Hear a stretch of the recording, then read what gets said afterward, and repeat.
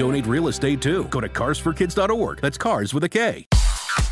Good morning. Altered inside parking rules in effect. Watch for slowdowns on the Cross Bronx eastbound, slowing down at Jerome Ave. Disabled vehicles. Delays back to the GWB. Watch for slowdowns on the New England Thruway south exit 16, getting into Larchmont with construction. Troubles on the eastbound belt at Ocean Parkway, a crash, and 287 eastbound up exit 5 in White Plains, ongoing paving, sponsored by the Empire State Building. See the best of what New York has to offer at the reimagined Empire State Building observation deck. Immerse yourself in an authentic New York experience with a new interactive museum and unmatched views from the heart of the city. Tickets at empirestatebuilding.com/radio. Open daily. Reservations required. I'm Debbie Duhane, 880 ESPN, New York. For over 80 years, Paralyzed Veterans of America has been empowering veterans and all people with disabilities with the support they need to build the futures they deserve. That's the power of PVA. Learn more at PVA.org.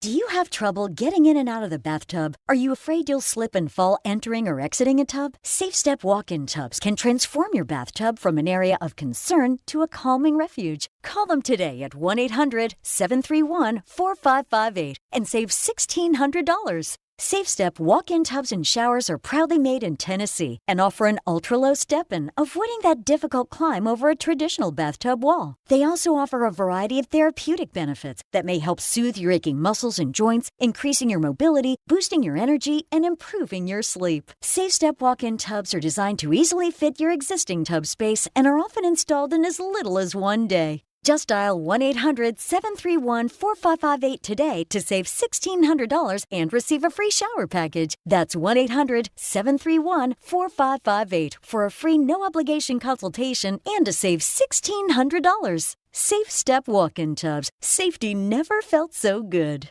ESPN New York, now streaming live on YouTube. Subscribe today and watch the show. WHSQ and WCBS-FM HD2, New York. Got the number one pick in the NHL draft, but the men they can't seem to stump.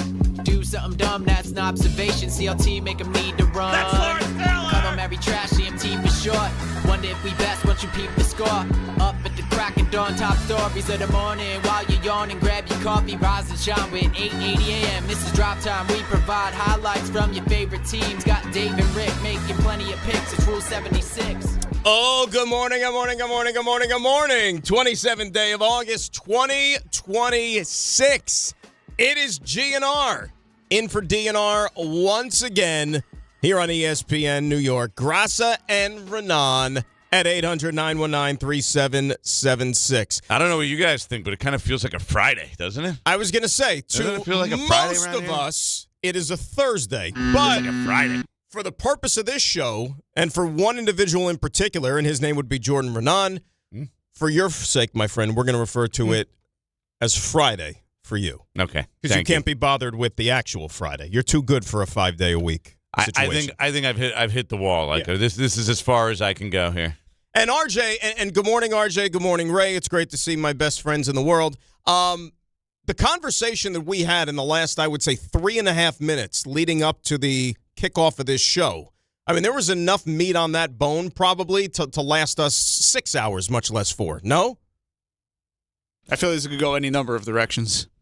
Yeah, I mean, well, something troubling happened that I thought was troubling, anyways, because Jordan thought that he was. I think he thought he was paying me a compliment. Right. And this is a show of transparency, by the way, which is why we're talking about this. Yeah, exactly. I mean, we just got to get it out there. Yeah. So I was. And I'm self-aware enough to know that it probably wasn't a compliment. So so you confirmed that you meant it.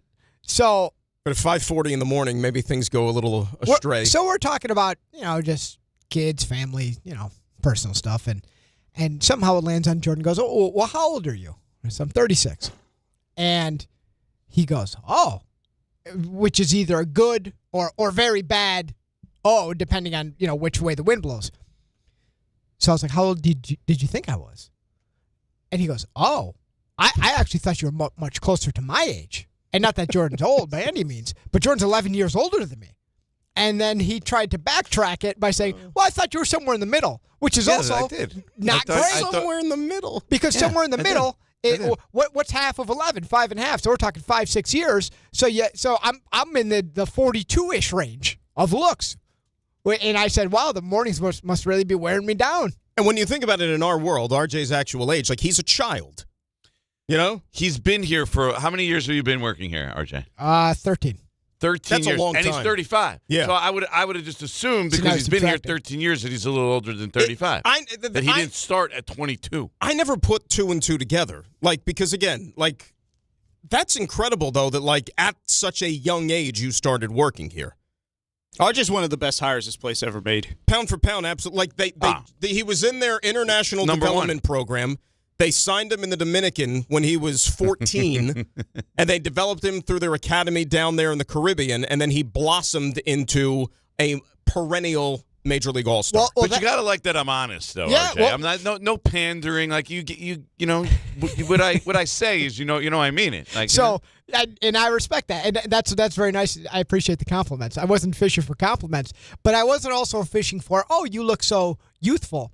I took it as, because I do respect. Listen, Jordan is. I don't even think he's an insider reporter. He's like an investigative, like CIA agent. Like, he will get to the bottom of things, and he will feed you the truth. So I took it as. He should be on hard copy or whatever. I took it as. That's still around? More. There's enough channels if you keep going, like into like the 2:30s. Yeah, they got like 17 Current like Affair, investigative whatever shows those are. I took it Inside Edition. more as fact than opinion. Now I have to do some self-reflecting. What can I do better? Make some sleep tweaks? What can you do sleep First of tweak-wise? all, More fruit? What can kind you of do? mid-30s guy is getting insulted because someone thought you were closer to 40? That's like that's like an old man thing. Like, you shouldn't be getting insulted. And when you're in your 30s about someone being like, "Well, you look like you're almost 40," which I didn't even say, by the way. This is the midlife crisis here. Well, maybe, but No, but it's too young to get there, Ray. It's like maybe 50, not 40. For him? No. Midlife crisis. no. Him? But Jordan, he did not say almost 40. He said, "I thought you were closer to my age," which would insinuate over 40. One year would be closer. 1 year older would be closer to my age. Yes or no? Closer to your age than 40? No, look. If you're 36 and I'm 47, Yeah. if you were 37, that is closer to my age. That's correct. But by 1 year. If you are 38, that is closer to my age. But still almost a decade apart. See, he. But it is closer to my age. So now we're getting into the That's the semantics. Yeah. Listen, I think that's fact. what I think happened. By the letter of the law, it's fact, yeah. What I that's think a fact. happened You guys- here. You guys are twisting this. Jordan has had enough I through the think first what I'm learning here is RJ's a little self-conscious. through the first 3 days of the week. Jordan came, Somebody who's 36 to be that concerned. By the way, no gray hair at all, basically. No. Jordan Looks young. Jordan came in today and he said, Probably doesn't get this at all. Jordan One said, person tells him, I thought you were closer to 40, and, Jordan came in and breakdown? said, I'm going to go on. Loses it? I'm going on the attack today. This is what I think is going to be the theme of the day. I think if you prefaced it by or tagged your statement or your observation or whatever you want to call it and said, "Oh, I thought you were maybe closer to 40 because you are such a pillar of this place." You know what I'm saying? If he would have said something along those lines, then I think maybe it would have came across a little bit more complimentary, RJ, instead of being the insult that it was. Listen, I love Jordan. I respect his opinion, and I take it more as reflectionary. What can I do better? And me being an outsider, I'm just the guy who's like passing through. You know what I'm saying? Like I'm the guy like waiting for the bus, and I'm like seeing all this happening from a distance. My observation is, I don't know how many people. Are you better now or no? You sure? You better now? See, here's the beauty of Jordan. Just power through.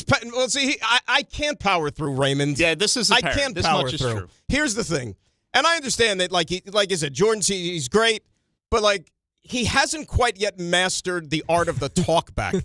The talkback is so like we in the studio here can communicate with one another. He uses the talkback as if the microphone is on and he's talking to the entire audience. Like, I'm okay. And so like I hear it and then it throws me off because it's like you're talking on the air. He was having headphone issues. He's like, "Hey, you look old, by the way. Can you help me fix my headphones?" Exactly. RJ, you look old. And then he's talking to Ray. Hey, my headphones aren't working. Hold on. Am I doing something so drastically wrong, or is Dan just not able to power through it? Well, see, this is what I mean. He's going on the attack today. Yeah, no. Everybody better watch out. I need an honest opinion. No, here's how the talkback works. Is he being overly dramatic? Or am I? I don't know what he's hearing. Am I completely wrong over here? I don't know what the acoustics are in there. Here's the acoustics. Did they hear me on air? Ray, if they did, Ray will go back and play it as one of the 3 I don't stars. believe they heard you on air, but here's the thing. That talkback is really loud, and I can't control it. So if a host is loud enough, they will blow my eardrums Well, that's out. the thing. It'll happen. But that has nothing to do with you on this end. Like, Nope. when I talk to you on the talkback, I'll, turn the mic off and I'll go like... Yeah. See, that's loud. That's loud. It's right in my ear. But how would I know that? It's loud to you, but I'm whispering. How would I know that? And Dan's supposed to be professional, just be able to ignore it. No, it's a show of As long transparency. as it didn't go on air, I don't think I did anything wrong. You ever It might listen as to well this have been show on air before? because I thought it Professional? bled through my microphone. It was so loud. He's sitting this close to me. It literally sounded like he was yelling in my ear. Let me get this straight. Dan could complain when I come in the room, like as he's, going just back on air, like 2 seconds. He can't filibuster for 2 seconds for me to sit down. He'll have to bring it up and be like, "Oh, nice of you to come back." I can sit here and talk back, which doesn't even get on air, but it's too loud for him, and that's a problem. So let's cover this. 9 minutes in. I'm old, and you stink at radio. Apparently. Yeah. No, it's not that I don't stink at radio. No, you guys are just picking on me. That's what's going on. That's a drop. But this is your Friday, though. Yeah. You're supposed to then let all this go going into your long 3-day weekend. Fine, I'll just be quiet. I'll sit No, over we here and be need you. quiet. No. I'll be quiet for the rest of the show. Don't take that. No. We need you. No. RJ, you see what's happening here? You see what's happening? We've lost him already 10 minutes into the show. I think the Yankees played last night. He's going full Rothenberg. I think they played. This is the Dave. Fine. I'll sit here. Do the show without me. But we don't want that. No, I know. We don't want that I at don't. all. I'll go home. Yeah, I'll leave. See how you guys do without me. That's not going to happen. You okay? We love you. Are you okay? I am great. I am fit as a fiddle. I am bright-eyed and bushy-tailed, the whole 9 yards. I don't even know if I'll be able to sleep tonight, of course, being so excited for the big Jet Giant tilt tomorrow night to close out the preseason. Yeah, you might get to see Jaxson Dart and company. Ooh, baby. And I know you have some Giant information you could provide to us a little bit later on. We're also, how about this a little bit later on today? We are going to play a never-before-played game, ever. I mean, this was conceived out of thin air. RJ Santillo might have had something to do with this as well. But this is a game that is called, RJ, for lack of a better term, 5 questions. That's right. Think about that. You want to talk about groundbreaking radio? Yeah. 5 questions. But it's going to have something. It's going to have a football flair. Mm. It's going to have a local football flair. How about that? In honor of the Jet Giant game tomorrow night. You're even wearing your Jet hat. It is a Jet hat. That right? is It's almost Jet hard hat. to tell because it's black, looks nothing like the Jets, and has It's the NY. secondary logo. Yeah, You could kind of see the Jet up top, I guess, but I mean, yeah, very stylish. It's part of the sideline collection for the upcoming season. it's sleek. I'll give him that. Yeah, it's a nice fit. Nice fit. I'm anti. Like, you got to have Jet colors. Like, there's no Jet colors as part of that. Doesn't make sense. Black is a Jets color now. What are you talking Black about? is a Jets color No. now. Two games a not. year it is. You're right. No, it's not. 2 games a year it No, is. it's not. It is. Head to toe. You grew up in a time when black was a color. Remember, their face masks were black. They had the black trim on the uniforms in the 90s. The Bruce Coslett, Pete Carroll, Rich Kotite years had the black. Have some. If it's good Jets, old it's 1 got to in have some 15. green. I'm sorry. Jets have to have some green. Giants have to have some blue. Like, you can't just throw out the main colors. The Giants have a uniform that's all red. We can stop. It's got to have some blue. They haven't worn it forever, by the way. What They the don't all red? Yeah, we No, talked I'm talking about the road uniform that has no traces of blue on it. None. except the helmet. Thank God for the helmet. I think they should go. I've said it for the longest time. They should just go back to the 80s uniforms and make those like their primary uniforms. I think they're headed in that direction. But are they? Because like you said, a version of that. yeah, they have like the alternate, the whatever they're called. They're like new age version of the 80s, basically. By the way, who's the uniform provider for the NBA? Is that Nike? It's a Nike vehicle. Look at OG. Look at OG right behind you. That's a good call. But did you see this thing? I saw it all over the internet. Like September the 15th, like all these NBA teams. Like I guess like some sort of new uniforms on September 15th. I don't know. Yeah, there was some. I forget what they're going by it. What they're calling it. But well, they change all those like city editions and street editions or whatever like every year. So is that what it is? It's just like this year's? It's a new thing. The NFL's got the rivalries, and NHL's putting in this hometown remix, I think is what it's called this year. Really? Yeah, the Rangers are supposed to have a black uniform, allegedly. Yeah, something. Really? Mm-hmm. Yeah, man. That's what I'm telling you. This is a sports thing. I know young Jordan Renan wouldn't get baseball thing? Black Bernie Nichols Rangers jersey. What's the baseball thing that's angering everybody? City Connect? Yeah, so there you go. City Connect. Yeah, there you go. So we got our 5 questions game. We're going to play that a little bit later on this morning. Jets-Giants related questions. Now that we can all exhale and say training camp is officially over. Thank goodness. One more preseason game, which will be tomorrow night, and then it's time for roster decisions, cuts, all that stuff by 6 o'clock on Sunday, right? Yep, that's the plan. Giants had 20 training camp practices.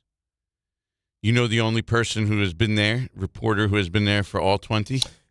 You were at all the Greenbriers. You were at all the New Jerseys. Are you the only one? You are the last of the Mohicans? Really? This guy. Did anybody else come close, look like 19? Or something like that. Yeah, there's probably a couple in 19. See that? Maybe one. But not 20. So not 20. So RJ. 20 for 20. 20 training camp practices, no problem. 5 radio shows, now we got an issue. Too many. That's one too many. You just can't battle for that one more show is the thing. That's disappointing. See why? Do you know why? One show. You know why we keep bringing this up? Because if I didn't have the family event tonight, want you which to I'll be get to here. later, I would have done it. I would have double dipped tomorrow, but I have something tonight on top of that. It's one more show. Now we're talking about going to sleep at 1 a.m. One more show. One more show. Ask Raymond about the Rogue Rangers Sharks game from San Jose when they dropped the puck at 10:30. Those are fun. Or the Knicks Blazers, 10 o'clock tip out in the Great Northwest. Although and then to have to soldier on afterwards. I found out an interesting bit of news when the Rangers dropped their schedule. Is that apparently they're changing daylight savings time or something in Western Canada? Yeah, did you know this? So that that Vancouver, Calgary, Edmonton, maybe Winnipeg too. That hop will start. No, Winnipeg's in Manitoba. No, Winnipeg's Manitoba. You're right. But like the West Alberta and British Columbia, they'll start an hour earlier than they normally would. How about so that? That's an extra hour of sleep for me. How about take that? it. Game's not going to be as late. Love it. There are few people who that would affect their schedule. Mm-hmm. In New York, there's like 2 of them. Ray is one of them. I don't know who the other one is. We got to find. I was going to say, who's the other guy? Yeah, we got to find. Yeah, him. who's the other one? I don't know. Somebody does business with that area of the country in Canada. But the point is that Ray does the job. What time? If it's a 10:30 game, even if it's a 10 o'clock game, what time are we saying goodbye, post game, all that stuff? Maybe 1:15. Ray, do you do definitely after 1 o'clock. Do you do all 82 games? He does all 84 now. 84 hockey, 82 basketball. That's and right. playoffs. That's even if right. they're on the same night. Every single one. Every single one. You did every single one this year. Every single one. That's right. You're a better man than me. Well, we knew that already. So he would wrap up at 1:15. Sometimes go home, walk in the door. Lay on his bed for like 60 seconds. I need to check the game log. I'm not sure. Get up. Every single one. Every single one. Something had to come up. This isn't. No? And by the way. At some point? No, I will tell you, something will come up for one of them this year, but like it's just one thing. But this is like, how many years has it been now? 7, 8? This is going to be year 8. Think about that. No, this is going to be year 9. I'm sorry. This is going to be year 9. So 8 years. 8 years where basically he's had nearly perfect attendance when it comes to doing those games. Full 82 and then plus playoffs for each. You can't argue with Ray's work ethic, that's for sure. And waking up early to come do the show. I must really like this show. It's ironic because I have never called out sick from work like in my life. Or And you're one of those guys? And you guys are sitting here telling me, like, I'm bailing on the show, and I have my work. You're questioning my work ethic, basically. But that makes it even worse then if you say you never called out before. I didn't call out, though. But then, but you're missing the show tomorrow. But I didn't call out. This was prearranged. See, the thing that what days can you do? Here's the days I could do. Okay, I'll come in those days. The thing that bothers me the most is that it is there's a Giants just preseason game. We need that insight, and we're not going to get it. We're not going to get it. Hurts. I mean, I'll call in on the back half of the show. RJ, should he do a call in? Do we allow that? Remember, like what we talked about yesterday. Like if you don't feel well enough to go to school, of me already. You don't need me. No, that's not true. Yeah, no, it's true. Like if you don't feel well enough to go to school, then you can't take part in your after-school activities. It's like that. If you can't do the show, should he be allowed to call into the show? No, I don't think there's any call-ins. Unfortunately, those are his rules, not mine. What kind of standard would we be setting? His rules. Oh, darn it! See, he doesn't love us. That's where we're at right now. Anyway, 800-919-3776. 5 questions. A little bit later on in the program, Jets-Giants related. Cannot wait to play that game. It's Thursday, so we have Knobservations. Did it happen in Florida? RJ's got stuff you missed. Ray's got 3 stars. All that stuff. When we come back, though, hey, the Yankees. Somebody tell me what has happened to this offense. Where has this been hiding out for 4.5 months? We'll talk some Yankee baseball next. It is GNR and for DNR right here on ESPN New York. ESPN New York and MSG Network are joining forces. Big news, Jazz hands. Start your mornings with DiPietro and Rothenberg, live on the MSG Network. Then stick around for Don, Hahn, and Rosenberg, live on MSG every afternoon. We are beyond excited to start simulcasting on MSG Networks. So think about this real quick second. You got us in the morning 6 to 10. You got our afternoon show 3 to 7. And then right after that, you're talking Knicks, you're talking Rangers. Oh yeah. You wake up, you pop it on again, and there we are, waiting for you. Good morning. ESPN New York and MSG Network, together like never before. It all starts Tuesday, September 8th. Hey, New York and New Jersey, Boost Mobile has an unlimited talk, text, and data plan that's only $25 a month forever, meaning you'll only ever pay $25 a month for the rest of your life. Who wouldn't want unlimited wireless when it only costs $25 a month forever? If you don't, you must be one of those people who enjoy overpaying for their phone plan. $25 a month forever is truly as good as it gets, so go online and switch now at boostmobile.com. After 30 gigabytes, customers may experience slower speeds. Customers will pay $25 a month as long as they remain active on the Boost Mobile Unlimited plan. When care matters most, experience matters more. The Allure Group is redefining rehabilitation and long-term care across New York with 6 convenient locations. Their expert clinicians create personalized care plans to help you recover, rebuild, and get back to what matters most. From short-term rehab to long-term care, Allure is committed to comfort, dignity, and results. To learn more, visit allurecare.com. The Allure Group, where care meets compassion. If you've been injured on a construction site, then you need a lawyer who knows New York's unique labor laws. At the Parisman Firm, they have decades of experience handling construction accident cases and a proven track record of delivering huge results. Their team has already recovered nearly $1 billion for hardworking New Yorkers. From scaffold accidents to slip and falls and equipment failures, they've got your back. Call the Parisman Firm now at 718-WORKERS. That's right, 718-WORKERS, because your case is their cause. Get the justice you deserve today. Hey, it's Michael Kidd. Not sleeping? Well, it could be your mattress. At PC Richard & Son, they don't just sell you a mattress. Their experts use a 4-step mattress fitting process so that your new bed fits you perfectly. They guarantee it. And in-home delivery on any mattress $399 and up, it's free. Come in for a complimentary mattress consultation and get a free travel neck pillow, no purchase required. So do what I do and get to PC Richard & Son today for your new mattress. Free delivery excludes Manhattan. When's the last time payroll was the easy part of your week? With Gusto, it can be. Gusto is the all-in-one platform designed to take the hassle out of managing your team, from payroll and compliance to hiring, onboarding, and more. With Gusto, you can get back 2 full days each month with all the time you've saved. Go to gusto.com today and learn why over 500,000 small businesses choose Gusto. That's GUSTO.com. Gusto.com. Michelle here. Look, in sports, the best teams know when to make their move. Sherwin-Williams is making theirs with their Labor Day sale. We're talking 35% off paints and stains August 28th through September 9th. You know, I've been looking at these studio walls, and I'm thinking that I wouldn't mind a little more red in here. Get that Cardinal spirit going. Yeah, I like that. Order online, get everything delivered right to your door, or swing by your neighborhood Sherwin-Williams store. Retail sales only. Some exclusions apply. See store for details. Delivery available on qualifying orders.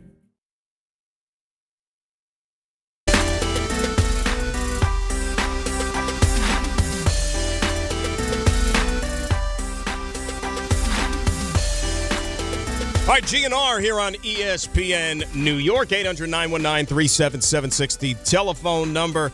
How about those Yankee bats? Where has this come from? 3 straight games, they put at least 7 or more on the board, and they found a way to win 2 of the last 3 here. They bombed the Astros last night to get back into the win column here. And look, we know that it was going to be a little bit of a challenge because you were getting the Elmer Rodriguez start. And let's be real, the fact that he was able to go out there and give them 18-ounce is more than anybody could have imagined possible. 6 innings, 3 runs would have signed for that in anybody, minute. Right? I mean, to spare this bullpen, which is really the name of the game, and we'll get to that here in just a little bit, but, you know, yeoman's work from Rodriguez last night. And then Paul Blackburn got out of a big jam. And Paulie B. I mean, the fact that we're talking about a Paul Blackburn experience still in this town, like after how things ended with the Mets, I would have been like, nah, that'll never.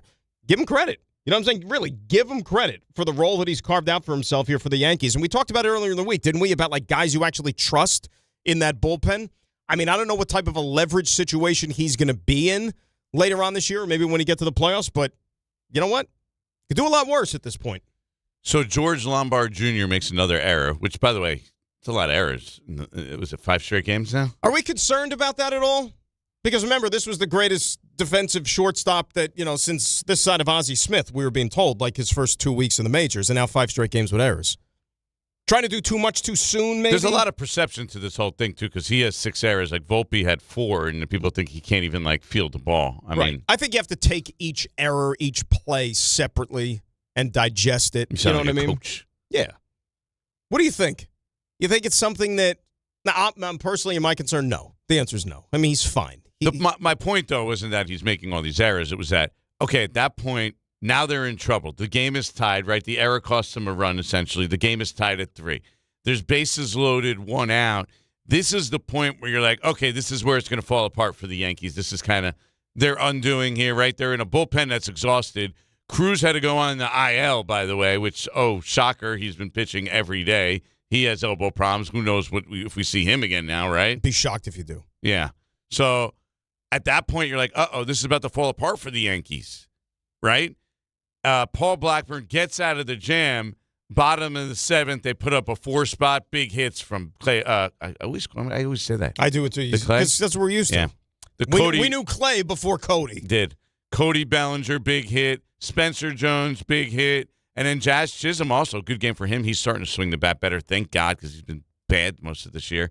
3 hits for him yesterday. Another big hit for him. And the Yankees put up a solid 4-spot. And next thing you know, you're like, oh, wow.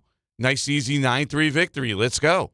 So you just have – this is the kind of win that for a good portion of, let's say, 2 months, you couldn't get from the Yankees. No. Like, it wasn't possible. And then Luis Garcia, by the way, I mean, he's swinging the bat, baby. He is hot right now.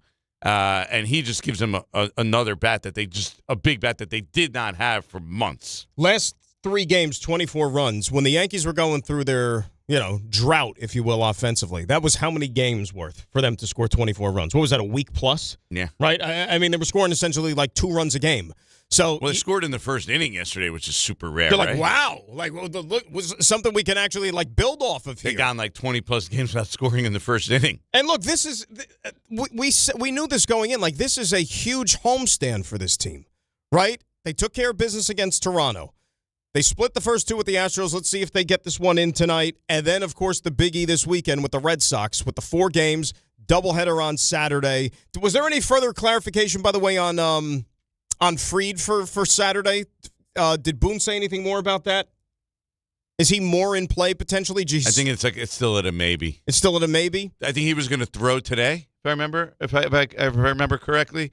And then they were going to see if all went well, he probably was going to end up pitching on Saturday. Yeah, because you got the doubleheader on Saturday, which is tremendous. My days, when you're in the middle of like training camp, like you could tell me it's any day of the week, and this is your Friday. For purposes, this is your Friday. But the Yankees are going to play a doubleheader on everybody else's Saturday. It's a huge, huge remainder of this week for this team.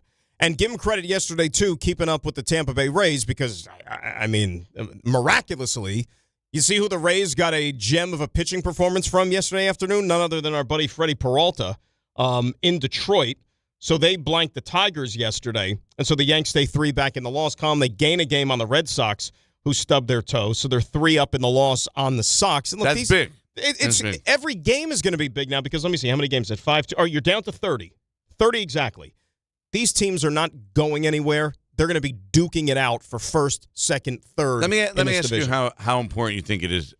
Your opinion between second and let's say they don't end up winning the division. Mm-hmm. Do you really think it's a huge difference if they're second or third? Well, in the division, you mean? Well, I mean that'll you're playing a series. Mm-hmm. It'll be against the Red Sox, right? Correct. Does it matter that much?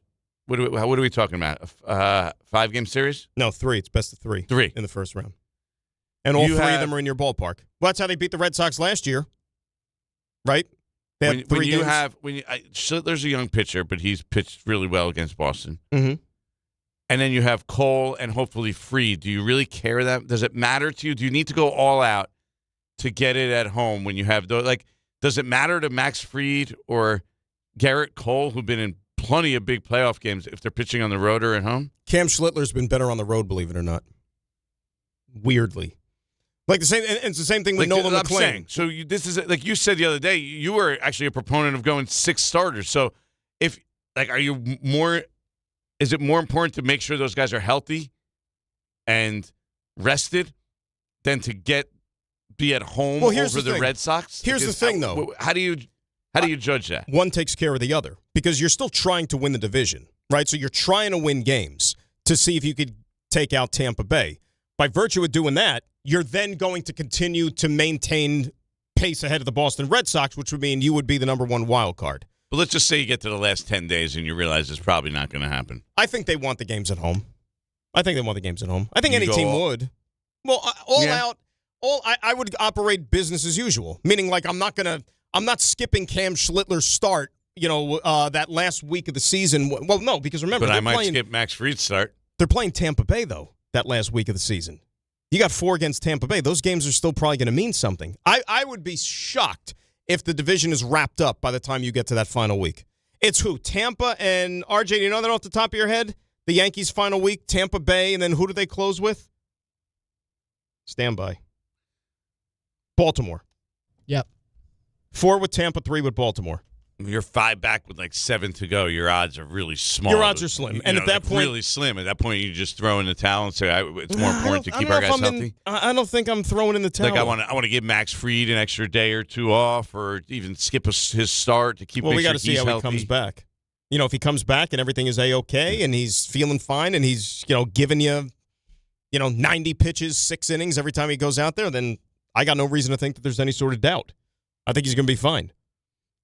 Because these, you look at it that way, I look at it that way. Like some of us on the outside who aren't in the nitty gritty, we could say, "Oh, do this, do that," but those guys, they're trying to win every game. You know what I mean? Like they want to win the division, they want the home field.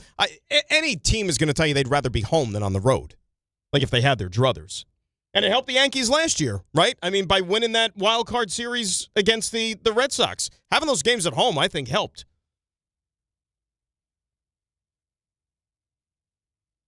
Why wouldn't it again this year? Right? Yeah. I mean, I don't know. I don't know if at what price, at what point, at what point is it worth I'd rather be at home too. But the Yankees technically are a better road team this year. Right. They have veteran pitchers. And I think this all probably devalues the idea that you need to be at home. But certainly, I would prefer it. playoff I'd baseball. love for them to win the division. Yeah, like I said, it's going to take care of itself because your number one focus is trying to win this division, and that's what they're going to try to do. We'll hear from the Yankee manager and want to hear from you as well when we come back. 800-919-3776. It's GNR for DNR right here on ESPN New York. If you manage an active facility, you know construction can't bring everything to a stop. That's why Tricon Construction is built for projects inside healthcare, commercial, and industrial spaces where operations need to continue. They understand the pressure of working around patients, tenants, employees, and production schedules. Tricon brings the planning, communication, safety, and discipline needed to keep projects moving without disrupting the people inside. When the work has to be handled professionally and handled right, turn to Tricon Construction. Visit TriconBuilds.com. That's TriconBuilds.com. There you were, surrounded by fans. Everybody remembers the game. Nobody remembers the guy coughing behind you. Till a few days later, at 2 a.m., you wake up with a fever and your throat's on fire. Now what? Urgent care? Closed. ER? Slammed. Telehealth? Maybe, but the pharmacy's closed. You needed a medical emergency kit. These aren't first aid kits. They contain essential prescriptions used for over 30 common conditions. Sinus and ear infection, UTIs, stomach bugs, traveler's diarrhea, and more on hand before you need them. Use your doctor-developed guidebook to select the right prescription or call their telemedicine doctor standing by. It's like an urgent care and drugstore at home. When you're sick, traveling, or stranded, you'll wish you'd ordered a medical emergency kit. Order online in minutes and it's shipped to your door. And save $45 with my promo code 880 at urgentcarekit.com/880. That's promo code 880 at urgentcarekit.com/880. Summer isn't over yet. On Saturday, August 29th, the Red Bulls face the Philadelphia Union at Sports Illustrated Stadium for Anime Night, presented by New Jersey Lottery. Arrive early for the Boulevard at 4 p.m. for food trucks, games, family fun, and a free matchday poster while supplies last. When gates open, fans can grab one of 10,000 UGO card packs. Kickoff is at 7:30 p.m.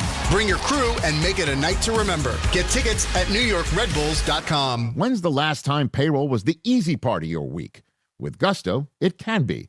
Gusto is the all-in-one platform designed to take the hassle out of managing your team, from payroll and compliance to hiring, onboarding, and more.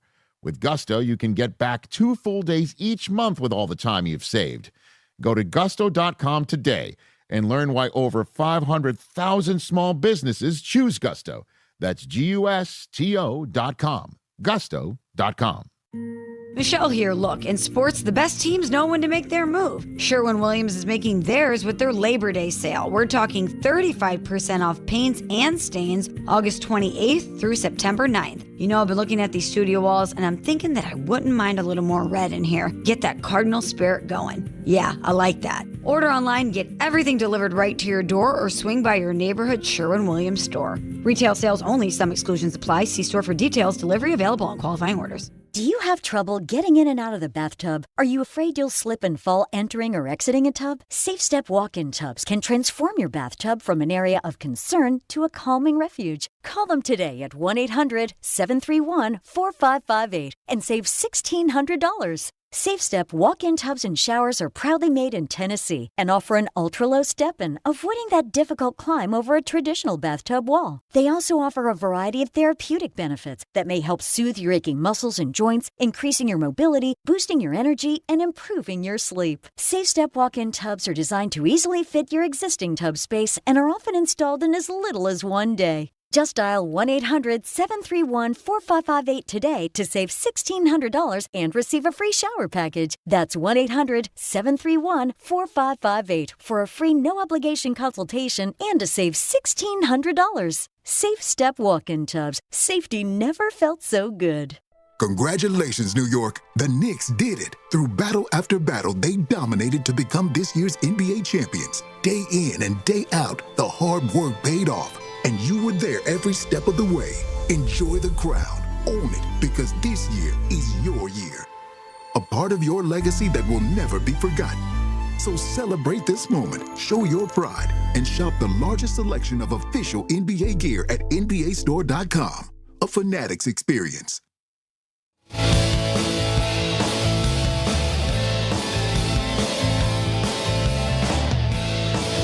All right, GNR ESPN New York, in for DNR. 800-919-3776. Hey, big news for New York sports fans. This show, DNR, along with Don Hahn and Rosenberg, coming to MSG Network starting Tuesday, September the 8th. Catch our morning and afternoon shows simulcasted across MSG Network's television and digital platforms. You can still catch us on 880 AM, the ESPN New York app, and on YouTube. So don't miss out. It is all starting September the 8th on MSG Networks. You want to go to the phones? Let's go to the phones. Take some calls, hear from the people, all those wonderful things. What do you say? Let's do it. Let's say hi to Joseph in Ocean Gate. He's first up here on ESPN New York. Joseph, top of the morning to you. How are you? Good morning, guys. I'll tell you what, the reason why I love this show, no matter like you guys come filling in and everything, is you guys are just like my house. If you like the people that come in your house, you make fun of them, you pick on them, and that's our way of showing, that we love you guys.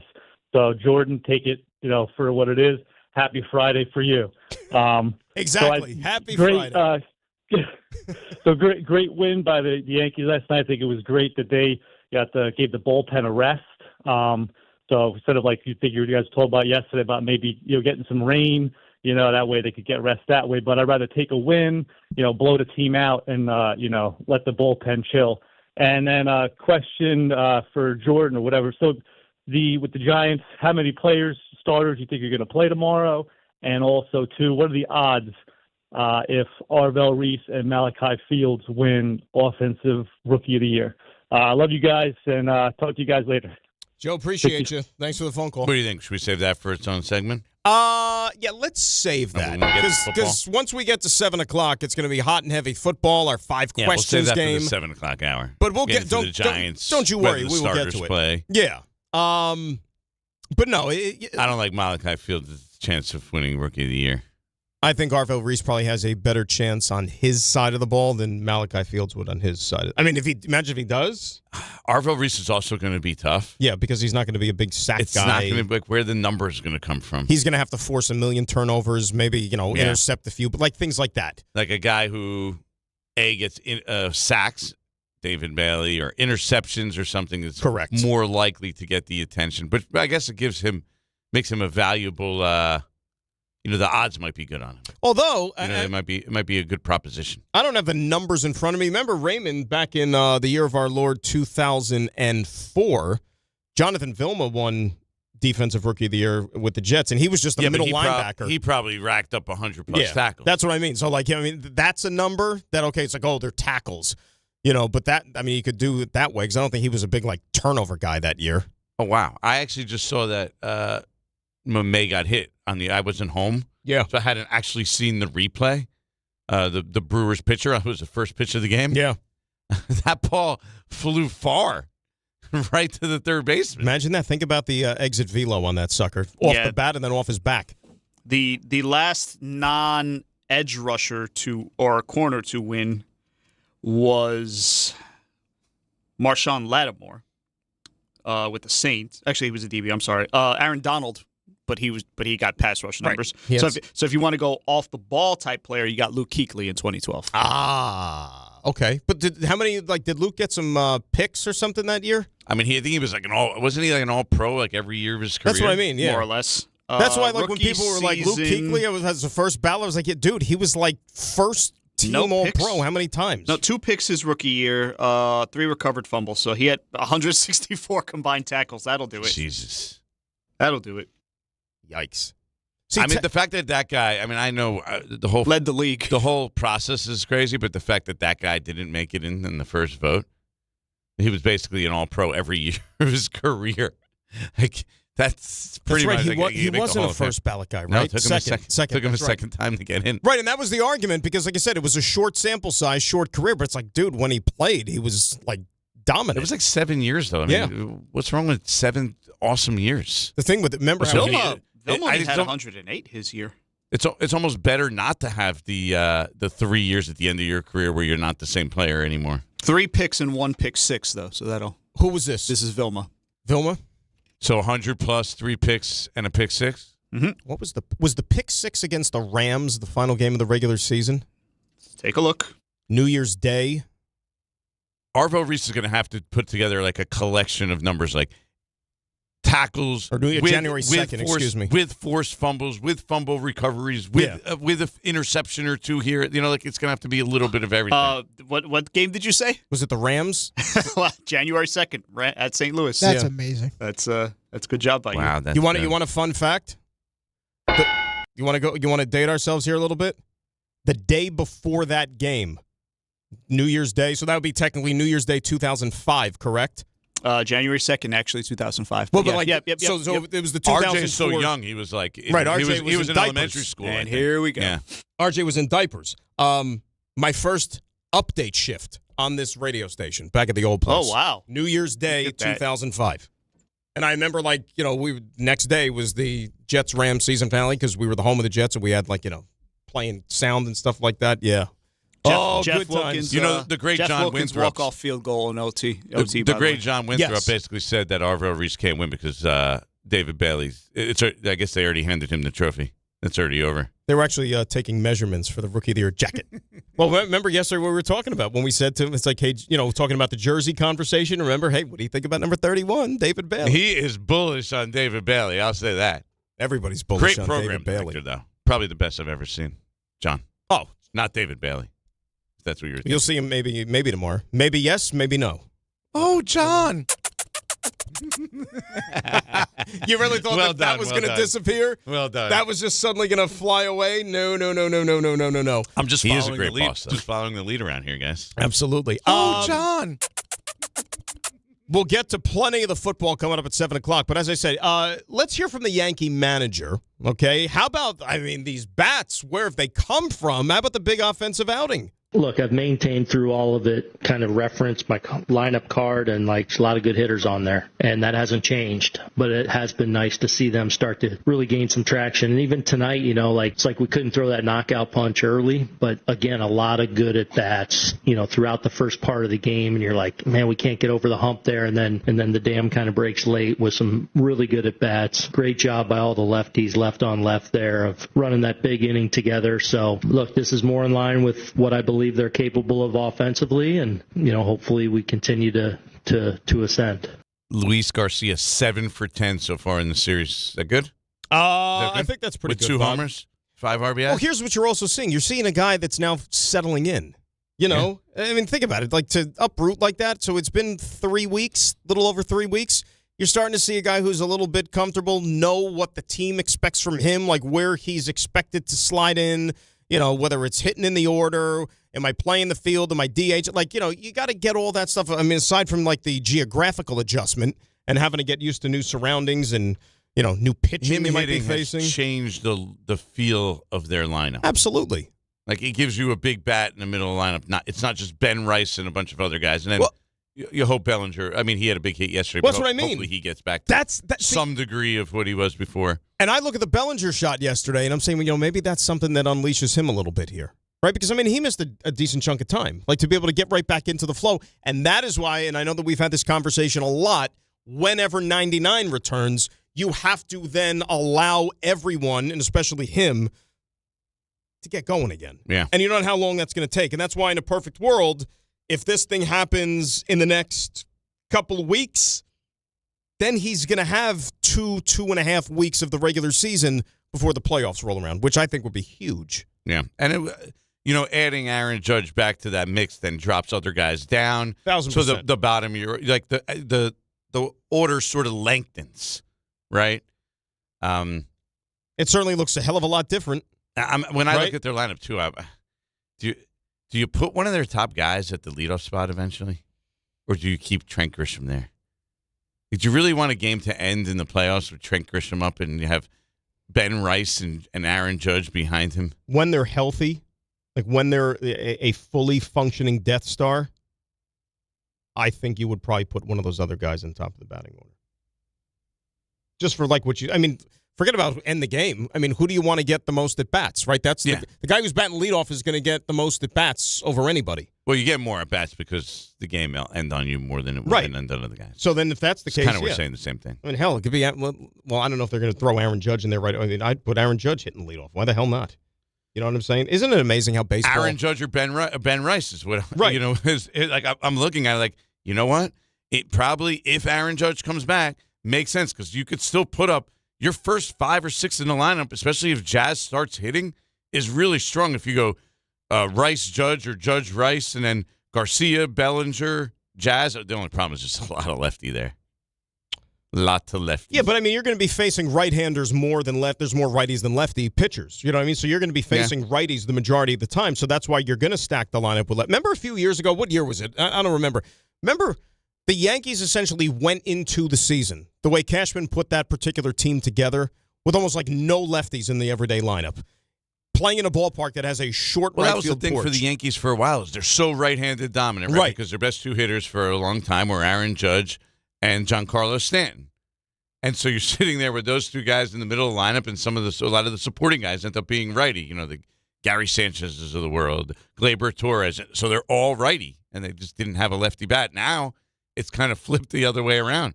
So they have all lefty bats except for Aaron Judge. You can theoretically, when Ryan McMahon comes back. And by the way, has there been an update on him over the last couple of days? Have you heard anything about Ryan? Has he said anything about Ryan McMahon and the thumb? How that's progressing? I know he's on the IL, but I haven't heard him. When he comes back, so like later in the year, yeah, like the only righties that you would have in the lineup will be Lombard and Judge in a perfect world. I mean, that's pretty good, because you're going to be going up against right-handed pitching more often than not.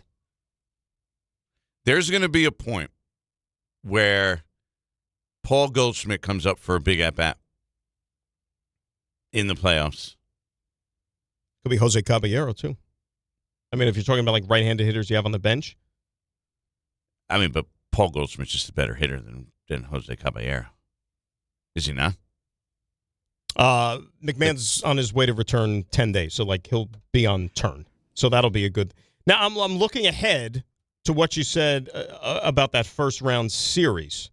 Those guys aren't going to be back. All right, let's project here with the Red Sox. Here's what's interesting about Boston, though, when we bring all that stuff up. Their starting rotation right now, 4 lefties. The only righty they have is Sonny Gray. And who's been amazing. Who's exactly their number 1 pitcher. And that's a guy going to pitch game 1. That's a guy, by the way, that I want pitching in New York. I want Sonny Gray pitching on the road in New York. That may be the biggest argument for pitching for the Yankees being at home. Right?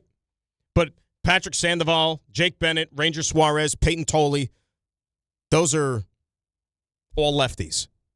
But, hey, so what? You know what? You go out there and you attack and you still put your best hitter. I'm not gonna skew my lineup at the expense of some of my best hitters just because lefty versus righty when I get to the playoffs. Like, you mean to tell me you're not going to put Luis Garcia in the lineup?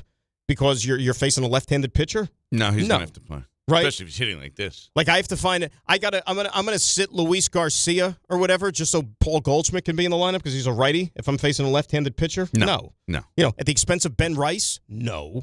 Right? No, but he's now you need to pinch hit for Austin Wells later in the game, and that's where you get a Paul Goldschmidt. Obviously, if you're talking Jose about Caballero. Well, Caballero would start at third over a guy like McMahon. Like that Ryan would happen. McMahon's in the game. You want it's a big spot. You want Paul Goldschmidt to hit. Here's the tricky part about that, too. When we get into this playoff culture, which is different than regular season baseball, you know that. Starting pitchers in the postseason, especially guys who, and the names I just rattled off with the Red Sox, those guys don't necessarily have, like, the huge resume of, like, storied success in October. It just hasn't happened.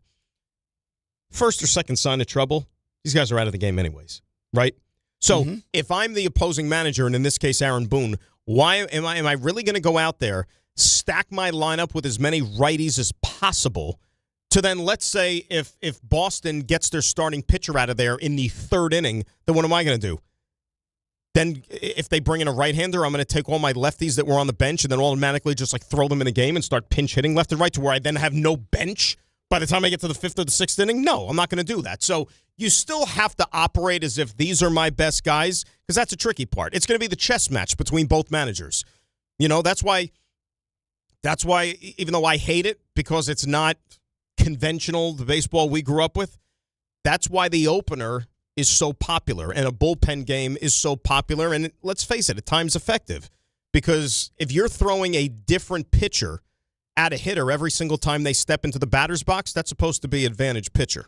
You know what I mean? Mm-hmm. That's why you want to get, like, for instance, if I get 4 at-bats a game and I'm facing a team that has a bullpen game, I'm probably seeing 4 different pitchers every time I step in the box. But I like really good pitchers, too. You know, just like really good starters who are just good against everybody at all times. 1,000, and that's why there's a benefit to that. That's like, the baseball we grew up on. Garrett Cole could pitch against righties, lefties, guys that stand on their head, whatever it is. You know, he has a good chance to get him out. Right, but like I said, the strategy part of a bullpen game, right, is that you want to completely deplete the other team and make the manager go crazy to where maybe he like burns his bench by the time before you even get to the 7th inning stretch, which you can't do. In the playoffs, you just need to stick with your best players. That's my opinion. I'm a big believer in that. I know the matchups are huge nowadays and the numbers, but when it comes down to it, I want my best players in the biggest spots. I personally think when it comes to postseason managing now with in regards to pitching, I think guys overthink it. And I think it's become way too analytically driven. I really and truly believe that. Well, here's what I will say about the Yankees. If, and it's a huge if Aaron Judge comes back, there's going to be a lot of people sitting here critiquing Aaron Boone's lineup card every day because he's going to have to find unique ways to fit everybody into that lineup. But that's a good problem to have, though, isn't it? Compared to where they were? Sure, but if Ben Rice is a DH and Aaron Judge needs to be a DH, it's going to create quite a dilemma of how to make it work. Hopefully, but I don't want to say hopefully. I'm pretty confident. Like, if that ballpark range, if Judge is back somewhere around the 10th, 11th, somewhere around there, if he's got 2.5 weeks under his belt of playing, working the rust off, by the time you get to the playoffs, I think he's your right fielder. Like, you have to bite the bullet, and he's got to play every day. I mean, play every day in right field because you have guys that need to DH, for example. He just started throwing. I don't know if he's going to be able to throw or if that could be negatively affect his ability to hit. Well, that happened already with him, remember? What? That happened to him. It wasn't last year. It was the year before, right? I think it was 2 years ago where he had, Yeah, it was the year before, where Judge couldn't throw, remember? It was the year before. Yeah. That was a fun time. Like, I'm not. And teams were testing him. How do we know that's not the case? He had an arm problem that kept him out for how long? Yeah, that's not the first time I've heard that speculated, that it's all connected. Really? Yeah. I'm not saying that that's the case, but I've heard people speculate what Jordan has said before, that these are all connected issues. The arm bone's I hope connected it's not to true. the rib bone. The neck. I hope that's not true, but who knows? Do you allow it to enter your think space that maybe you're talking about a giant that's starting to break down at all, or no? Have we reached you're that asking point me that yet? question. Yeah, I'm asking the group. You were looking at him. I don't. You could chime in. I hadn't until you said that, but that's one of those things that's in the back of your mind at all times with a bigger guy. I'm not willing to go there yet, but I'm just saying, like you said, a bigger guy, okay? And I'm not even talking about the freak injury at Dodger Stadium with the foot, whatever year that was. Yeah, that was just bad Remember luck. prior, was it prior to COVID? When he was playing with the stress fracture for how many months or whatever, weeks, and nobody knew what the hell it was? I think it was right before, yeah. And wasn't that diving for a ball in the outfield? Like, that's how it happened? Didn't it happen the previous season? Yeah. It was carryover, right? But then the reality when it comes to Judge, too, and I'm not using injury necessarily, but when you look at where he is in his career, age, right? Even though he didn't come up when he was 18 years old. He wasn't one of these phenoms because he went to college. But Judge right now is, 34 years old. He'll be 35 next year. Eventually, human nature, you're not going to be Superman by the time you get to your mid-30s as a professional athlete. Like, eventually there's going to start to be a regression. Absolutely, 100%. I mean, he's human. Like, that happens to everybody. But I don't know. This injury isn't something that you think would be a long-term thing and lead to other things. So this doesn't make me think that we're there just yet. Also, Aaron Boone, I was just looking, said he looks really good throwing the other day, so that does make me feel a little better about the fact that he might not have to DH. But to what extent is he throwing? Like, what's the distance? 100, is he just 100 feet. 100 feet? How much mustard are on those throws? It's all, obviously, a lot is to be taken into account. I guess the question is, what do we have, Is 2 weeks enough time to ramp this thing up to where he could be back on the field in another couple of weeks? Right? I don't think it's impossible. I don't need him to play in the field until the playoffs. Right. Agreed. You know what I mean? Agreed. Like he could play one game a week in the field. Could he be a glorified DH to close out the regular season? Just try to get some rhythm at the plate. Save the throws and the stressful, really unleashing a throw and the full torque of turning your body and throwing. Save that for the playoffs. I agree 1,000%. Lodi, New Jersey. Are you ready? Monkey Sports is bringing the ultimate sports destination to your neighborhood. Join Team ESPN at Monkey Sports this Saturday for the grand opening celebration. It's all starting at 9 a.m. at 240 Route 17 South in Lodi, New Jersey.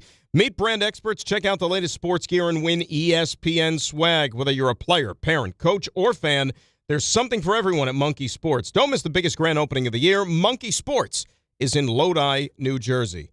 We have reached that point. Are you excited? Are you excited right now? Very excited. Because when we come back, we are going to play the all-new, never-before-heard, never-before-conceived game of 5 questions. That is next. It is GNR, ESPN New York.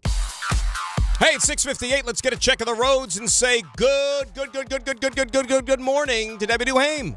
Hey, good morning. It's GNR for DNR on this Thursday that feels like a Friday. Let's go out to the inbound George Washington Bridge. Oh, no, it's 75 minutes in at the George Washington Bridge upper level. The problem is Cross Bronx East at Jerome Avenue. It's an accident over there, guys. We're seeing delays.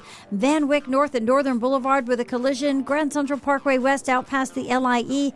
It's a collision. And 280 East exit 14 in Newark. Another crash. Sponsored by RockAuto.com. A failed struck can turn any drive into a rough ride. When it's time for repairs, Rock Auto makes finding the right part easy. Shop name brands at lower prices and have parts shipped directly to your door.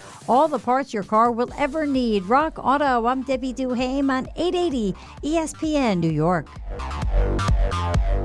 Prizes, flyaways, even cash money. You want it? We've got it. Find a list of all contests and official rules by visiting ESPNNewYorkContests.com. That's ESPNNewYorkContests.com.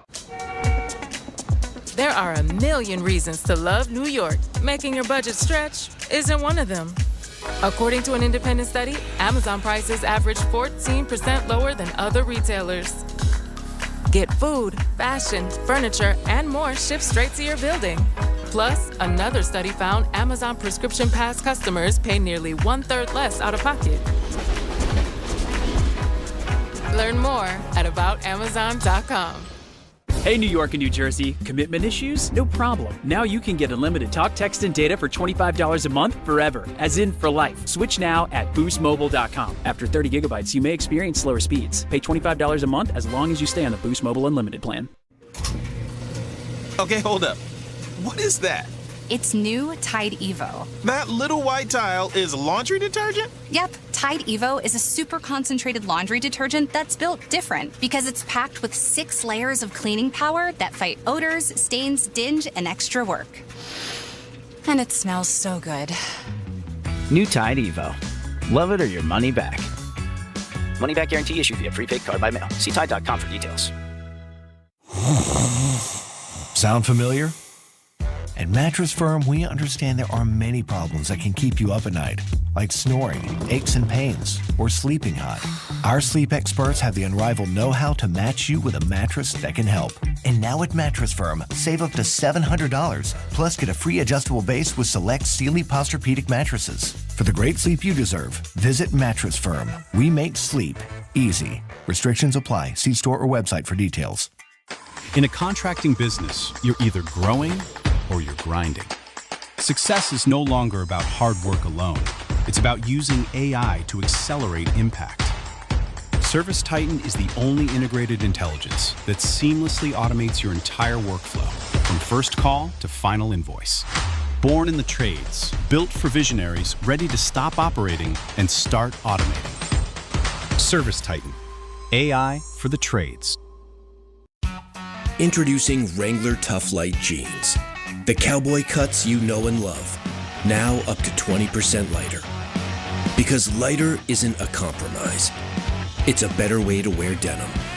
Stay cool, move with ease, keep doing what you do. The durability you expect from Wrangler without the extra weight. Wrangler Tough Light. tough jeans just got lighter. ESPN New York is your home for the world champion New York Knicks. WHSQ and WCBS-FM HD2, New York. This is DiPietro and Rothenberg. Well, something troubling happened. Jordan, I think he thought he was paying me a compliment. Right. I'm self-aware enough to know that it probably wasn't a compliment. Jordan goes, well, how old are you? So I'm 36. He goes, oh, which is either good or very bad. I was like, how old did you think I was? And he goes, I actually thought you were much closer to my age. Jordan's 11 years older than me. This is DiPietro and Rothenberg. You gotta like that I'm honest, though. Yeah. No pandering. On ESPN New York and streaming live on YouTube. Oh, that is right. Hour number 2 on this busy Thursday. It is GNR Grass and Renan in for DNR here on ESPN New York, 800-919-3776. If you are a faithful listener to the program, you probably already know that it's Thursday. So a little bit later on this hour, you got some Knobservations. You got Did It Happen in Florida? But, as we shift gears and talk a little football, we are now going to unveil a game which is so groundbreaking, so innovative. I mean, just the name of it alone, I think would just completely blow people's minds. I don't know who came up with it. It's innovative. There are people that actually spent 4 hours past showtime in a boardroom, like many focus groups, teams meetings, locking heads to try to come up with a perfect title for this game. And they settled on none other than 5 questions. Wow. Oh. I just got a little bit of a tingle there, RJ. Oh. So I appreciate your enthusiasm. Oh. I don't love Jordan's attitude. I'm going to be honest. I don't think. I feel like Dan's mocking your segment here. No, he's building this around me. He's turning this around. It's called deflection. This is ridiculous. I'm playing along.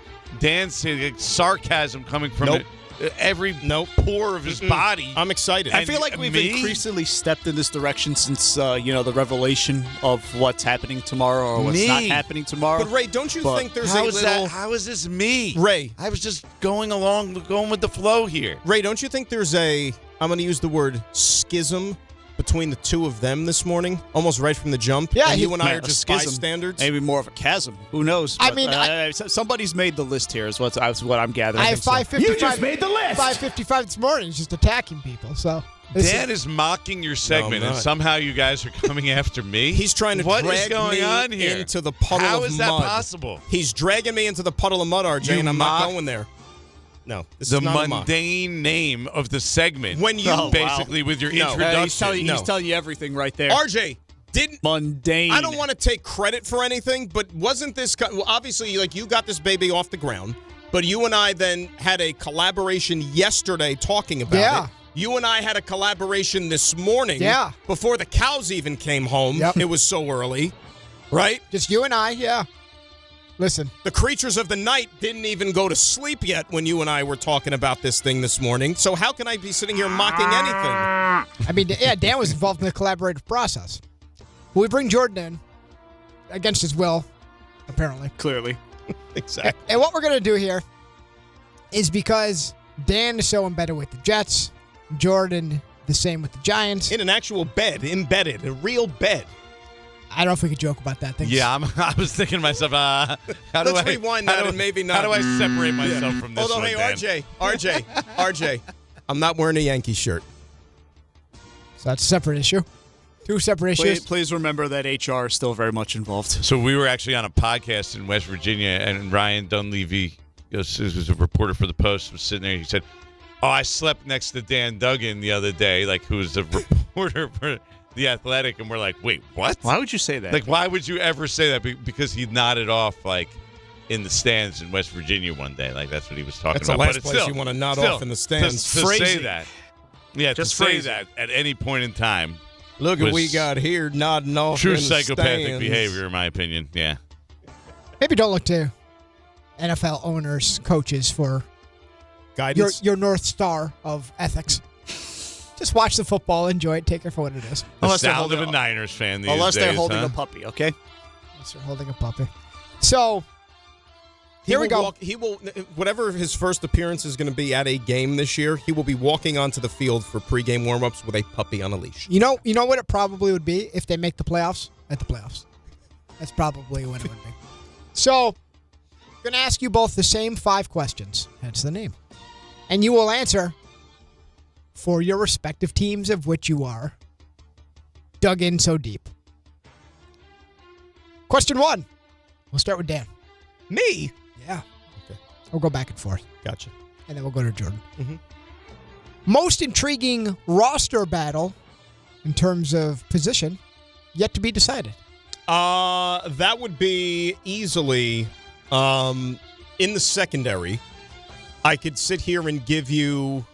Can I give you like kind of 2 answers? Because they're both secondary related. Obviously, who's that second safety going to be alongside of Minkah Fitzpatrick? If it's either going to be Andre Sisco or Dane Belton. Andre Sisco played a little bit long. I mean, he played into the third quarter, believe it or not, last week against the Steelers. Interception. But he had the big interceptions, right? So he went out there and made the most of his time on the field, even though Belton right now probably has the upper hand. The other part is also secondary related, and it's corner. Who's going to be the other corner opposite Brandon Stevens? Is it going to be Deshaun Wright? Is it going to be Azareye'h Thomas? Wright has been injured most of camp. Thomas has the leg up. And then, of course, with D'Angelo Pond still not getting out on the field, Jarvis Brownlee Jr. appears to be the guy who's going to be the going favorite at that nickel slot position. So those would be the 2 right there. I kind of stole 2 answers from you, but they're both in the secondary. Safety and that second corner. We accept it. Jordan? Because Dan went with 2, I will also go with 2 answers here. Obviously, Odell Beckham Jr. is the big one everybody wants to know about. Does he make the roster? His chances seem to increase greatly when Calvin Austin III went down with a torn ACL. John Harbaugh said yesterday that he actually is having, and he had another good practice, caught a deep post down the field. Mm-hmm. And from Jameis, real nice catch like for a touchdown. So John Harbaugh said he's having his best week of the summer of camp this week. So it seems to be a pretty good time to do it with cuts coming on Sunday. So does Odell sneak in? Probably, because really what's his competition? Is it like a Dalen Cambry, who a guy most people don't even know? Basically, guys who have more special teams value. That's who he's going up against. And the big thing for the Giants is who the heck starts at cornerback? Right now, if it was today, it would probably be Greg Newsome, who hasn't been very good as a starter the last couple of years in a couple different spots, and Deonte Banks, back from the dead. Rejuvenation for first-round pick a few years ago. Played okay his rookie year, but has been an abomination since, really. A really tough road. Paulson Adebo got off to a rough start, has played better of late, but has kind of been stuck with the second team. Is he able to get back in the starting group, or is it going to be Deonte Banks and Greg Newsome against Ray's guys, CeeDee Lamb and George Pickens in week 1? I would think that would be advantage Cowboys. Regardless of. So you're telling me you're both very concerned about the secondary? Very. I think it's important, too, because last time I checked, it's a passing league, right? Yeah. You want to be able to cover. You want to be able to lock down. Well, interestingly enough, that leads us to perhaps seamlessly, because you're both on the same page. We'll start with Jordan here. Position group that concerns you the most, whether it be talent, depth, etc. You tell me, Jordan. Position group, yeah, it's got to be the secondary and the cornerbacks in particular. The Giants clearly don't have a number 1 cornerback, right? The guy that was supposed to be their closest thing, the only given that they had in the secondary, was supposed to be Paulson Adebo, right? And even then, he's far from a lockdown number 1 cornerback. So who the heck are you going to put up against teams' number 1 receivers? Now, CeeDee Lamb's a little different because he plays in the slot a lot. He's not necessarily your natural, outside X receiver. But, the Giants are going to play some big-time receivers this year. Like, who's covering him? You don't want Greg Newsome's their best cornerback right now. You want Greg Newsome, who's was a fringe starter the last couple of years, covering teams' best receivers? That scares the heck out of me. Rightfully so. Before we go to Dan, so I'll ask you, Jordan, because we know last year the run defense was so bad, like specifically outside. You get outside on that Giants defense, and you get the edge, and it's night. That's improved enough for you. I know the defensive line, the run defense kind of ties into a front 7 situation, but it's improved enough for you to be a little more optimistic? Or they're just not as bad as the secondary? I'm concerned about the depth of the interior of the defensive line. The willingness of the cornerbacks to tackle and be involved seems to be greater under John Harbaugh. Which is, by the way, a huge part of being good against the run. Yeah. Like willingness to tackle Absolutely. from the secondary specifically is a huge thing. If Deontay Banks is not willing to tackle, which has been the case at times over the last couple of years, that's been a big thing, right? You could just run in at him and he would basically just run off the field. If he's not willing to tackle, he will run off the field. Yeah. It's like, see ya. my God, there's I'm good. contact. I'm good. Bye. See you later. Well, and that's why we talk about it. I mean, that's part of it, because a lot of times when a player running the football gets to the secondary, whether it be because they got a crease, unless it's a nickel that finds himself kind of right in that just outside the tackle box, you have either gotten the edge or you've gotten to the third level, and there's a lot of momentum being barreled towards you. So a lot of players don't have the willingness to do that. If you don't, you won't play under John Harbaugh. You'll be out of the game. Like, you will be out of the lineup. Like that, I'm convinced of that. So that's why I will find out, because you don't really tackle in practice, right? If you've ever been to an NFL practice, they don't tackle. They don't even rap. It's Even Aaron Glenn is like backing thud, off basically. of it now. Yeah. All right. Yeah, how'd that work out last year with that defense? Well, I think that's why. No, I like that. Dramatic. Right to Dan. Same question. Well, before I answer the question, I can't let this go because you know me. What happened with the koala bear? They had to move. So if you're watching on YouTube, I got up I don't know. Yeah, like you 90 got up and I seconds was ago. like, why is the koala? What is the koala bear doing? Because It's taking up space. The koala, there's like a little koala that sits next to the to Wally Zerbiak's to the rubber Wally duck. Zerbiak duck on top of the clock. Which I don't think you can see on the camera. No, I don't think you can either. But it separates. So the clock separates the two of you. I see Dan's face. I see Jordan. Right in my koala bear. In my line of sight to Jordan was a koala bear. Wally duck. That koala bear, I believe, was sent to the station like 2 studios ago. It has survived from one of our listeners in Australia. Okay. I like him, by the way. I like it too.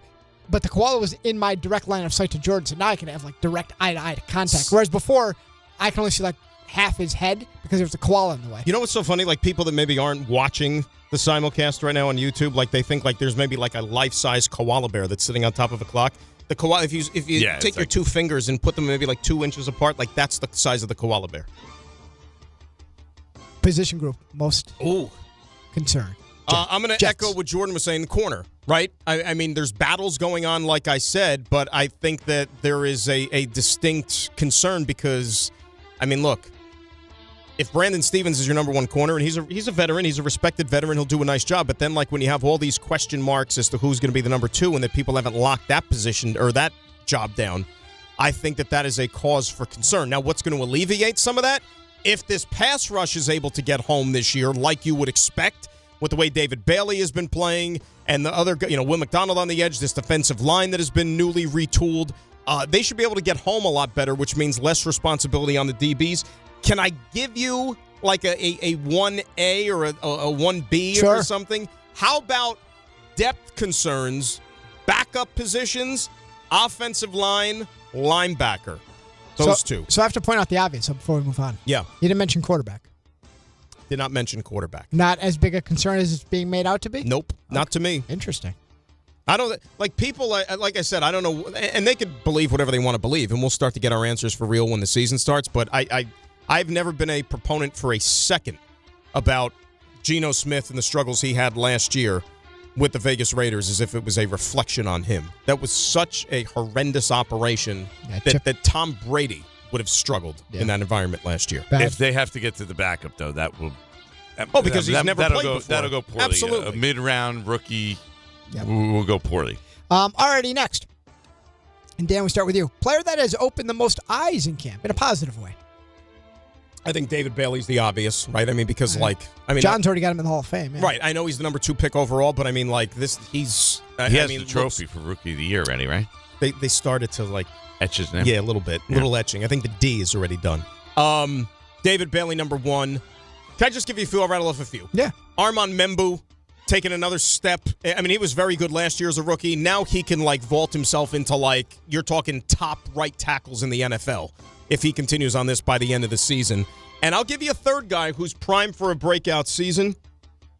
Mason Taylor had a great camp, having a great camp, And it seems like people forgot about him a little bit because they drafted another tight end in the first round. Mason Taylor was like a glorified first-round pick last year, right? He went early in the second round. Are we just naming 7 things for every question? I said is that what we're doing here? Wow. Am I wrong? You're very testy. I bit my tongue the last one when he gave like 2 or 3 answers again. Remember, this is our game. Are we picking one guy, or are we just listening? All right, I guess we're going to Jordan for one player. Really feel. One player. One player. One player. No, I'm going to list 2 now. You could. I was going to decide between Arvell Reese and Isaiah Likely, but I think people like the now insight. Let's say both. I think people like the insight. It's football. It's you got 53 ambiguous. guys. Wait, you want me to list? You know what? I'll just do the Dan did. I'll list the whole offense and defense for you guys, okay? If they've 22 guys, I'll name, okay? We could have done one offense and one defense. That's how probably we should have done. Arvell Reese plays with such power and physicality and the athleticism that he has. Feels like you're talking to John right now. It does stand out. Wow. I mean, it really does. It's very impressive to see the physicality that he plays with. Like when he's coming and like somebody's trying to block him, that guy's flying backwards 4 or 5 yards. Interesting. Now, John told us yesterday that he already definitively knows that the Jets made the better pick. So. Well, I mean, I understand. Like if you have the number 1 overall pick, he's not a natural edge rusher. So the question is, how much can you really get out of him? And it'll be interesting to see if the Giants can get enough out of him as the number 5 overall pick. I understand how if you have the number 2 overall pick, I should say. Sorry, I forgot about Mendoza. If you have the number 2 overall pick, you kind of, you need production in regards to numbers, and that would scare me a little bit. But he's going to help their run defense immensely.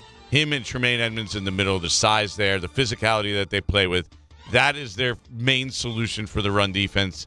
And it should make a difference, and that'll effectively help the pass rush, which will then help the cornerbacks that we mentioned before, which are, sort of troubling.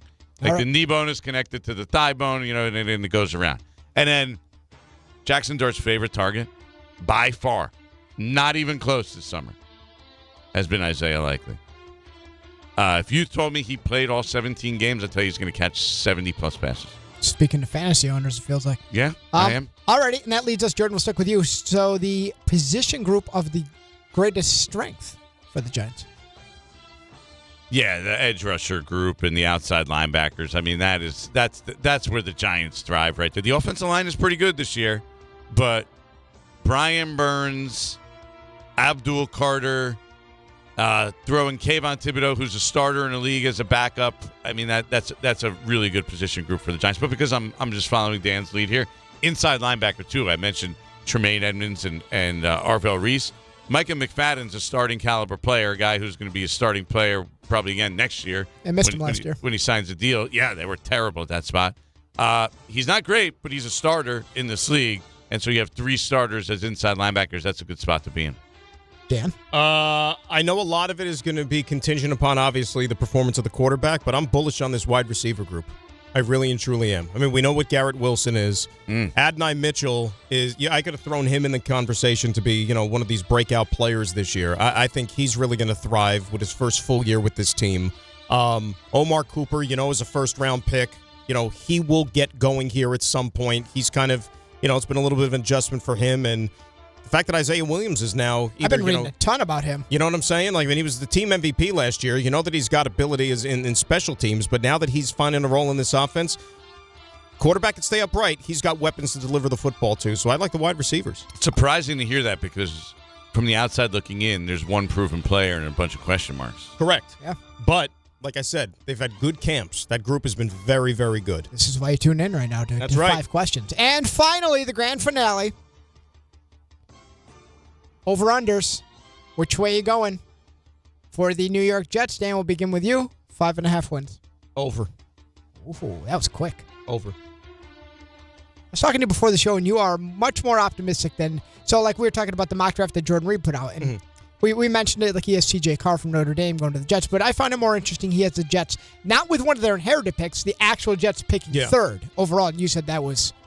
That was underestimating what this team can do. It's not just with the Jets, but like I do get I get a chuckle out of like the mock drafts for next year before this season even starts. So they basically just take teams how they were the previous year and think that they're going to be exactly that same way on the field this season. Well, they have to come up with something to come with an order. But that tells you what the outside world kind of thinks of what the Jets. Is that how they did it, or did they use FBI and analytics? They may have used FBI. But even still, it just tells you what the world is saying. They should probably use the real FBI. Maybe they have something more indicative. And Jordan, 7.5 is where the Giants land on the over/under. My prediction was 7 and 10, and I'm sticking with it. Under. That would be an under. Ooh, wonder how that would land with Mr. 65 or sooner. A lot of people are I don't think he would be that overly surprised. I mean, he only has him, I think, at like 8, right? Yeah, but 8. He said 8 or 9. But we're not like that far off. No, you're not. But 7 and 8. But it sounds different. 8 and 9, 7 and 10. They sound different. It does, but we're talking about a team that still won 7 games over the combined. Will Dave be engaged in December? I'm predicting them to win as many games as they won in the past 2 seasons combined. Yeah. The thing that jumps out their at me, over-unders is actually very high for a team that has won 4 games. People have been hammering that over, though. Yes. But we've talked about it, though. The schedule post-Thanksgiving is right now, before we even know what these teams are, on paper looks challenging. I usually don't like to make too much of that, though, because a lot changes everything by Thanksgiving. But, yes. But bank some wins, leading up to Thanksgiving if you want to hit that over. This is worth reminding everybody. Like, the whole division has that schedule, but for a couple games. So everybody's got that tough road. Yeah. It's important to remember. That's part of why, like, if the Giants had an easier division, I would be able to come up with, okay, if they were in the NFC South? But they're not. They're in the NFC East, and, like, there's no gimmies in the division right now. Like, none. Who did Zero. Washington... If you told me the Giants went 1-5 in the division, like, would I be stunned? Ray, who did Washington joint practice with the last couple of days? The Ravens. They got spanked yesterday. The Ravens did you see that? them. I heard that. Their I offensive line is in their offensive line shambles. was bad. Yeah, their offensive line is in shambles. I don't know how good Washington's going to be. Well, yesterday we were sitting here saying, well, if so and so, like, why can't the Commanders say they were in the championship? What did game I tell 2 you? years ago? What did I tell you? The commies concern you? No, they do not. I'm sorry. Sorry to Jaden Daniels. I don't think so. Sorry either. to all the fives out there. It's banking everything on Jaden Daniels. Yeah, he's just good enough to overcome all these things around. I will reiterate, and that was before that practice. I do not see the commies as a threat to that division. Might not be the only team in that division you don't see as a threat. That is the 5 questions. I think we did really well. That was a great game. And RJ, you know what? I have a strong suspicion that this is not the last we have seen of the 5 questions throughout this. Like, this needs to be brought back. Wow. Don't you think? I think so. I don't know about the guy. I think it went. Don't you think it went well? Those were good questions. Very well. It was a 9 out of 10. Well, I'll take that. There you go. I'll take that. Do you want the one critique of why I can't make it a 10? Sure. What? I just went through the whole thing and didn't say the name Jaxson Dart. Oh, no. But what's I so did. But what's so bad about that, though? People want to know about the quarterback. But you know what? Maybe we'll do that next. People can't get enough Dart. That's called a tease. You're leaving them wanting more. So when we come back, there is chock full of information from Giant Camp yesterday. Jaxson Dart. So when we come back, and also a little Cam Skattebo gossip, possibly, twisting in the wind, you need to set the record straight, my friend. It is GNR in for DNR right here on ESPN New York. This is the Michael K. Show. You hear people saying, that's why Yankees should have got a reliever. Well, they tried. Everybody wanted George Lombard Jr., one of their top prospects. Would you have wanted to give up George Lombard Jr.? Oh, they should have gotten Mason Miller. Not available. They should have got Morajan. Not available. They did try. They knew they needed another arm in the bullpen, but you can't bankrupt your system to get another arm in the bullpen. The Michael K. Show, weekdays at 1 on ESPN New York and streaming live on YouTube. Presented by the Parisman Firm. Hi, thanks for calling Uline. Wait, did the phone even ring? Nope. Okay, so you answered before the ring.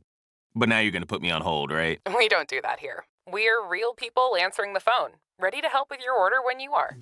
Uline has thousands of quality products for your business and warehouse needs, always in stock, ready to ship same day, and backed by Uline's legendary 24/7 customer service. Uline, we warehouse for you. The U.S. Open Tennis Championships are underway, and you can still get in on the excitement. Grab a $30 grounds pass for the Finals Fan Fest, September 12th and 13th in Louis Armstrong Stadium. Experience celebrity arrivals and star-studded viewing parties, hosted by actress and comedian Yvonne Orji and The Bachelor's Joey Grazadeh, plus live DJ sets from Tinks, Lucas, and Summer House's Kyle Cook. Get tickets now at usopen.org. Progressive knows there's no one more important to your team than your pet. They're like your top draft pick. And it looks like Chuck has selected Pepper the Corgi. Bold pick there, Deborah. Yeah, Rich, Pepper has a high ceiling for sure, but he does have a tendency to bark at every tree. Yeah, he brings a lot to the table, but also takes a lot off of it, especially when it's been left near the edge. Nothing left to do now, but suit him up for the dog park. Protect your top draft pick from injury and illness with Progressive Pet Insurance. Get a quote at Progressive.com. Progressive Casualty Insurance Company affiliates to third-party insurers. Not available in all states or situations. Covered subject to policy terms. Kenny here to tell you about the Fruity Rainbow 5-Hour Energy Shots. It's a fruity candy flavor explosion. A zero-sugar treat that's Sweet Tooth approved. These can take care of my candy cravings and provides a tasty caffeine kick without all the sugar. Get candy-flavored chaos with Fruity Rainbow 5-Hour Energy Shots. Available online at 5hourenergy.com or Amazon. Did you know Skechers makes high-performance footwear for almost every sport you play? Here's what our athletes are saying. Hi, I'm pro basketball player OG Anunoby. I dominate in Skechers basketball. Skechers delivers championship-level performance. I'm WNBA star Jackie Young. Skechers keeps me quick, comfortable, and ready for anything. And you can get high-performance Skechers and hands-free slip-ins technology. Just step in and perform. I'm pro golfer Matt Fitzpatrick. I play in hands-free Skechers golf slip-ins. Find yours at a Skechers store, Skechers.com, or whatever high-performance sports shoes are sold. This is the story of the one who keeps multiple buildings running smoothly day after day. Plumbing that flows, HVAC that hums, cleaning supplies that keep surfaces sparkling. That's why she counts on Grainger. With easy reordering online and 24/7 support, Grainger helps her keep the products she needs on hand. So shelves stay stocked and buildings stay ready. Call 1-800-GRAINGER, click Grainger.com, or just stop by. Grainger, for the ones who get it done.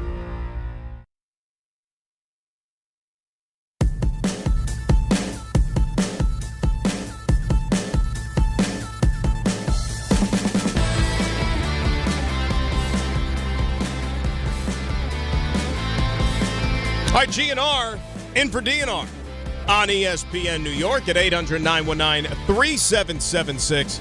That is the telephone number. Little 5 questions for you. We'll do some Knobservations and did it happen in Florida a little bit later on this hour. All right, set the record straight. Yesterday at Giant Camp.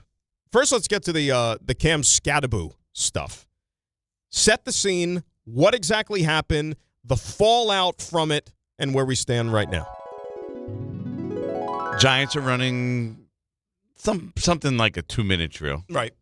Right? Cam Skattebo catches a pass, runs, and then gets down. Was he wearing the big scat necklace while he was doing this? The one with the diamonds? I think he took it off before he went on the field. Yeah. Okay. Slides down. There's a whole group of guys around him, pushing and shoving. I guess, I don't know if he threw the ball. Mm-hmm. Or push the guy's face mask, whatever he did. The officials there, threw the flag. Lasted a few seconds. Put a little, pushing and shoving, nothing major. Him and Greg Newsome were in the middle. Cornerback Greg Newsome. Wasn't Greg Newsome involved with the Jaxson Dart thing back in West Virginia when Jaxson Dart threw the thing at him after the touchdown? He's the one who threw the ball at him. So Greg Newsome is like an instigator. You think he's always in the middle of this stuff? Is he an agitator? Okay, so no, I don't think so. Do you think they maybe send Greg Newsome out into the field to test? I do think Greg Newsome said he talked. He might be a guy who talks a little bit, but I think it's probably more from the other side. Dart and Skattebo are the guys who probably talk more than Greg Newsome. Interesting. Okay. That's just I don't know. Birds of a feather flock together, that type of thing? Maybe. Mm-hmm. And, a little pushing and shoving, breaks up. That's kind of the end of it. All right, so I don't. Skattebo, apparently, I didn't see this. There was just a big scrum there, so it's like a whole bunch of guys. Skattebo apparently went over to the other sideline after to make amends.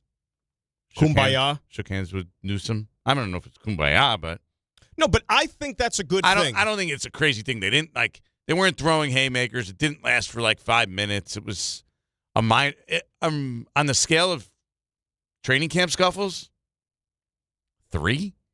Now, like 3 out of 10. Jermaine Illuminor tweeted, I guess, at one of the reports from, I forgot who had it, or something that was posted about it, but he was basically saying, like, much ado about nothing.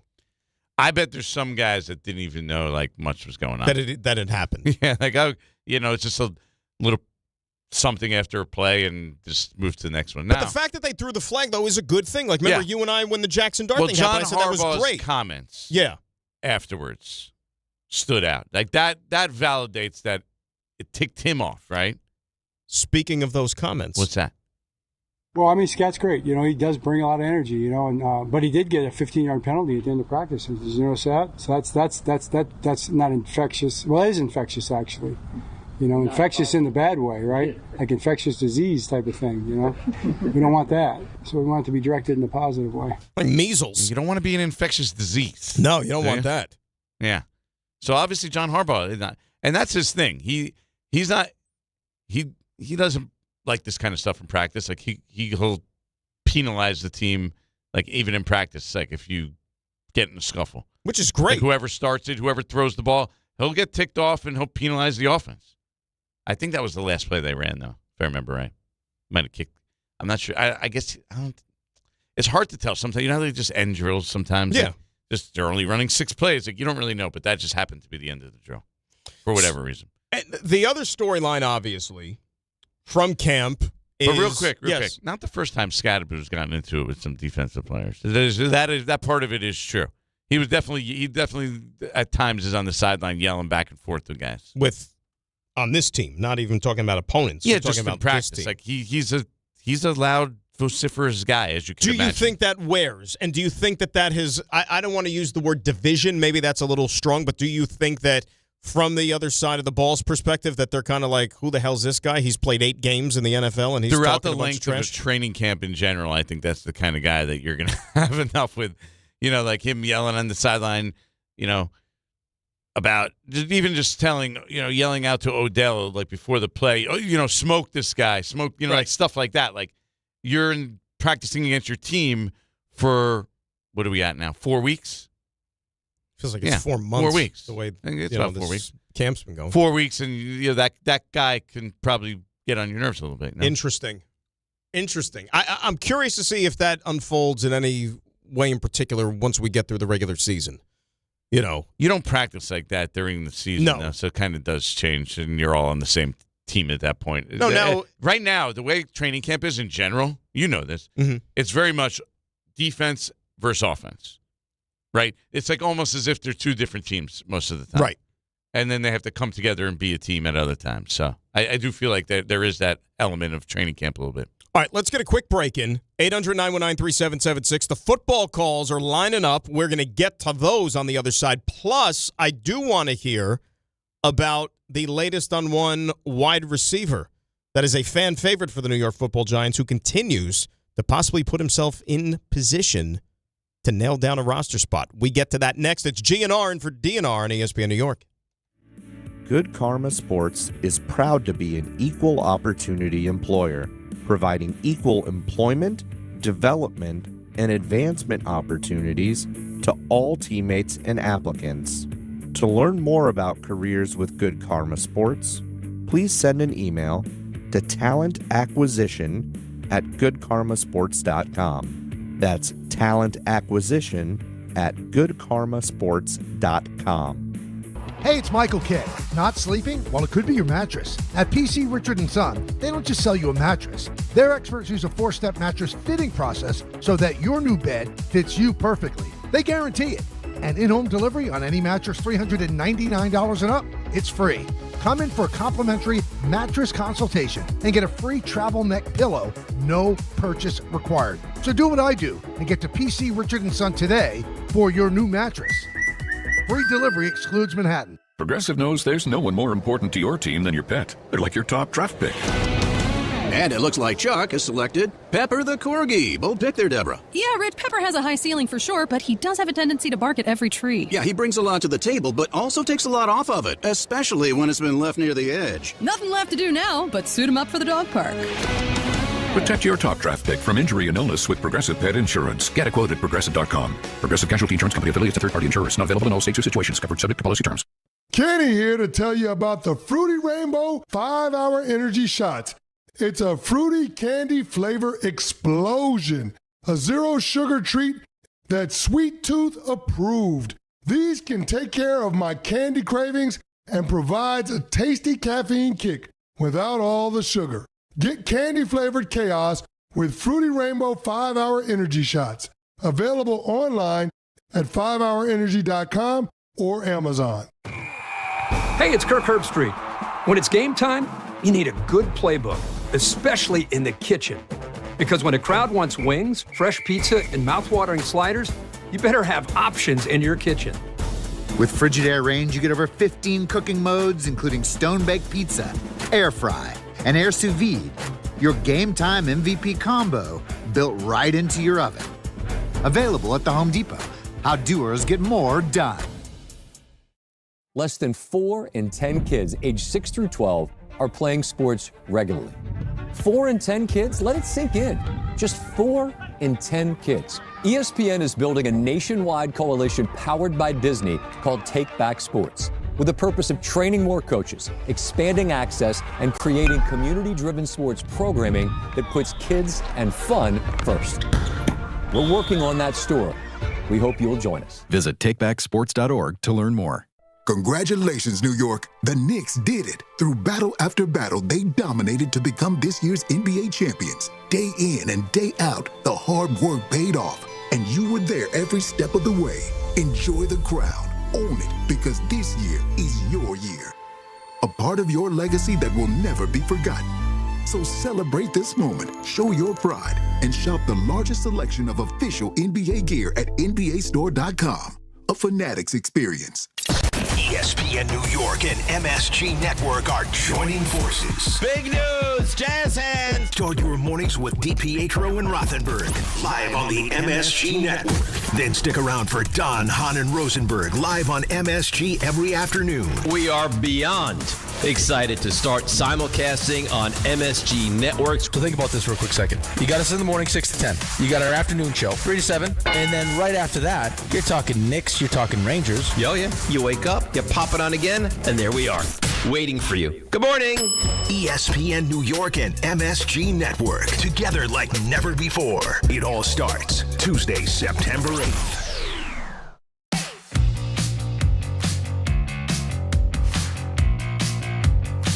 All right, GNR here on ESPN New York at 800-919-3776. Knobservations, did it happen in Florida to come in just a very, very short while? Odell Beckham Jr.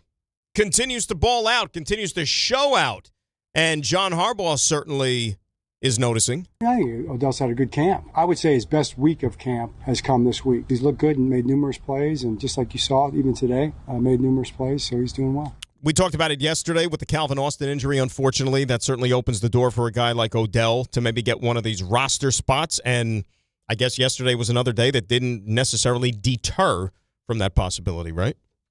Yeah, he had a good day. I mean, he caught a touchdown pass from Jameis Winston, probably like a skinny post down the middle of the field, and you could tell he snagged it with his hands. You could tell he was pumped. Like, that was a big play. But that Jameis Winston, he's everywhere, isn't he? Very active on the field, off the field. Seems like a genuinely good guy, doesn't he? Great with guy. the World Cup stuff. Yeah, he's a fun guy for sure. He's very amenable. Like, anything you want him to do, like, it seems like he will do it. He's positioning himself for a nice, like, post-playing career. Oh, for sure. In media. Yeah, I mean, he's has some projects out right now, basically. Very accommodating, from what I heard. So, like, it's nice to see him out there, and he's throwing touchdown passes in practice. Yeah, I mean, and then Odell also caught a touchdown pass from Jaxson Dart earlier. So it was an interesting two-play sequence. Because he doesn't always play a ton with Jaxson Dart. They haven't had a huge connection this summer, right? Because he's, the 6th receiver, 7th receiver, kind of on the depth chart most of the summer. Therefore, you don't play with the first-team quarterback that often, even though wide receivers are just rotated in at a crazy rate. You got to play with the likes of Davis Webb. Davis Webb. Remember that about that? Huh? Offensive coordinator for the Denver Broncos. That's amazing. Big role. Going to be a head coach soon. Yep. Anyway, so there's a play, and they're working on red zone, goal line. So instead of Odell runs to the pylon, basically, Dart throws it a little upfield, incomplete. Two of them, you could see Dart has, is motioning with his hands a little bit, like, go up, not out, or whatever. The two of them don't seem like they're on the same page. Okay, haven't spent a ton of time together. They don't have that connection yet. Very next play, they're on the goal line. That was on the right side. Odell's now lined up on the left. Essentially, it looks like they run the same play. This time, they're on the same page, though. Throws it at the pylon instead of up the field. They're on the same page. Beckham snags it with his hands, grabbing it in front. He said with his hands. Of course, you catch the ball with your hands. But you know what I mean. Yeah. Like, there's a difference. Some guys bring the ball into their body. He's a really good hands catcher. He goes out and snags it. It looks different. Which you appreciate because, like you said, some guys use their body, and sometimes it hits off your body, and it's not as dependable you use as your body. hands. That's how you drop a lot of passes. Correct. Theo Johnson. It's always the tight ends, isn't it, that do that? Because There's then you're getting hit. Yeah. If you're catching with your body, the second you get hit and your body gets jarred, it's a lot harder to catch the ball.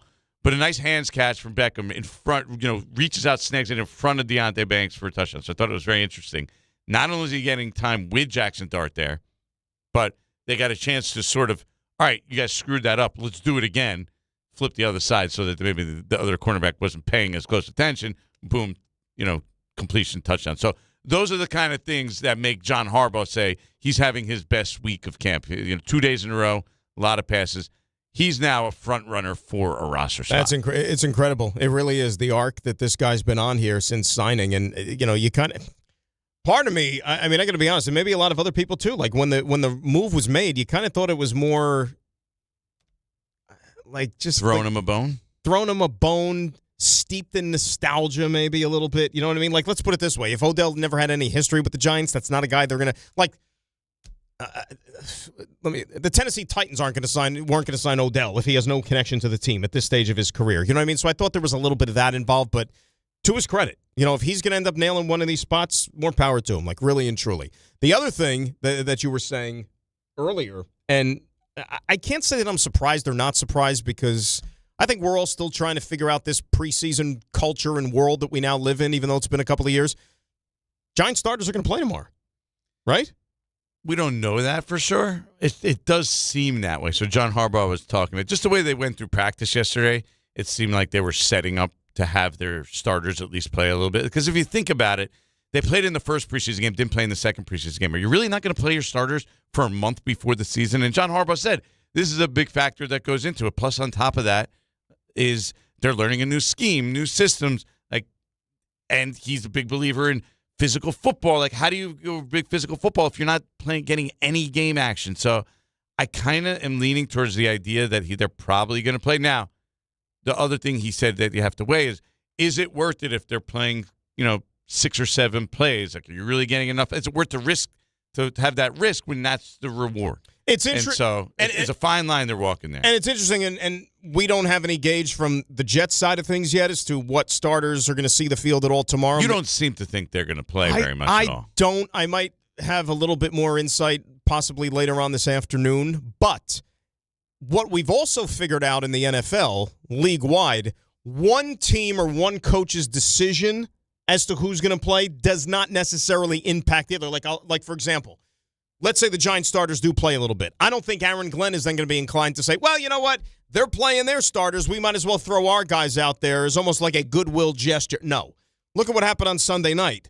The Seahawks-Titans game in a nationally televised game on Fox. Seattle was like, no, we're not playing any of our starters in the preseason. Saleh went out there with his ones, and they got absolutely smacked around by Seattle's backups. So these teams are not necessarily looking to help the other out. They're going to do what they have to do to make sure they're fit as a fiddle once the season starts. Right. The only thing is then you're risking, guys that are going out there playing for their job or going out to get a big hit on Jaxson Dart. Correct. And that's what they're trying to do. And whereas Jaxson Dart's just going out to get some work and, get used to the offense and,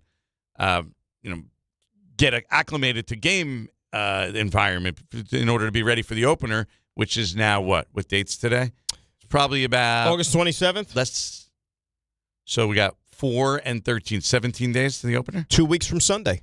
Okay. 2 weeks from Sunday. I can't believe it. Like, now it actually starts to feel real. 2+ weeks to the opener. 2.5 freaking weeks. Just got to get ready. And so training camp's over. Well, wait a second. Training camp's over. Next week is when you start preparing for, really fully head-on Dallas Cowboys. It's no longer, we're worried about ourselves. RJ. It's who's the week 1 opponent. 2 weeks from today, we're talking about an NFL football game that happened the night before. Correct? Seahawks-Patriots are Wednesday night, 2 weeks from yesterday. And looking ahead to Niners-Rams. By the way, you got a game tonight. Niners, you play tonight, don't you? Niners-Vegas? That is correct. You excited about that or not really? I'm intrigued. Intrigued? Jed York going to be there or no? I don't think so. Is he out? So, when you say out. No, is he out? Like, is he? Because last time I saw him, he was wearing a Yankees shirt and then an orange shirt. Oh, did you see that video? It was tremendous. An orange shirt. I think they sentenced him to a day, which they considered he already served. No, he got 2 days. 2, so there's one of the 2 is served. Yeah, one remaining days yet to be served. Which, I feel safe in saying he's not going to serve that day. How about he already did, I think. Well, he served one. The extra one. I He's got one more. I thought he already served the other one. Did he? No, maybe I'm wrong. Did you? How about the cop though? How about the cop? I love the question. Do you live around here? You may hear some of that. Not too long from now. Say no more. I saw something that maybe he moved back to Ohio. Somebody was saying. Still very connected to the area. The family roots are from Ohio. I think post divorce, which I guess he filed for. I think in May. Well, that came out too. I think he has spent a lot of time. Didn't see that part in Ohio. I don't think he's really been with the team during camp. So he didn't look like he was in great shape. I don't think he's in a. Has he ever? Good state. I'm saying. I don't think he's in a good space. Yeah. I wonder if what everything he's going through is motivated by the substation. The cop is like, caused by the substation. He's a big real estate guy. Yeah. And then at the end, I'm not saying anymore because, like I said, that's a little bit of a tease from RJ that this may be in observations. So you might be right. I don't want to give away too much. Let's get some phone calls. What do you say? 800-919-3776. David and Elizabeth is up next here on ESPN New York. David, how are you? What's going on, Gracias? What's going on, Jordan? What's up, man? Same old. Hey, Dan, I wanted to back you up, not only because we rep the same organization, pause. I remember it. You were speaking to another member of the organization one day on his radio station, and he was saying about Geno Smith and how he could be compatible on this team compared to that Raiders version. And you guys were both saying that, Chip Kelly was at fault. Also, you guys were saying that maybe the game is past Pete Carroll a little bit too. You were stressing that as well. So I remember what you were saying, and you were spot on. And not for nothing, delusional and the Boubange is kicked in. Yeah, I agree with you. I'm over 5.5 wins as well. I came on these airwaves also saying that I don't think Glenn will pass 5 wins, but seeing the way the offense is coming together, my delusion, I'm sorry. I'm going to have to go over 5.5 wins is with you. So I don't know, man. I just want to see nice things, gentlemen. Dave, I appreciate you, my friend, as always, and thanks a lot for the phone call. And not to belabor the point. And look, his performance is going to do all the talking necessary. Geno Smith's either going to play better or he's not. But last year with the Raiders, it was you think the Jets situation was bad last year? I mean, the Raiders situation might have even been worse out there in Vegas, to the point where, Pete Carroll fired 2 coordinators during the season. Brock Bowers, who is their arguably best player, and certainly on offense, he missed how many games last year? So take that target away from Geno Smith. Colton Miller, who, was his left tackle, missed how many games last year? The offensive line was terrible. Pete Carroll, one of his sons had to do with the offensive line. The other one of his sons, I think, had to do with the quarterback position coaching. Of course, he never fired them from his staff. There were many. Oh, and by the way, remember they drafted this running back in the top 10 last year? Who was that? You remember Ashton Genty? Ooh. Right? Did it go well? Not only didn't it not go well, they basically forgot that he was even on the team. They used a top 10 pick on at least when the Giants drafted Saquon second overall, they used him a lot and featured him in the offense. They drafted Ashton Genty, and Chip Kelly was basically like, the hell with this guy. We don't even need him. So it was such a catastrophe with that operation. Like I said, Tom Brady or Patrick Mahomes wouldn't have been able to have success last year with that team. No bueno. Yeah. I mean, he was that They started Stone Forsythe at left tackle. Stone Forsythe couldn't even make the Giants roster last year. Was it last year or 2 years ago? But he got signed by the Giants one offseason. I believe it was last year. And didn't even make it out of training camp. And he was starting for the Las Vegas Raiders at left tackle. Can I also say this? And I'm not just using this now because somebody called up and brought up Geno Smith. I kid you not. And RJ knows exactly what I'm talking about because RJ and I were talking about this before the show today. I had a phone call yesterday from someone in the league, pretty connected, right? Knows the game. And I totally forgot about this. And we were talking about Geno, believe it or not, and he reminded me of the fact. It's funny how things change because, Raymond, who won the Super Bowl last year? That'd be the Seahawks. That'd be the Seahawks. Who was their quarterback last year? Oh, guy used to play for the Jets by the name of Sam Darnold. Do you remember who the Seahawks quarterback was the previous year? Geno. Correct. Beginning of last offseason, Seattle's intentions were to bring Geno Smith back. That is who they wanted. But then something got sidetracked with negotiations and talk and all that other stuff. I guess Geno wanted certain things and so on and so forth, to where they pivoted from Geno, not based on performance. McDonald and company wanted Geno back last year.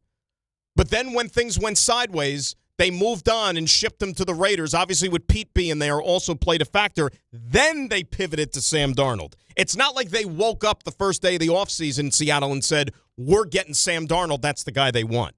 So if the eventual Super Bowl champs still wanted this guy back, and then he goes to a horrible situation with the Raiders last year, struggles, and all of a sudden now he's a bum, and because he's the Jet quarterback, he has no ability, but 12 months ago, the eventual Super Bowl champs wanted him back as their quarterback. Like, that's why I don't believe that, like, he's completely inept and that the Jets are headed for another 3-win season. It's not happening. If you give him protection, he could be a serviceable protection. Weapons. That's what I'm saying. I agree with you on all that. It is a regrettable decision to go to the Raiders in that case. It's not a great situation, but again, but he also went to he ended up with a coach that he had his best success with, and nobody thought that he carried the game past them by. Took the money. Okay, he took the money. He views himself, and if you ever met Geno, he views himself very highly. Yeah, right. Like that's the kind of guy he is. He's super uber confident. To the point where a lot of people probably will tell you he's cocky. Mm-hmm. And that's just who he is. And he thinks that he is a high-level quarterback who deserves this amount of, to be respected in this kind of pay. And he basically priced himself out of the Seahawks. Yep. But he had I want to say soft landing because then there was a head coach that he felt very familiar and comfortable with. That he played his best football. That was prime and also Chip Kelly. Well, that was prime for disaster. Guess what? I took the bait last year with the Raiders. Just not that they were going to be a playoff team, but I had the Raiders, I think, when we do our little, before the season starts, fun on the air, like over-under things.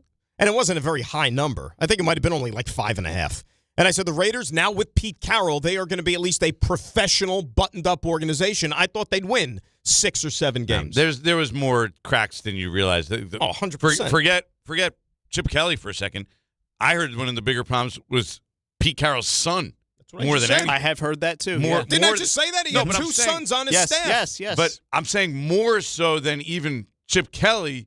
Like that was a problem there apparently, and they were not going to be successful with that. And again, don't let the facts get in the way of a good story. But again, all this stuff means nothing. September 13th, when the season starts, that's when the answers are going to reveal themselves. Not going to be really good. He's not going to be a top 10 quarterback, but he should be a serviceable quarterback.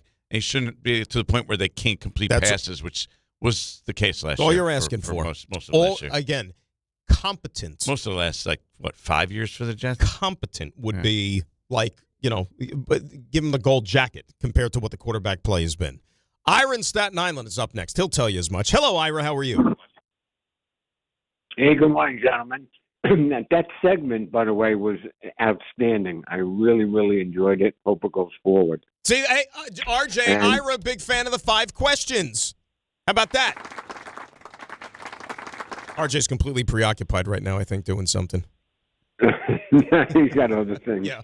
But listen, both of you broke down your teams that you follow very well. Even when the schedule came out, I had the Jets over the 5.5 that was set. I just think going forward, and I have no idea where the season's going to go. I don't like the fact that it's probably going to be musical kickers. But besides that, I think this is the best roster that the Jets have had in quite a couple of years, all around. That's saying and a I'm lot, not by the way. It's not a great roster. Yeah, but it's not going through. Well, you got to remember the bar was set so low. True. But the I have corners questions are good. about them defensively, though, to be honest with you, roster-wise. I agree with you. The only defensive part I'm a little concerned about are the linebackers. Nothing against DeMario Davis or Sherwood. I just think the depth, and besides those two, it's questionable. I think the safeties it'll play itself out. I think they're better at corners than most people think. To Dan's point, the pass rush is going to be easier for the corners. And I think the offense under Frank Wright is much better. So it's going to be how much the head coach grows and if Gino could stay healthy. And, if they give you that, I think it's going to be a fun season. And that's all. I mean, that's all you can ask for, Ira. And we'll see. I'll say, and thanks for the phone call as always. I'll say this about the defense. You know this. Anybody knows this. Mm-hmm. If you have a stud pass rusher, that's one hell of a great eraser, right? That's a great eraser. Just like a stud goalie in hockey is a great eraser for some of the issues in front of you. So is the number one cornerback, though. Who's the Jets' number one cornerback? Right now, just by resume, it's Brandon Stevens. How do you feel about him going against high-level receivers? It's not great. It's not great, but. You get a pass rush, you get guys that get home. Remember, you're asking less for them to do. I'm a little concerned about their defensive talent from top to bottom. That's just me. I don't know. I obviously, if David Bailey is a star, it changes the complexion of them a little bit. Totally. But I'm still worried about, can they cover? Are they any good on the back end? Well, that's why I said corner is the position when we played our 5 questions game. That's the one that I have the most questions about. Corner. They probably don't, unless David Bailey becomes that, and it's unlikely as a rookie. They don't have a Pro Bowl type player on their defense. Like Minka Fitzpatrick and DeMario Davis probably were. They're probably not Pro Bowl players at their position at this point of their career. I would say Minka probably has a better shot to be that guy than DeMario. Right. But I look at it, the likelihood is they don't have a Pro Bowl player on their defense, which to me is a little troublesome. Look, the real good teams have 3 or 4 Pro Bowl guys on 100% on a roster. 100%. But I think the defensive line is going to be much, much better this year stopping the run because they added some LBs on that defense. I mean, they got some dudes. And a lot of it is Sweat. Tavondre Sweat. And there's a reason that Tennessee gave up on him as fast as they did because there's questions there. Does he want to play? Is he motivated to play? Can he stay in shape? You know what I'm saying? Well, that's what I mean. If he's not motivated to play, I don't want to compare the two, but there was a guy here, the guy named Mekhi Becton. There were same concerns about him. Could he keep himself on the field and playable? So they have some guys up there that I think could do some damage. But again, the bar is not very high. The defense last year was atrocious. Personnel wise, schematically, right? So that alone, you button it up. Should be a little bit better. You're listening to DiPietro and Rothenberg on WHSQ, WCBS-FM, HD2, New York. RJ, are you with us? Hi. You good? I am. No issues with koala bears or anything like that? No, sorry. I was... Is everything all right? I'm worried there because, Ira gave a nice shout-out to the 5 questions, which is your brainchild, your baby. Yeah, Ira and I had a nice conversation. It was very complimentary. So I was editing... a story because I had some computer issues. Did you write a story? No. So boy, he multitasks. So my computer restarted. I had edited something previously that had some not so good words in there. But the story's good and I'm gonna play it. Oh, I see what he's saying. So I had to re-rack the audio and go through and put the sensors back in. And there's so many bad words. I actually committed both headphones because I can split my headphones. And I was like, this needs both ears because if I miss one, it will be bad for me. It's like an Eddie Murphy stand-up special with all those bad words. But it's a good story. Was that a voluntary or an involuntary computer restart? Involuntary. involuntary. It always seems like it's involuntary, doesn't it? When those things happen at the worst time possible. Yeah, one minute, times. 1 minute the computer's on, the next it's on. It wasn't the koala bear that did it. It could have been. Maybe it's angry. I Who's did move just restarting their computer for fun, though, so it's never voluntary. The koala bear was perched in the little corner there near the clock, and maybe it's just not happy with my decision to move it. Yeah, he's looking over his shoulder. He doesn't look pleased. He's threatened. He's looking over his shoulder at the backup. Is he going to take my job? The Wally Zerbiak duck. Damn koala I've bears. said this before, and it really isn't meant to be a short joke about RJ. Mm-hmm. But from this seat, sure. you just can't. You could barely. You don't really see him. Well, that's angles.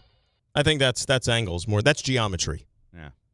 Because we got the wall. I you know literally what I mean? see like a piece of his. I usually just see the top of his hair. I'm sure it's not intentional. Sitting in that seat, the only thing you're going to see, no matter what show, You you're think only I'm going a to see bad-intentioned human being? where Ray is sitting. That's the only thing you're going to be able to see. Yeah, sorry. It's true. Nevertheless, it is Thursday. You, it's Friday. But for the rest of us, it's Thursday. And on Thursday, we do a little thing called Knobservations. These extra tape on their knob make their knob bigger. are knobs. What was your best sport in school? By bar tennis. Oh my God! Shake All right. And this Can you just put on that Rothenberg guy? is Knobservations. That has a nice ring to it. DiPietro and Rothenberg. Brought to you by D'Agostino Law. Yeah, I love D'Agostino a lot. So, Jed York. Not a good week for him. Not a good week for my Niners. And I've seen a lot of parallels, obviously. Set a loss for words. A lot of memes where it's he and Kraft. So Robert Kraft, if you remember. That was a good one, by the way. The one you sent? Yes. Yeah. I didn't make it, by the way. Stop making me out to be the So bad guy. Kraft's Don't shoot the messenger.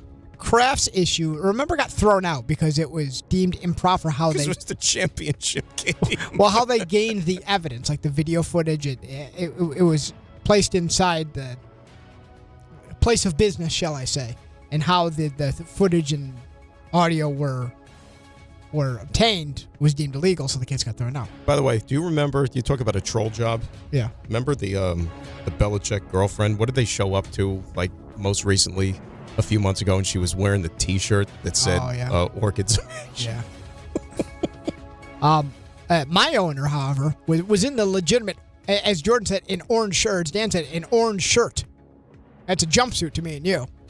So take it one step further. And as they typically do, TMZ was able to get the body cam footage, and with that comes the audio. You guys alluded to some of this. This is what it sounded like. Wearing, by the way, a Yankee T-shirt.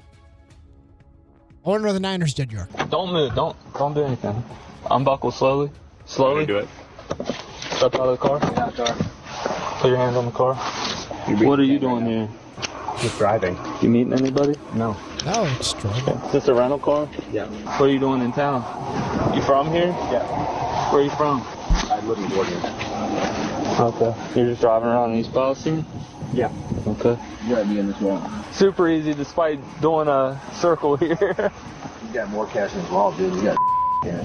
Yeah, he does. He's a real estate guy. He's got all the money. It's crazy the people that do this. That they could do whatever they want. Like they could do other things. They could go other ways, but it's wild.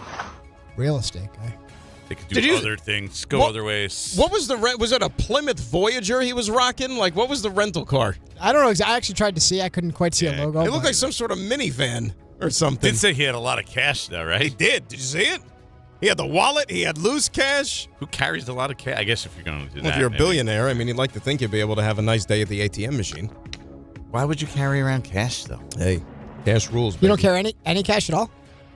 Yeah, do you carry a lot of cash? Nowadays, I carry cash, but like not generally. I have a decent amount right now because I went, like I told you the other day, I think I went to Miami, so I just had the leftover, but rarely ever have over like $100. Yeah, nowadays it's not really necessary to carry. Most places are cashless now too, which is. Yeah, so I'm saying usually I carry like MetLife Stadium cashless. $20 just in case, something like that. Yeah. Yeah, not great. NFL is reviewing the Jed York arrest under the personal conduct policy, and Roger Goodell said when they have news, they will let us know as to what happens there. RJ can't even put words to this story. No. Mr. 49er over there. What do you want me to do? Defend it?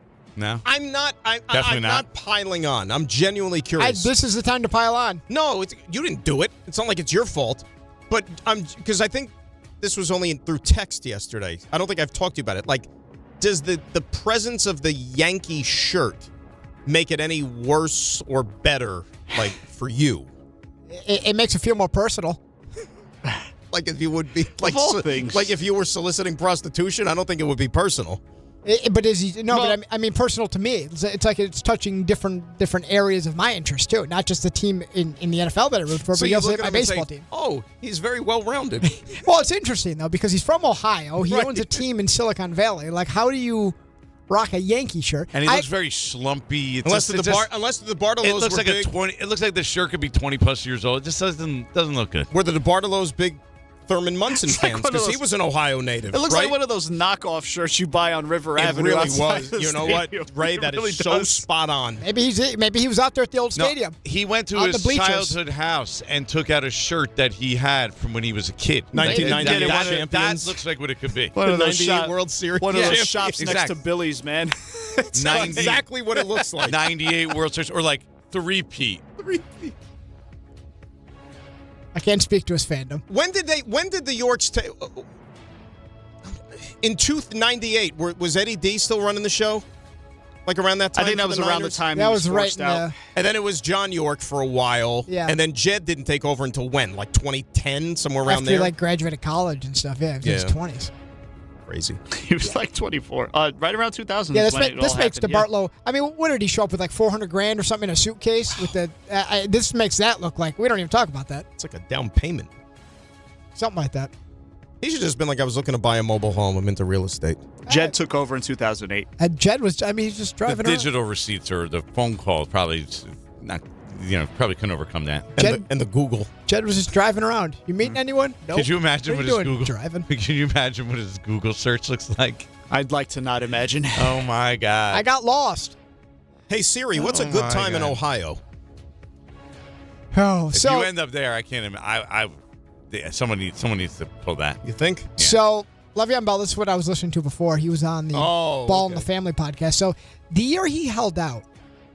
All in the Family podcast. Archie Bunker's got a podcast? Ball in the Family. Oh, Ball in the Family. The LeVar Ball. Stay in your lane. Gotcha. He's back? He's still around? Back? What is he? He's back? I don't think he ever left. No, he did for a little bit. I thought he had health problems. He did have health problems. He lost a limb, didn't he? I was going to say, I think he lost his foot. Yeah. So Le'Veon Bell was talking about the year he held out or had a contract dispute, whatever it is. And he believes that this is how, once the regular season kicked off and Le'Veon was back with the Steelers that season, how Big Ben got back at him. They in the perfect defense. I'm like, ain't no way they can stop this. Like, I'm waiting for Ben to just give me the ball, bro. I'm looking at the clock. We both looking at the clock. Me and Ben in the backfield. We the only ones who can see the play clock. Yeah, it's going down. 5, 4, 3. I'm like, Ben, we have 3 seconds. 2, 1. They go to 0. He said, "Side."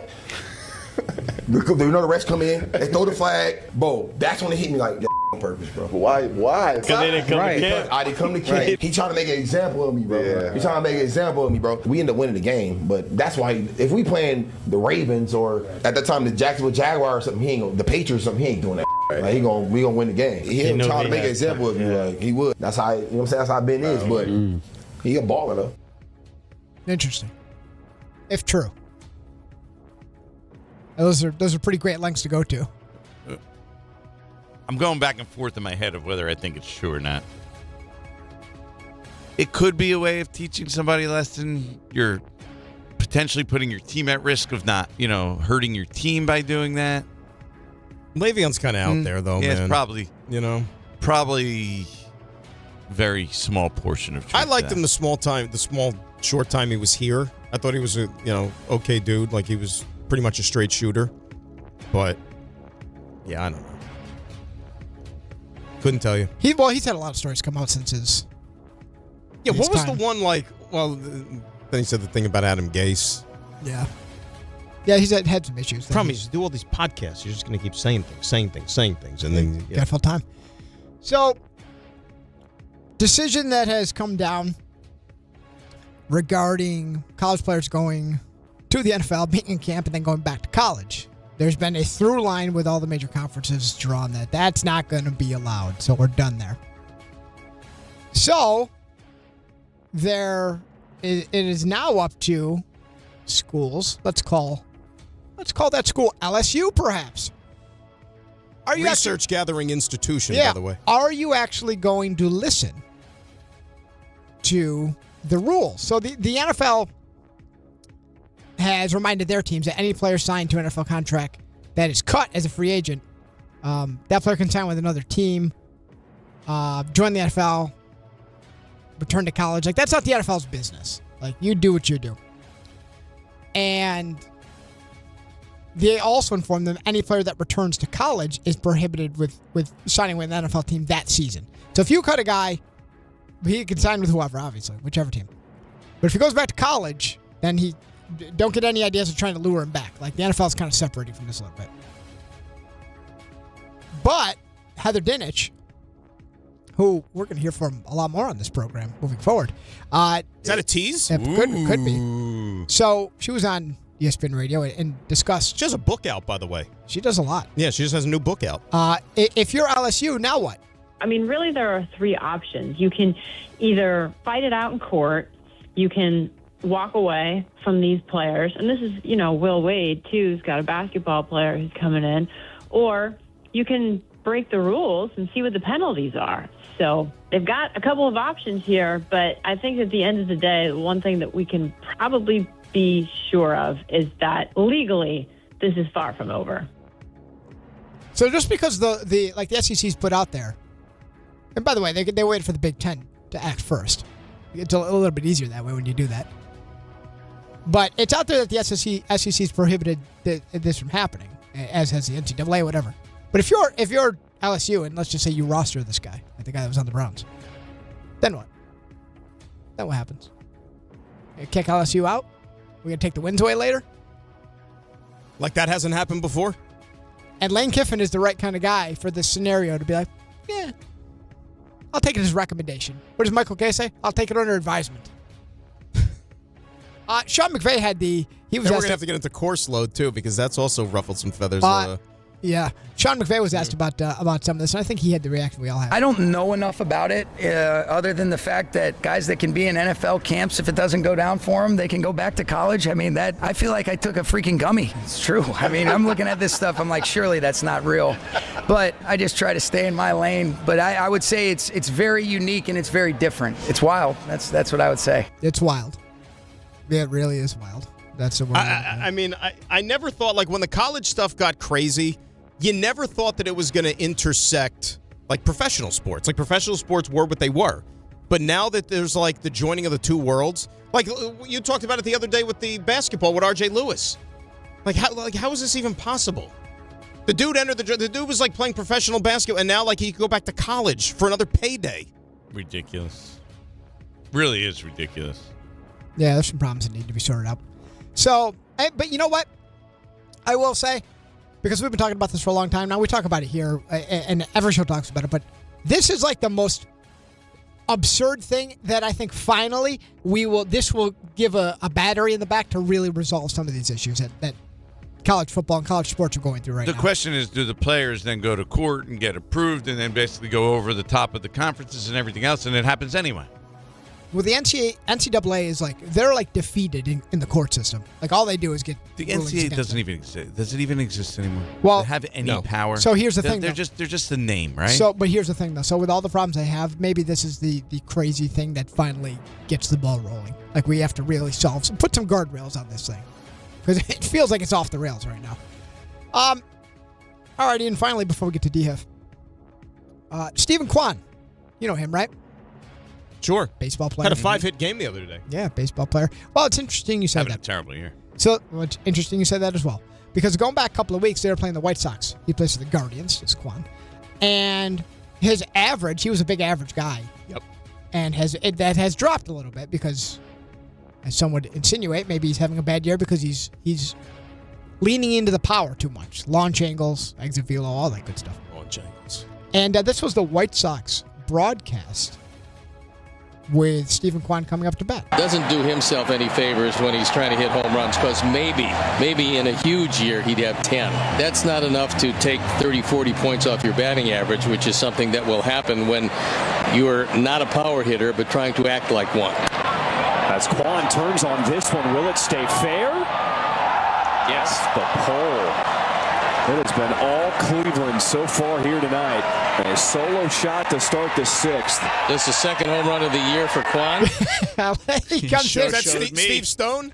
He comes in at the end. Just so you know, it's only the second one. The second. Don't get too excited, everybody. It was only number 2, guys. It was that one and another one. I feel like everything you said there can apply to 90% of baseball right now. A lot of people. Like, this is... Yeah. Dude, you know what? Analytics. Guess what? Home runs get you paid. Well, they kind of do. Not in some cases. Yeah.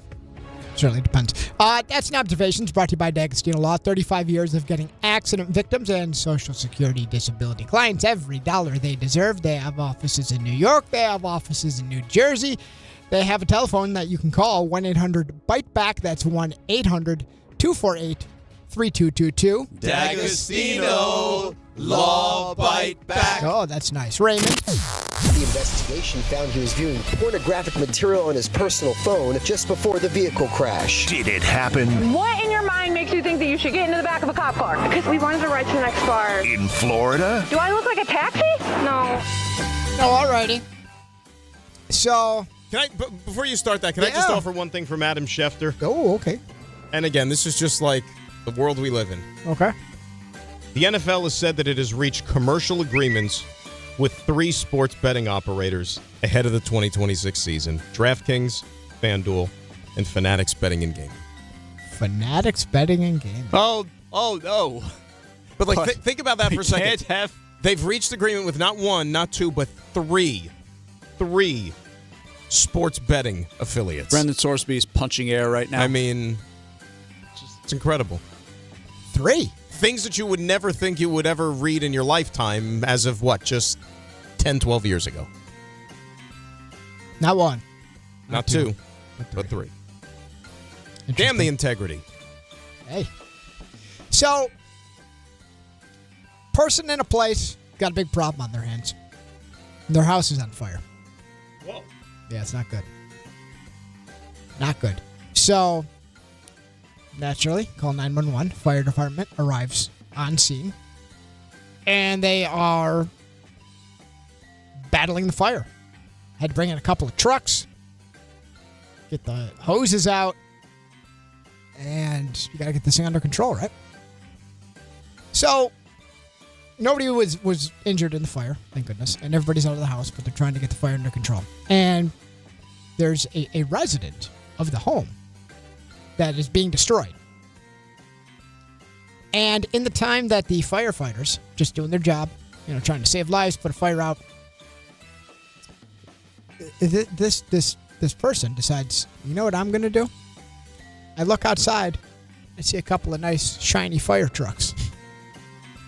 I'm going to hop myself in one of these bad boys, take it for a little spin. And when you see the picture, I'll show you later, but when you see the picture of the person who did this, you kind of understand that this person's in a dark place. Was he wearing a Yankees t-shirt or no? No, I don't. I can't tell, but I don't think so. So steals the truck, drives away, drives through a fence, through a front lawn. Oh my gosh! Driving the fire truck in an unnamed geographical location, and ends up crashing the truck a couple miles away. And you don't need me to tell you that the person arrested, facing several charges: reckless conduct with a dangerous weapon, burglary, theft of a vehicle, all that good stuff. Is that a government property issue? Yeah. So I ask you, a man whose home was being responded to for a fire at his own home stole the fire department's truck that was outside his house. So he broke, is what you're telling me. Yes, he snapped. But I ask you, did this happen? Maybe this was all his elaborate plan to steal a fire truck. So if in order to steal the fire truck, I need to have a fire in my house. Well, he get did them to come out. He did a good job because to produce the fire trucks. Yeah, he destroyed his own home. So Way to catch on, Dan. It's diabolical. Yeah, he did a good job. He really sold that. It's like the play fake to one side of the field. He sold it. Got everyone going one way. The old bootleg. Yeah. The misdirection. Yeah. Oh, wow. So I ask you, Dan, did this happen in Florida? A lot of pressure. Wow. So much possibility with this one.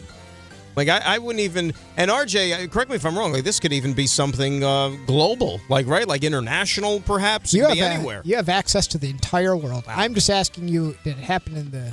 I'm going to take, how about this? Fine state of Florida or the entire world? Florida or the field? I think, believe it or not, I might go field on them. I'm leaning field. I mean, odds would always suggest that the field is the way to go. But this seems very Florida-ish to me. This is a Florida-type move. These are the kind of things that happen in Florida where you just say, you know what? You wake up today. It's nice outside. You know what? I feel like driving a fire truck. No, I'm in the mood to drive a fire truck today. How do I make this happen? You concoct this elaborate plan, and the next thing you know, you're in jail after driving a fire truck. So very much Florida. You just want to say, like, was it worth it? I mean, like, was it worth it? It's probably what the guy said when they brought him in. Worth it. Worth it. And Raymond. Raymond, what do you think? It's one of those, it's wild enough to be Florida. Of course. But there's just enough doubt in my mind to say it could happen just about anywhere. I do feel this is a Southern story, for sure. South of the Mason-Dixon line. But Mason, the line, Dixon. How did we get away with that? I'm going to say Florida. It's like a 50-50 proposition, though. Ray like waffled there on the fence a little bit, and then he fell back into Florida. I thought I was on my own. I thought he was definitely going not Florida. All right, so we got 2 Floridas and a non-Florida? Yeah. Well, the non-Florida is correct. Whoa! Wow, look at that. So not only not Florida, not Southern. See, overthought it. New Hampshire. Ooh! Wow. Yeah. Oh, it's not going to Dalton, New Hampshire. Would have been one of my bottom guesses. I told you. Actually, in the back of my mind, I thought that it could have been like international. Maybe like European or something. Nope. Dalton, New Hampshire. Wow. Near Vermont.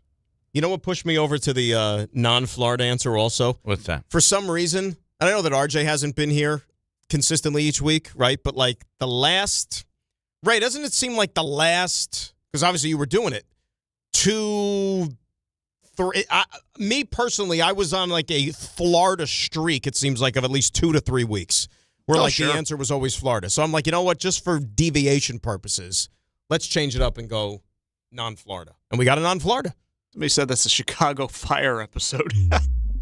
That's funny. Set in New Hampshire, though. Chicago Fire on location in New England. That was a good one, RJ. Was that from a correspondent of yours that put that one on your radar? I don't think so. Forgive me if I have that cited incorrectly, but I do not believe so. I think I came across that on my own. Nice. That was good. Good work. Excellent job. You got me. Did it happen in Florida? No, it happened in New Hampshire. All right. He's probably from Florida. The picture of the guy. I got to go see the picture. It makes of the more guy. sense now, doesn't it? I definitely got to see the picture of the guy. 800-919-3776. That is the telephone number. Ooh, I know what we got to do. When we come back. Order bacon, egg, and cheese. Well, you have to do that. Who's in, by the way? Is it just you? Are you in? I'm in. Raisin. Raisin, that's what I RJ, RJ's probably not. RJ doesn't eat before like 11 o'clock. He just doesn't do it. I'm buying the show breakfast sandwiches. RJ, are you in? I am not in. So I stand corrected. That was from a man named Tommy. So thank you, Tommy. That Tommy, story. shout out Tommy. Yeah, shout out Tommy. Tommy the Machine Gun, since we're doing all that. Speaking of Tommies, what do you hear from one of our Tommies a little bit when we come back as to what he's been up to here over the last couple of days? That is next. It's GNR and for DNR on ESPN New York. This is the Michael K. Show. You hear people saying, that's why Yankees should have got a reliever. Well, they tried. Everybody wanted George Lombard Jr., one of their top prospects. Would you have wanted to give up George Lombard Jr.? Oh, they should have gotten Mason Miller. Not available. They should have got Morajan. Not available. They did try. They knew they needed another arm in the bullpen, but you can't bankrupt your system to get another arm in the bullpen. The Michael K. Show, weekdays at 1 on ESPN New York and streaming live on YouTube. Presented by the Parisman Firm. If you've been injured in an accident that wasn't your fault, then you need a lawyer who knows New York's unique personal injury and workers' compensation laws. At the Parisman Firm, they have decades of experience handling all types of accident cases and a proven track record of delivering huge results. Their team has already recovered nearly $1 billion for injured New Yorkers. From construction to car accidents and slips and falls, they've got you covered. Call the Parisman Firm now at 718-WORKERS, where your case is their cause. Get the justice you deserve today. Hey, it's Peter Rosenberg. This summer, I made a decision. Instead of just living with my pain, I wanted to find out what was actually causing it. That's why I went to see Dr. Jay Shah at Samwell Pain. What I liked right away was his approach. He takes the time to understand what's going on and builds a treatment plan that's right for you without jumping straight to surgery. If you're dealing with back pain, neck pain, sciatica, or joint pain, it's worth having the conversation. With offices in Woodbridge, Livingston, and Inglewood, getting care is convenient no matter where you are. Go to samwellpain.com to learn more or schedule an appointment. Summer isn't over yet. On Saturday, August 29th, the Red Bulls face the Philadelphia Union at Sports Illustrated Stadium for Anime Night, presented by New Jersey Lottery. Arrive early for the Boulevard at 4 p.m. for food trucks, games, family fun, and a free matchday poster while supplies last. When gates open, fans can grab one of 10,000 UGO card packs. Kickoff is at 7:30 p.m. Bring your crew and make it a night to remember. Get tickets at NewYorkRedBulls.com. Hey, let me ask you something. Would you seat your 3-year-old child on a windowsill? Would you seat them beside a lit fireplace or by the deep end of a pool? One last question. Would you seat your child in a car seat that's not correct for them? Car crashes are a leading killer of children ages 1 to 13. Secure their future. Seat them in the correct car seat. For more information, visit safercar.gov/the-right seat. Sponsored by the New York State Governor's Traffic Safety Committee. Your ambition just met its match with Robinhood. You push yourself in everything you do, scanning headlines for insights, keeping an eye on the market. Robinhood puts you in control of your money, all on one platform. You expect more from yourself. Expect more from your money. Get started today at Robinhood.com/yourmoney. Again, that's Robinhood.com/yourmoney. Your money, your move.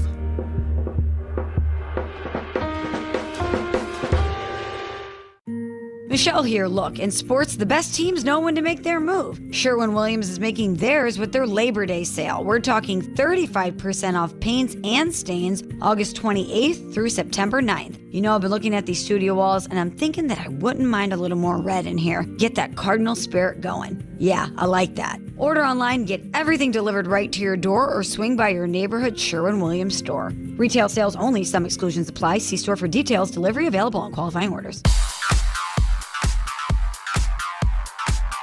8:28, let's get a check of the roads and say good morning to Debbie Duhane.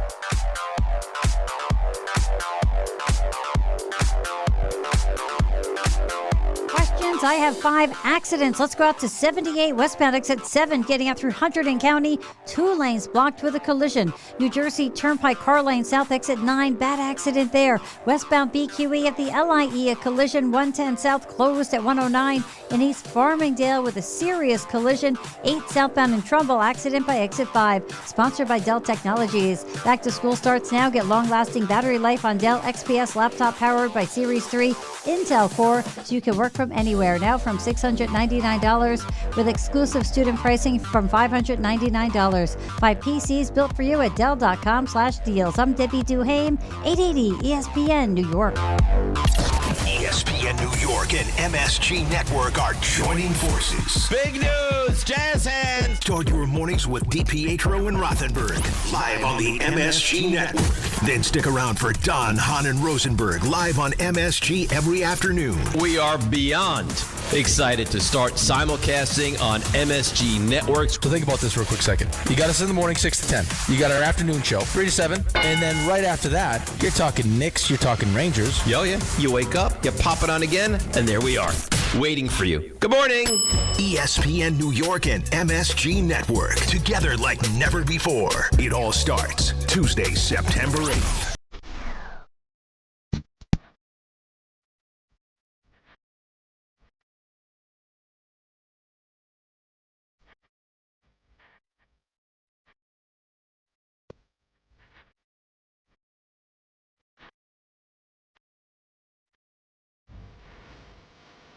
GNR for DNR here on ESPN New York, 800-919-3776. That is the telephone number. This Operation Breakfast is off the ground and running.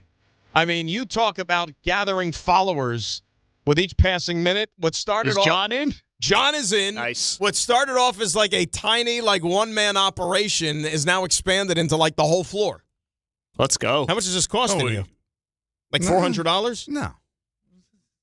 Come on. I'm hungry. I got to eat. I didn't eat anything today.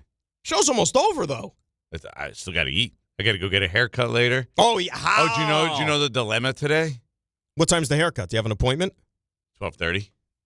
My guy was in Italy for Giuseppe. A couple weeks. No, Lou. Luigi. But Jordan, you want a haircut? I go to Italy. When I come back, you make it at 12:30. Okay? There it is. Definitely not what he sounds like, but I was close. No, yeah, not even close. Yeah, not even close. But yeah, you got to get the haircut and because he's been away for 2 weeks. I got this Sweet 16 to go to tonight, like a family friend. Mm-hmm. But it's our friend, but it also happens to be my daughter's friend. Mm-hmm. So my daughter's obviously going. This is her first friend that's Sweet 16. She getting a haircut also today or no? She is, but not. She's getting her hair done. Her hair done. You're getting it cut. Gotcha. That's my wife's in charge of those things. So you got the breakfast. But the dilemma is, how do I go to a Sweet 16 that my daughter's at with all her friends and not embarrass her? Because everything I do basically embarrasses her. You hang with the adults. Getting drunk would embarrass her. Yes. Dancing would definitely embarrass her. So, like, what am I supposed to tell me? What am I supposed to do? How many? Doesn't that eliminate anything fun? Is it a lot of her friends that are going to be there? So they all it's know like all her friends. Oh, so they know you obviously. They all know you. Okay. So yeah, you probably have to like lay low. And we're probably like on. There's probably a group of parents that are going, but not a huge group. Right.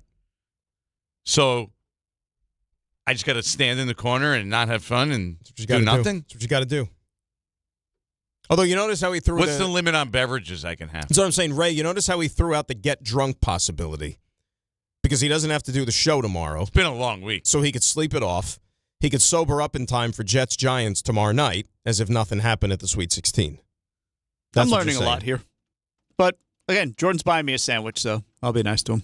Yeah, but I mean, the information is still flowing free, like that open bar is probably going to be tonight at the Sweet 16. Oh, okay. Nice. Right? Good old tequila.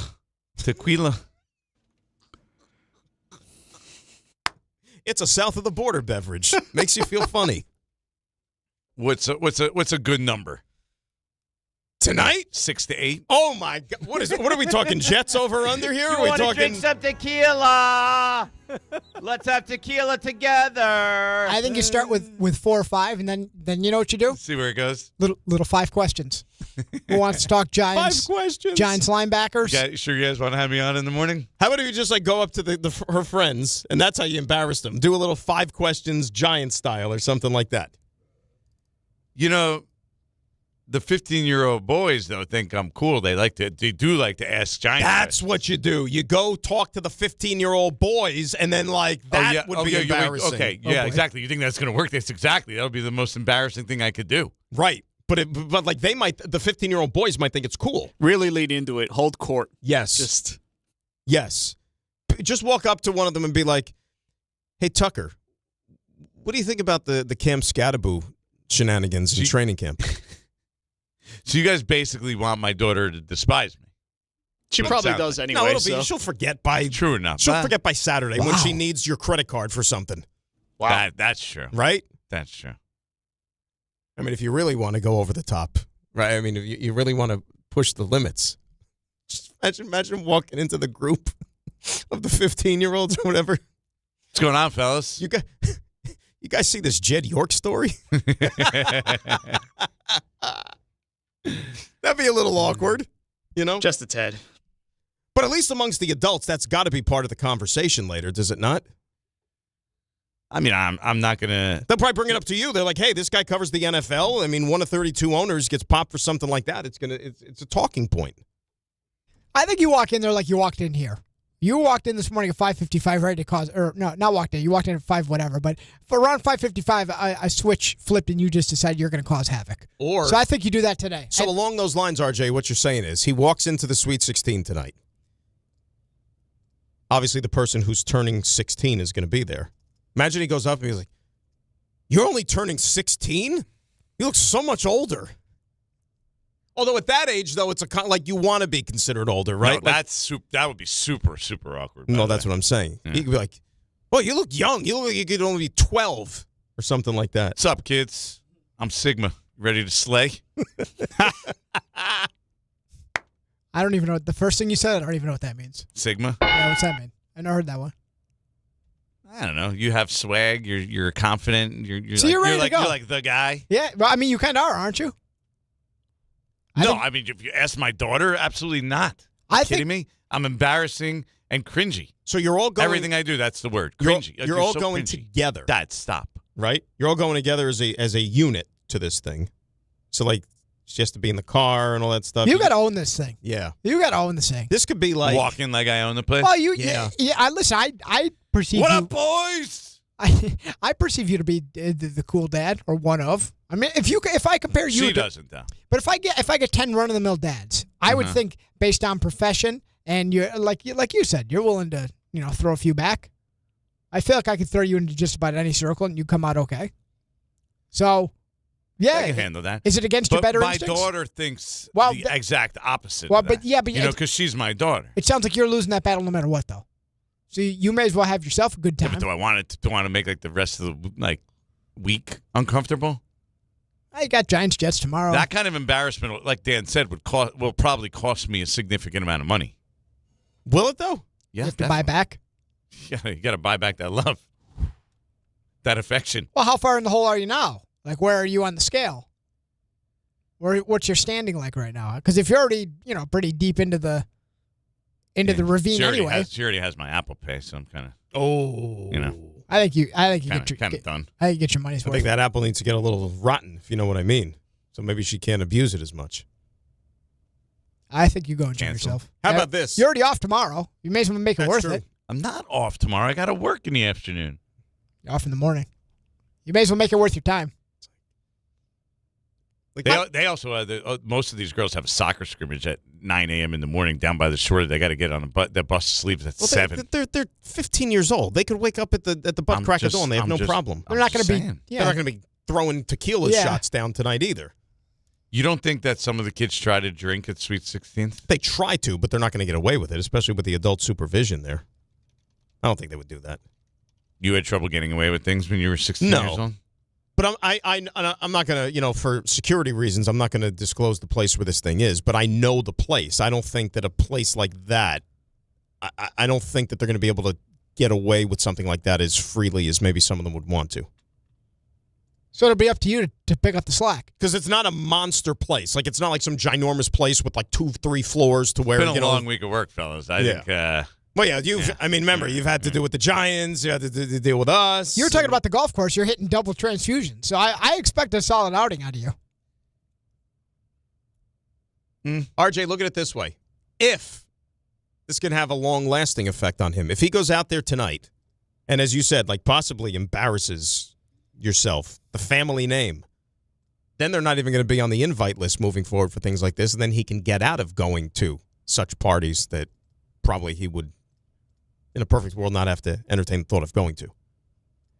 Right? All I'm saying is when you're like in your 20s and you clear a day, like you're going out with your buddies or whatever, and you're like, no, we're going to keep Saturday afternoon open because I'm going to be, I'm going to need to sleep this one off. That's essentially what you did when you bagged tomorrow for coming here. I'm not even giving you a hard time about that, but you've already cleared the schedule. So if you don't at least make it worth your while, do something embarrassing, rip a few tequila shots, lampshade on your head, something, then was it even worth it? Lampshade on your head. Was it even worth it? So what you're saying is that like you're not going to do the show. You might as well now make it count. Like you might as well get your money's worth. Is what you're saying? Yeah, it's like the group of guys that goes to Vegas and they're like, we are going to tear this place apart, and then you found out they drank too much, fell asleep at 4:30 p.m. in the hotel room. So how are we going to play this? I agree. I think I got to get my money's worth there. By the way, can I bookend a conversation that we had back on Monday to something that actually just happened now. Do you have a breaking news, Ray? Because it impacts you. And it impacts the conversation. Big news, jazz hands. You know what I just saw literally like within the last 30 seconds? The person responsible for cleaning up the decor of this place. The Knicks? Correct. Mm-hmm. The last remaining flags. Oh, gone? Gone. Well, oh, wow. You think it was just an oversight? She didn't. I don't know if it was an oversight. It's personal. But she just didn't notice. You just saw her out there. Alana just came in. Alana, stop. And she was holding something in her hand, and I noticed blue and orange flags. So she put it back. So she put it back for 2 more days. No, she didn't put it back. Remember, they never came down right when you walked in. The ones right on the wall when you walked in the lobby. Okay. So as she came in, she was like, "Oh, okay, I must have missed those." So it was just an oversight. You made it sound like she put them back, and now it was kind of personal. She finished the job. Okay, she finished the job. That's different. Do you want the kicker of the Sweet 16 story I was about to get to? Yes. Back to that. I haven't informed my wife yet that she's the one that's going to be driving tonight. That's a conversation. I was thinking about it yesterday. I was like, you know what? I'll save it till tomorrow. Well, Jordan's getting late. She's driving home, I'm sure. But what about like driving there? Who cares who drives there? That's what I mean. Home. Well, I mean, I think she would expect. She wouldn't, in her good graces, allow you to, step behind the wheel. No, but I'm saying like one of us has. You have to make a decision. One of us has to, not drink. So this is on her.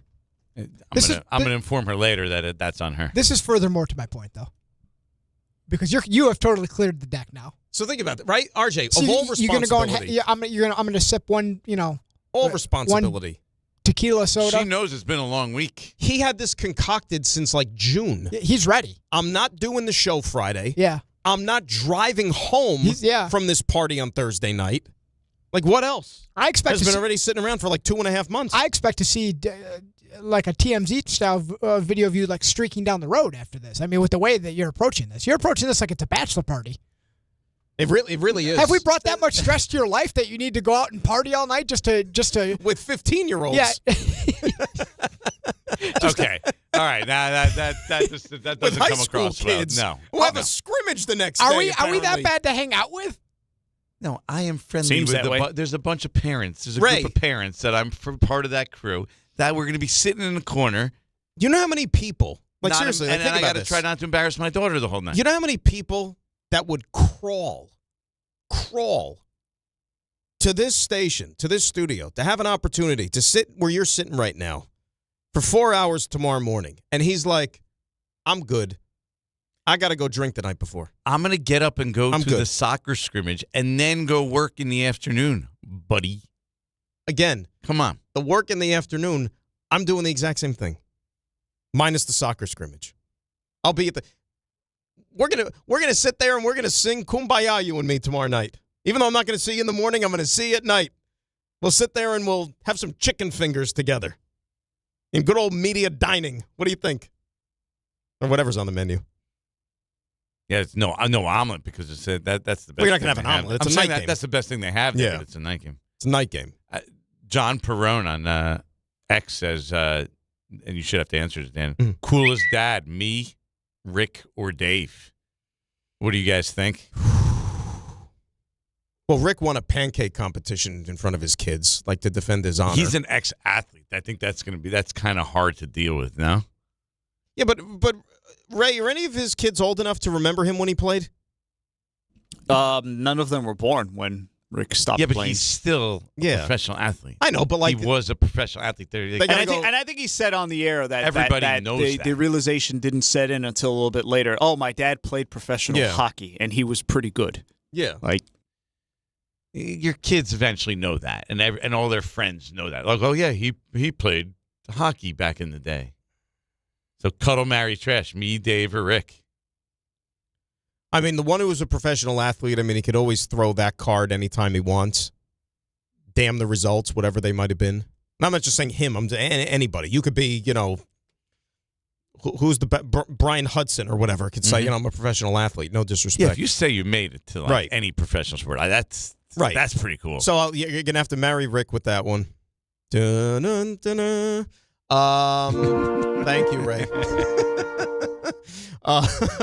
I will cuddle. I'm going to cuddle Dave, and I'll tell you why. Because you're scared of the repercussions if you trash him. You really think what just happened there. You think I'm scared? You think I'm scared of either one of those two? Yep. Here's what I'm going to tell you in the trash, because you know that this has been a sore subject of mine all week long. You skimped on the show. You skimped on the Friday show. That's where the trash comes from. That's Dan just taking the easy way out. Scared of Dave. How could I be scared of Dave? You know he'll have a fit. Talk about how cool I'm going to have to sit with Dave is, all next yada, week. Yada, yada. He and I are exactly. We've had our battles. It's fine. That's exactly why you took that route. Mm-hmm. None whatsoever. I get it. And Rick and I have gone weeks and months with not liking each other, so there's no issue there. And yet we come on the air and bury the hatchet and do fun, compelling radio. But Rick's funny, crazy, and a professional athlete. You can't beat that. To impress kids. It's a nice trifecta to have. Good trifecta. 800-919-3776. We come back. How about the adventures of one Tom Bauer? Now, that is not to be missed. Wait till you hear this. It is G&R and for DNR on ESPN New York. Hey, it's Alan Hahn. Upgrade your outdoor living space with TimberTech, the #1 brand in premium decking from Rings End. Picture this, a deck that's the highlight of your backyard, turning heads season after season. Now, imagine 20, 30 years later. It's still going strong. And here's the best part. You haven't spent a moment sanding, staining, or sealing it. Visit your local Rings End for the stunning real wood looks of TimberTech decking, paired with the kind of durability that only advanced engineering can deliver. Backed by industry-leading warranties, TimberTech is the decking that performs for decades. Ask for it locally at Rings End. Hey, it's Michael K. Not sleeping? Well, it could be your mattress. At PC Richard & Son, they don't just sell you a mattress. Their experts use a 4-step mattress fitting process so that your new bed fits you perfectly. They guarantee it. And in-home delivery on any mattress $399 and up, it's free. Come in for a complimentary mattress consultation and get a free travel neck pillow, no purchase required. So do what I do and get to PC Richard & Son today for your new mattress. Free delivery excludes Manhattan. Hey Yankees fans, gather a group of 10 or more and take advantage of our 2026 Yankees group ticket specials. Whether you're getting together with family and friends, organizing a fundraiser, or entertaining clients, your group will love bonding over the Bronx Bombers. Start planning your 2026 group outings today. Log on to Yankees.com/groups. Call 212-YANKEES or email us at groups@Yankees.com. That's 2026 group tickets. Call 212-YANKEES or visit Yankees.com/groups today. Your ambition just met its match with Robinhood. You push yourself in everything you do, scanning headlines for insights, keeping an eye on the market. Robinhood puts you in control of your money, all on one platform. You expect more from yourself. Expect more from your money. Get started today at Robinhood.com/yourmoney. Again, that's Robinhood.com/yourmoney. Your money, your move.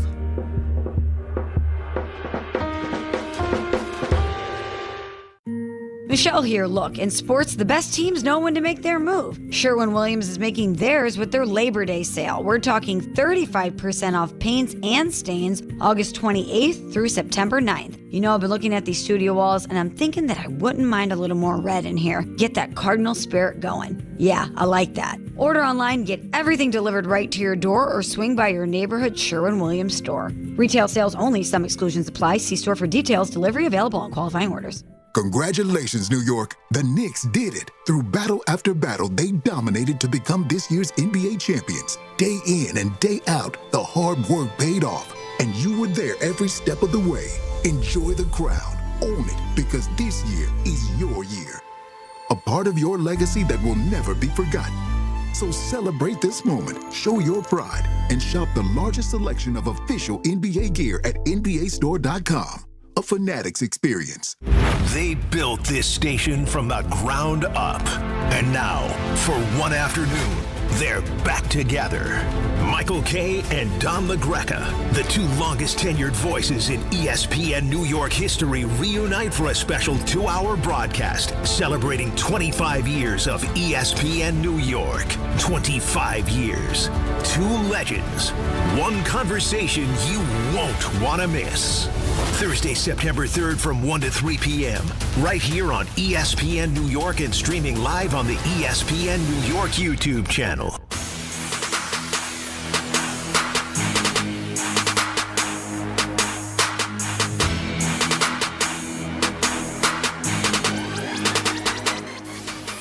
All right, GNR. ESPN New York. Maybe you should be in the room when we're coming back next time. I got caught talking about RJ. I was talking about show graphics. How about that? From our pal Jefferson on the YouTube presentation. Jefferson does a great job. He does a great job. He was showing me and talking about a Cody Bellinger graphic in particular. And we're going to get back to the Yankees coming up at 9 o'clock. I want to play this because for those that don't know, because everybody has, weird schedules and listening habits and all that stuff. But of course, are you ready indeed? This isn't the Power Hour. This is the Bauer Hour. That's our buddy Tom Bauer, who produces Chris's show, which is coming up at 10 o'clock. When did he do the Bauer Hour? Oh, that was he takes over. Remember when they had the Power Hour with Bart instead of the Power Hour? There was the Power Hour. Bauer. Rick was really insistent Bauer do some sort of open, and he leaned into it. He leaned into it, and it was one of the funnier things to actually see, like in the flesh, to see his pale face turning bright red as he tried to really turn into the second coming of Hulk Hogan or Macho Man Savage or whatever it is doing that. But he sounded like the monster truck guys, like come down Sunday to Raceway Park, like that's what it sounded like. Raceway Park. Remember those too? That back in the day. Oh, where was that Raceway Park? Wasn't that Englishtown? Is that where it might have been? But that's not a thing anymore, is it? I don't believe so. No.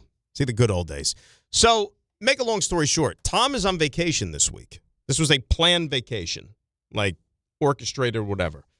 And one of the things that he was doing on the trip was he was going to be checking off different amusement parks. They're big amusement park people. They like having fun, the roller coasters, the rides, the corn dogs, all that stuff. You're at your local carnival in any town, USA, stuff like that. One of the spots that he was supposed to hit was none other than Dollywood. And obviously we know we lost the legend Dolly Parton just a couple of days ago. So yesterday, Tom and the family had their day at Dollywood. So as any good producer would do and as any good host would do, Chris made it a point to have Tom check in from Dollywood, seeing what the vibe was, seeing if anything has sort of changed in any way. So here's Tom. I'm going to say that was pretty much your idea. I think so. Yeah. I was in the room. Here, that's true. I didn't want to take credit for it, though. But I appreciate it. I told you. I just spit truth. It's true. That's what I do. It's compelling radio. That's what I do. Here is Tom from Dollywood. There's a lot of people here who are here to try and memorialize the legend that is Dolly Parton. And then you got a lot of people here just kind of experiencing all that Dollywood has to offer, which is, from being here for an hour, an absolutely beautiful environment. Loving every minute so far. And it's been a very quiet morning, but a very peaceful morning. Now, Ray, he was wearing the big Dolly wig, too, right? Like, while he was there, he was really, leaning into it, Tom. I didn't see that part. I think he was. I gotta look at that. Is that a joke or is that serious? No, I think he was leaning into it. He was really playing up the character. I'm just like Chris and I, we were talking about it. It's like there's so many questions. Like when you find out that Tom is going to go to the theme park and then poor old Dolly, what happens to her? And you wonder if they're interconnected in any way. That was the best we got from the update, though? That was one. Secondly, we, like we said, he's quite the adventurer when it comes to theme parks. Why? It's been voted the most beautiful park in the world for countless years in a row by the Golden Ticket Awards, which is like the Emmys of amusement parks. It's got about 9 or 10. Yeah, I know. Just the Emmys, not the Oscars of amusement parks. Emmys, Oscars, tomato. I only care about the Marconis. That's what really matters around here. Is that the Marconis are the radio That's awards. The radio ones, exactly. You know what? I'm biting my tongue. Is it like the Travelers Awards or something? I almost said something, but I want to speak positivity. I'd love to win something like that someday. Go ahead, say something. Go ahead, say it. Yeah, you'd think the Knicks broadcast could do so. I think we did a good job this year.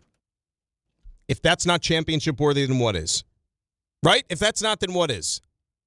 No, real talk. I always say all my friends in the television industry. I'm jealous that they get Emmys. I'm so jealous. I want an award. I want something to stick in my living room. Why can't I have one? Here's the thing with the Emmys, okay? Because I was nominated for one. Maybe, I don't know if it was two, but definitely one. Didn't win. The thing with those, like when you see some of these people with their like home camera shots, the zoom shots, the home footage. Mm-hmm. Some of them like to throw because I saw somebody just the other day, as a matter of fact, in the industry. I'm not going to mention any names, but they literally had like 5 or 6 of them behind them. They may not be for you specifically, but even if you are, let's say, like one of like 90 people that they put like a mention with some sort of an affiliation, like you can then go ahead and buy the statue yourself if like your project is worthy of an honor. You know what I mean? It's not like they're giving it to you specifically. If they list your name on the so-called ballot nomination, whatever, then you have the opportunity, if you win, to write the New York Emmys or whatever, like a check to be able to get your own statue with your name on it. No, That's you know how it what? works. Look, I don't care. I want one, okay? That'd be nice. I'm with Ray. I'll take one any way I can get it. It's nice. It's nice. Don't get me wrong. I mean, but I've never been given any awards. It's kind of sad.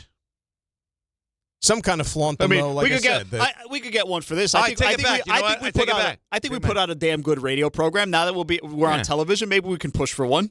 I think you can. Absolutely. I think we do this. It's on television. It should be a daily category or whatever program or whatever. RJ Newgoal. We're winning an Emmy. Let's go. Daily live. So I want an Emmy. You know what goes into these things? It's all about self-promotion. You basically have to submit your entry and promote yourself. And that's how you get nominated. So it's not even like really like we noticed you, we recognize you on merit. It's we have to have. Usually, it's the management. You know what? Has to promote you to then try to get the honor. All right, so this is what's going to happen. I've got my MSG meetings coming up shortly. We're going to have a conversation. Oh, by the way, I want a little throw in for these New York Emmys. Yeah, you should throw us into the New York Emmys Raymond, this year. I'm going to break some news to you about how that whole. Let me tell you a little something about the television business and how this works, okay? And then you and during your MSG meetings, and next time you're in with John, you can work this out. To win these awards, obviously you have to be nominated, right? Submitting a particular project for nomination, that's not free, my friend. That's all I'm saying. So who's footing the bill? Is it going to be this place? Is it going to be MSG? How much are we talking here? It's substantial. Really? It's substantial enough to where, maybe we won't necessarily push for said project because you got to write a check. All right, we're doing a fundraiser. I'm just saying. We're doing a fundraiser. I'm sure just we can saying. get our listeners little GoFundMe to help us out here. GoFundMe for the Emmys. Let's go. I'm all for it. We got to get the message out there. We also have to take a break. When we come back, how about those Yankees? Where has this offensive explosion been hiding all summer? But you know what? It might be turning the heads at the best time possible. It is GNR in for DNR on ESPN New York. At Uline, the prevailing opinion is if you don't live it, you don't believe it. The people at Uline believe in hard work, and they live it by being there 24/7 to answer your call, having 41,000 items in stock, and offering same-day shipping from 12 locations across North America. Business owners, sellers, buyers, shippers, and packers believe it. Uline is the hard-working, dependable source for your shipping and industrial supplies. Visit uline.com. When you manage an active facility, disruption is not an option. Tricon Construction specializes in healthcare, commercial, and industrial environments where work needs to happen without shutting operations down. That takes detailed planning, clear communication, and safe, disciplined execution. Because when patients are inside, tenants are working, or production has to keep moving, every decision matters. Tricon understands how to work around your business professionally, safely, and efficiently. For complex work inside active facilities, choose Tricon Construction. Visit triconbuilds.com. That's triconbuilds.com. Monkey Sports, built by players for players, is your one-stop shop for hockey, baseball, lacrosse, and more. Find top-name equipment and expert in-store services like sharpening, break-ins, and relacing. Shop in-store at Monkey Sports in Farmingdale or Woodbridge, or online for all the top brands. Whatever your sports, Monkey Sports gets you game ready fast. Monkey Sports, where athletes shop. ESPN New York and MSG Network are joining forces. Big news, Jazz hands. Start your mornings with DiPietro and Rothenberg, live on the MSG Network. Then stick around for Don, Hahn, and Rosenberg, live on MSG every afternoon. We are beyond Excited to start simulcasting on MSG Networks. So think about this for a quick second. You got us in the morning 6 to 10. You got our afternoon show 3 to 7. And then right after that, you're talking Knicks, you're talking Rangers. Yo, yeah. You wake up, you pop it on again, and there we are, waiting for you. Good morning. ESPN New York and MSG Network, together like never before. It all starts Tuesday, September 8th. At City Harvest, we believe no New Yorker has to go hungry. With your help, we're on the road 365 days a year, rescuing over 77 million pounds of nutritious food and delivering it free to millions of New Yorkers, transforming surplus food into sustenance, sustainability, and smiles, rallying thousands of New Yorkers to power a network of nourishment across our city. One day, one meal, and one New Yorker at a time. That's how we feed good. Donate at cityharvest.org. Chris Canty here. Football season is back, and Lids has you covered. Just in time for kickoff. Want the latest headwear to rep your team at the tailgate, at the barbecue, or at the game? Shop the 47 brand NFL collection, exclusively in store at your local Lids. This collection puts a new spin on retro NFL gear. Lids has every fan covered with all 32 teams, featuring the big-time hits and alternate team logos. You'll find the perfect fit for every Sunday. Selection may vary by store.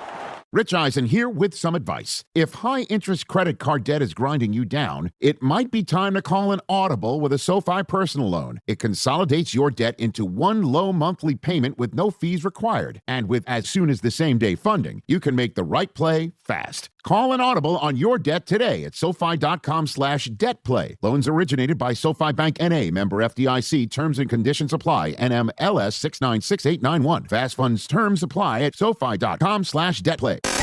This is the Michael K. Show. You hear people saying, that's why Yankees should have got a reliever. Well, they tried. Everybody wanted George Lombard Jr., one of their top prospects. Would you have wanted to give up George Lombard Jr.? Oh, they should have gotten Mason Miller. Not available. They should have got Morozak. Not available. They did try. They knew they needed another arm in the bullpen, but you can't bankrupt your system to get another arm in the bullpen. The Michael K. Show, weekdays at 1 on ESPN New York and streaming live on YouTube. Presented by the Parisman Firm. ESPN New York, now streaming live on YouTube. Subscribe today and watch the show. WHSQ and WCBS-FM HD2, New York. This is DiPietro and Rothenberg. Am I doing something so drastically wrong, or is Dan just not able to power through it? This is what I mean. He's going on the attack. Dan's supposed to be professional, just be able to ignore it. I don't think I did anything wrong. Dan could complain when I come in the room as he's going just back on air. Like, he can't filibuster for 2 seconds for me to sit down. He'll have to bring it up and be like, oh, nice of you to come back. I talk and talk back, which doesn't even get on air, but it's too loud for him, and that's a problem. This is DiPietro and Rothenberg. I'm old, and you stink at radio. Apparently. Yeah. On ESPN New York. And streaming live on YouTube. Streaming live on YouTube, it is G&R, Grasa Renan. Final hour of the program, 9 o'clock hour. Here on ESPN New York, 800-919-3776. That is the telephone number. We're going to give you the stuff you missed coming up in just a little while. Raymond's going to give you the 3 stars. Before all is said and done, our final hour of the week with our buddy Jordan. His belly is soon going to be a lot fuller than it is right now because breakfast has arrived. Smell this bacon, egg, and cheese for the next 20 minutes. And it's the long segment. It's a tough. It's the long segment. Boy, it could not have come at a worse time. You know? Well, I'm not an expert at this, so my planning was obviously not. Well, you didn't know when they were going to deliver it either. I mean, unfortunately, you're at their mercy. You could figure about a half hour, right? But it does look good, though. I mean, it smells good, looks good. The best breakfast sandwich is the bacon, egg, and cheese. It's like there's no rival. Well, or either that or Taylor ham instead of bacon. I don't even think it's comparable. Really? I always tried. I'm from New Jersey. Yeah. The whole debate. Taylor ham or pork roll? Taylor ham? Yeah, thank you. But you're like more Southern, so your people skew more towards pork roll. But I say it's Taylor ham. But to me, honestly, it doesn't matter. Every time I try it, I'm like, the bacon, egg, and cheese is so much better. Yeah. It just is. But I mean, and then you know my new addition to it? Was what, ketchup? No. Oh. Hash brown. On it? In it. Nice. No, the more the merrier. I think that jives. It actually, I tried, like it was a thing at the bagel place I go to, and the Bagel Nook, love that place. And shout out Bagel. Yeah, shout out Bagel. And it really hits. Like a nice crispy hash brown really adds to it. Oh, those yeah. Hash browns are like they could Delicious. go with anything. Yeah, they're delicious. A good hash brown is delicious. I mean, you could eat like the most. You could put liver with a hash brown, and it would suddenly become more. When we were in West Virginia, because the Giants went to West Virginia. Yeah, you go to the Italian restaurant in West Virginia, put a hash brown on it, and make it more palatable. We went to this breakfast place. Yeah, I was a little Jethro's concerned, something like that. Yeah, and it said like roadkill omelet. They asked, "You want a McDonald's hash brown?" I was like, "What does that mean, McDonald's hash brown?" Yeah, it was just like shaped like a McDonald's hash brown. Did it taste like a McDonald's hash brown? It was pretty okay. much. They might have just got it from McDonald's and brought it. The McDonald's hash browns are so good. Here's the problem. Yeah, it was though. good. That's the thing. They're not big enough. Like it almost seems like you need 3 of them to satisfy. It was like the exact size of McDonald's hash brown. It's tremendous. So that's what Jordan has waiting him. Ray is enjoying his right now. John Winthrop took his and is in parts unknown, enjoying everybody's favorite sandwich here. We need to talk about the New York Yankees because, to their credit, the Bats have livened up, and the team is better for it here. 24 runs in the last 3 games. Last night, they bombarded the Astros 9-3. And look, we don't know how. I mean, look, you're not going to go out there and score, 7-8 runs every single time you step out on the field. That's asking a lot. But knowing that this lineup has that in them, even though the Astros starting rotation not very good, you don't have to discriminate. Runs are runs, wins are wins. More importantly, Yankees still keeping pace with Tampa Bay while they await the brigade still to come back from injury here and make them a fully operational Death Star. Yeah, I mean, look, Luis Garcia in the middle of their lineup just seems to have changed everything, right? Him hitting now, and then you're also adding Bellinger back at the same time. It gives you a big hitter there aside from just everything being on Ben Rice's shoulders. Like, as if Ben Rice didn't hit, the Yankees just basically had no chance to score for like a month. Exactly. At least now you have added some pieces. And also, to be fair, Chisholm has played better of late. 3 hits last night, big hit last night. And Chisholm and Bellinger probably had the 2 biggest hits in that inning, that 7th inning. Yankees get out of a jam in the top of the 7th. Mm-hmm. Just when it looks like, this is about to go wrong. They have their fielding faux pas again. Lombard's 5th straight game with an error. By the way, last person to do that, Rafael Devers in 2017. And he stinks at 5 the field. errors in 5 straight games. So not great on that end. But then it looks like they're in trouble. It's about to fall apart. Here we go with the Yankees again. They didn't do much hitting at that point. They had 3 runs, but kind of a silent offense at that point for the most part. And you're like, okay, they're going to give up a bunch of runs here. Paul Blackburn gets out of the inning, bases loaded, 1 out. Yankees come up in the bottom of the 7th, put up a 4 spot, bunch of big hits. Cody Bellinger with the biggest of them all. And next thing you know, nice, easy 9-3 win. A 9-3 win, and right now, so you're halfway home, right? You're 5 games into this very important 10-game homestand against playoff contenders in the American League, and you've won 3 out of 5. Not exactly what you want, but it could be a lot worse here, and you still have 5 more games to play. We know the ones this weekend against the Red Sox are probably the most important because they're right on your heels. You actually gained a game in separation from Boston last night because they lose while you win. And then, of course, all eyes are on that doubleheader on Saturday because, as Aaron Boone outlined a couple of days ago, that could be the return of Max Fried into this rotation, which would be fantastic news for them. And look, I'll say this. It's fantastic news on the larger scale. Right.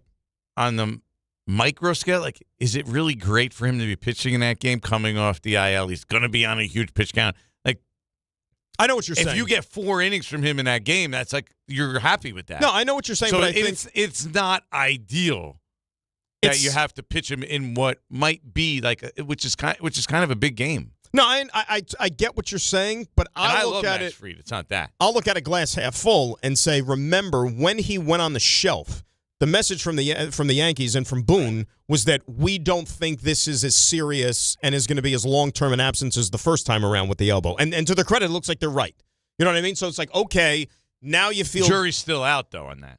Well, sure, he's got to come back. We have to see him come back and pitch a game and be able to be able to pitch 100 pitches, 7 innings eventually, right, to see if it even works. And it's a gradual build to that. But, I mean, at least in the short term here, like the initial signs certainly good if he's going to be out there on Saturday. In the meantime, Elmer Rodriguez gave them a pretty good start, which was big for them yesterday. I can't ask for more than that. When going into this series, we knew the first 2 games of starting pitching could be a problem, right? Right. You got Will Warren, who's been inconsistent, and you had a TBD in Game 2 against Houston. And you kind of needed one of these 2 games, and Elmer Rodriguez put them in that position. 6 innings, 3 runs. You would have signed for that before the game? 1,000%. 100 out of 100 times, right? 1,000%. So that was actually very important, very big, that he did come up with that quality start when they needed it there. And, I mean, I don't know how things are going to shake out moving forward with the when's their next off day? Sunday, Monday, Tuesday, Wednesday. Okay, next Thursday, a week from today. A week from today is their next off day. So, by virtue of that, you may not need a starter. Oh, no, that spot comes up again on Monday. I got no problem pitching. No, he's definitely, my point is he's worthy of another start. No ifs, ands, or buts. Yeah, I'm saying I would have no problem pitching him anyway. And plus, things could get a little bit tricky here, especially with the doubleheader coming up on Saturday. What will that do to their bullpen? What will that look like before they even get through the weekend against the Red Sox? Because remember, right after the Red Sox, they go out on the West Coast all the way out to Anaheim, cross-country trip with no day off. That's asking a lot, man. I think it's very important that they get one big start from one of their significant starters, their top starters. Like they're going to need from Cole or Schlittler at least 7, maybe like an 8. One day where they really don't have to rely on their bullpen too much from one of those guys in the next few days here. How about this? And I know this was a big talking point earlier before the show, but there's a questionable weather forecast for today, right? Let's say they don't play this game. If Dan sees like any rain on his weather app, he just wants everything canceled. We got the news. Everything should be canceled. We got New York cancel news the day with lightning and all that other stuff. So we'll see. But nevertheless, if tonight's game gets bagged, you move everybody back a peg, and that helps solve your problem, right? Because then that means Cole on Friday against the Red Sox, Schlittler, Rodon potentially on Saturday in the doubleheader, and then you could push back even Fried until Sunday. And then it means what? Finding a spot to make up that game. They're going to do everything they can to play this game. Nobody wants to. They're not. It's not. First of all, I don't even know. Let's put it this way. I was looking at my weather app on my phone, and it's. I was like looking for the hour that it said actual rain. Like it might thunderstorm at some point today, but this isn't like 6 hours of rain where they're not going to get the game, and I'd be stunned if they didn't play today. There have been instances though where they'll actually preemptively call the game in the afternoon based on a forecast, and then there's not going to do that when they don't have another game scheduled between these two teams in New York. I just want to see if there's a common off day, which also would complicate things. But between these even two then, teams. they want to try to avoid that. They're gonna do everything humanly possible. They'll sit there for 5 hours if they have to play this game before they ask. Well, the advantage they also have going for them is that they're both going to be in New York tomorrow because the Astros are only playing the Mets, so it's not like the Astros have to leave town. So that also plays into the favor of getting this game in here today. Astros. Oh, okay. Yeah, I thought you meant like making it up. I'm like, well, when are they going to make it up? No. They're going to play the Red Sox in the morning and the Astros at night. All right, here's your common off day if need be. Monday, September 7th. Is that Labor Day? Yes, September it is. 7th. All right. So, and again, that's last worst case scenario. But Monday, September 7th, you have an off day between the Yanks. And the Astros are both off, so they could make up the game if necessary. Aren't the Yankees on the West Coast, though? No, they're back. They'd be coming back from the West Coast. Oh, okay. So Sunday the 6th, they're in San Diego, afternoon game, and then they're going to have to fly home off Monday, but they would be off before then so their Colorado next game comes after Colorado's at home. Yeah, we'll be on Tuesday. But hopefully it doesn't come to that. We'll see. But nevertheless, it's a game you want to win. I mean, you want to keep winning series. Right? I mean, given the state of affairs where they are right now, I know there's a reduced schedule today. I just want to see if Tampa's playing at all. But you feel better about the Yankees today than you did in any game because now you got one of your big guns pitching. Right, absolutely. Because guess what? Now you feel better. Okay, we're going to the series finale here to try to win the series, and look who we got on the mound. Tampa. Garrett Cole. Tampa. Great of late. Tampa's off today. So you can at least Wozniacki, by the way. Make up a half game. Yeah, they make up a half game, and then that would get you to what? 3. But there's still 3 in the loss column. Yeah, I was about to say, I think they're 3 in the loss column, right? And that's the important one. So even with Tampa not playing, it doesn't really have any sort of significance with the stuff today. Who does Tampa have this weekend? See, now you can play that game. Now you can look ahead a little bit here. Why? It's not September yet. Don't you say you can't do that until September? We got 3 more days. Yeah, we got 30 games. Once we're in the final 30, we're good to go. Let's see. Friday. The Rays play the Guardians. Cleveland's playing well, though, right now. Oh, no, they don't. That's the Royals. Sorry. The Rays play the Padres. On the West Coast? Host the Padres. No. In Tampa. I mean, San Diego's been playing a lot better. Yeah, San Diego's. I mean, it's not a pushover. Yeah, Jaxson, sure. Merrill, Fernando, Tatis are swinging the bat really, really, really well for them. So there you go. You might even Yankees get some help. Yankees have already first about taking care of their own business, and then just staying within striking distance of that series against Tampa in the final week of the season. 800-919-3776, the telephone number. Before RJ gives us, of course, the stuff you missed, we're going to hear from Everyday Edgar in Bloomingdale. Edgar, good morning, sir. How are you? What's up? Back to the egg and cheese with the hash brown. That's called the Brunson. He puts the hash brown in it, and he puts chipotle mayo.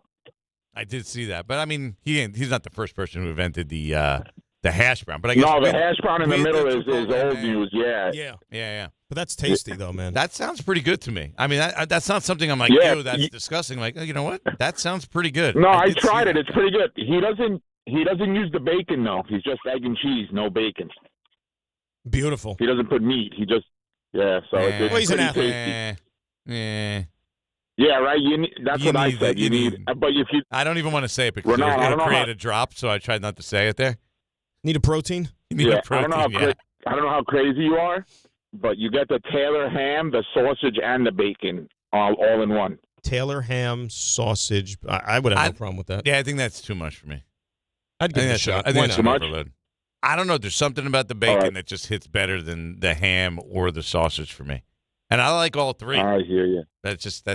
I don't know. There's no better breakfast sandwich than the BEC. Facts. The Yankees, the bats are coming alive, but the arms are. I'm about to go on the 15-day DL soon. What's happening?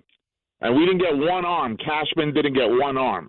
Well, he did that, though, for a reason, Edgar, right? Because they thought they were going to have all these starters coming back, throw in Luis Gil in the minor leagues, that you would be able to shift some of these guys to the pen, and then they would be fresh arms that you would be livening them up with, too. That's what I say. I think the jury is out on this. Like, I agree it was definitely a little bit eye-opening and a little bit almost out of character that the Yankees didn't add arms, right, Dan? Right. But the fact is they were saying we have these guys returning. We have a surplus of starting pitching that some of these guys are going to move into the bullpen. So now we're going to see if they were right, if that's going to pay off. Including a guy who started the game last night. If he's deemed worthy of being one of your best, 11 pitchers or whatever you're going to take, 11, 12 guys for the postseason, guess what? He's not starting games. Mm-hmm. Throw him in the bullpen. And how about the idea that, in retrospect, you know what? Luis Garcia might have been the best bat that they can get. Maybe. I don't think that move, because the name didn't resonate with people, really excited many people, myself included. I'm not going to lie about that. But now you see like what he's done this year, the power that he brings, the bat that he brings. You're like, I'm not sure they could have gotten much better than that in regards to adding a hitter to the lineup. Now, I get it. It's not ideal. It's not perfect. If he was right-handed, it would probably work a little bit better. Mm-hmm. But for what was available, like, who got traded that was out there? Well, I'm going to tell you right now. We needed this guy. Remember, the groundswell. The groundswell was going to be why, and remember, it was an overpay. Red Sox overpaid. Why didn't the Yankees do the same to get Adley Rutschman? Here's Adley Rutschman as a Red Sox. 12 games with the Red Sox. Batting $146. His OPS is .499. 1 home run, 4 RBIs. That's like Jorge Polanco bad. Now, it's only 12 games, and remember, part of it is he's controllable for next year, too. So he would have been on your team. Though. And so was Luis Garcia. But, again, I think – and the other thing with the bullpen arms, too. Remember, last year, for the most part, we thought that Cashman did a good job at the trade deadline because you thought he added to the bullpen and beefed it up. I mean, Bednar turned into your closer. I mean, he has their closer this year. Exactly. We can't say he failed at it. I mean, obviously, some of the other moves didn't work out. Right. So as a whole, it still didn't get you where you wanted to go. You fell short of your goal. You didn't even make it to the LCS. But I just think I believe in this plan that barring something goes off the rails, you're going to have a nice complement of live arms that you're going to be able to stock that bullpen with once you get to late in the season. I said this yesterday. If there's 5 guys to choose from, and we're talking about guys that ranging from Heel to Clark Schmidt to some of the starters that are pitching now, we're talking about Will Warren. If like out of the 5 options, 1 or 2 of them end up being a really reliable, trustworthy, high leverage piece in the playoffs, that'll work. That'll be great.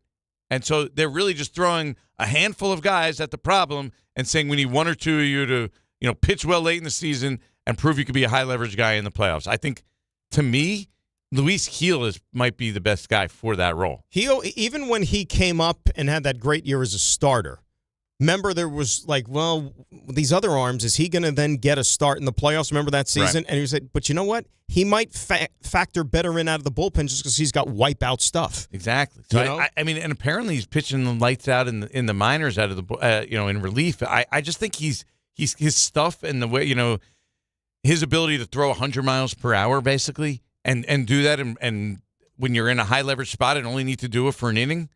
That definitely intrigues me. All right, remember. So let's just to recycle the names that we mentioned yesterday, like possible arms that could be added to your bullpen late in the season or in the playoffs. Heel, Clark Schmidt, Will Warren, Elmer Rodriguez, and then who knows what's happening here with Ryan Weathers if he comes back. So, like I said, forget about just like one reliever you're going to go trade from or you could have acquired from some other team. You got 5 guys right there who are already a part of your organization that you could say they're going in the bullpen potentially. Yeah, that's a nice lot of options all to have. 5 of them to hit. Nope. You don't. Not even. The reality is they already have some arms in the bullpen, right? Hedrick's been amazing. I know he had a bad game the other day. Right, you're going to eliminate Cruz good. now. Cruz is on the IL. That's a problem. So now you got to replace him. But yeah, Blackburn, for whatever you want to say about Blackburn, he's been amazing this year, and he was great again last night. So you just need another 1 or 2 arms out of that crew. Raymond. Someone on Twitter says Raceway Park, we were talking about that, still is active and has events. No more drag racing as of 2018. Oh, well, drag racing was a big draw. Raceway Park. Yeah. So that's a no more. Used to run those great radio ads. Yeah. TV ads, too. They were TV ads. But usually I heard them on the radio. All encompassing. RJ. Hi. How's things? Just Andy, how are you? Oh, I'm doing great. Got a big Niners game tonight, don't you? Oh, yeah. I decide everything. Hopefully my owner's far away.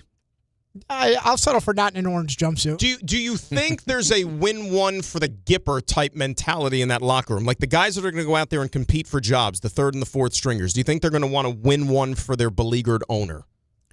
I think if you're them, do you try to gain some sway? Maybe shoot him a text and be like, "Hey, sorry about what's going on." You know what I would pay a lot of money for? What's that?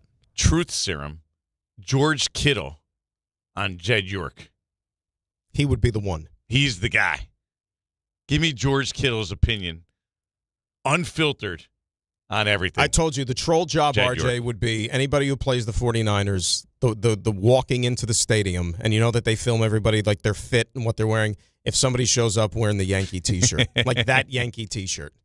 Listen, who am I to say? Maybe he was like a big Tanyan Sturts fan. I don't know. Tanyan Sturts. I don't know. That's a pull. That is a pull. I don't know. That was something else. That's like when Carlin and I play those games, like who's he, who's this guy, or whatever it's called. Like just naming random names of the past. Who am I to say whether Jed York is a big Yankee fan, big dynasty in the 90s? I don't know. Big Ramiro Mendoza guy. Could be. Well, Ramiro Mendoza's an old timers day invite, so he's like still in the circle. You know what? He was definitely a big Chuck Knobloch supporter.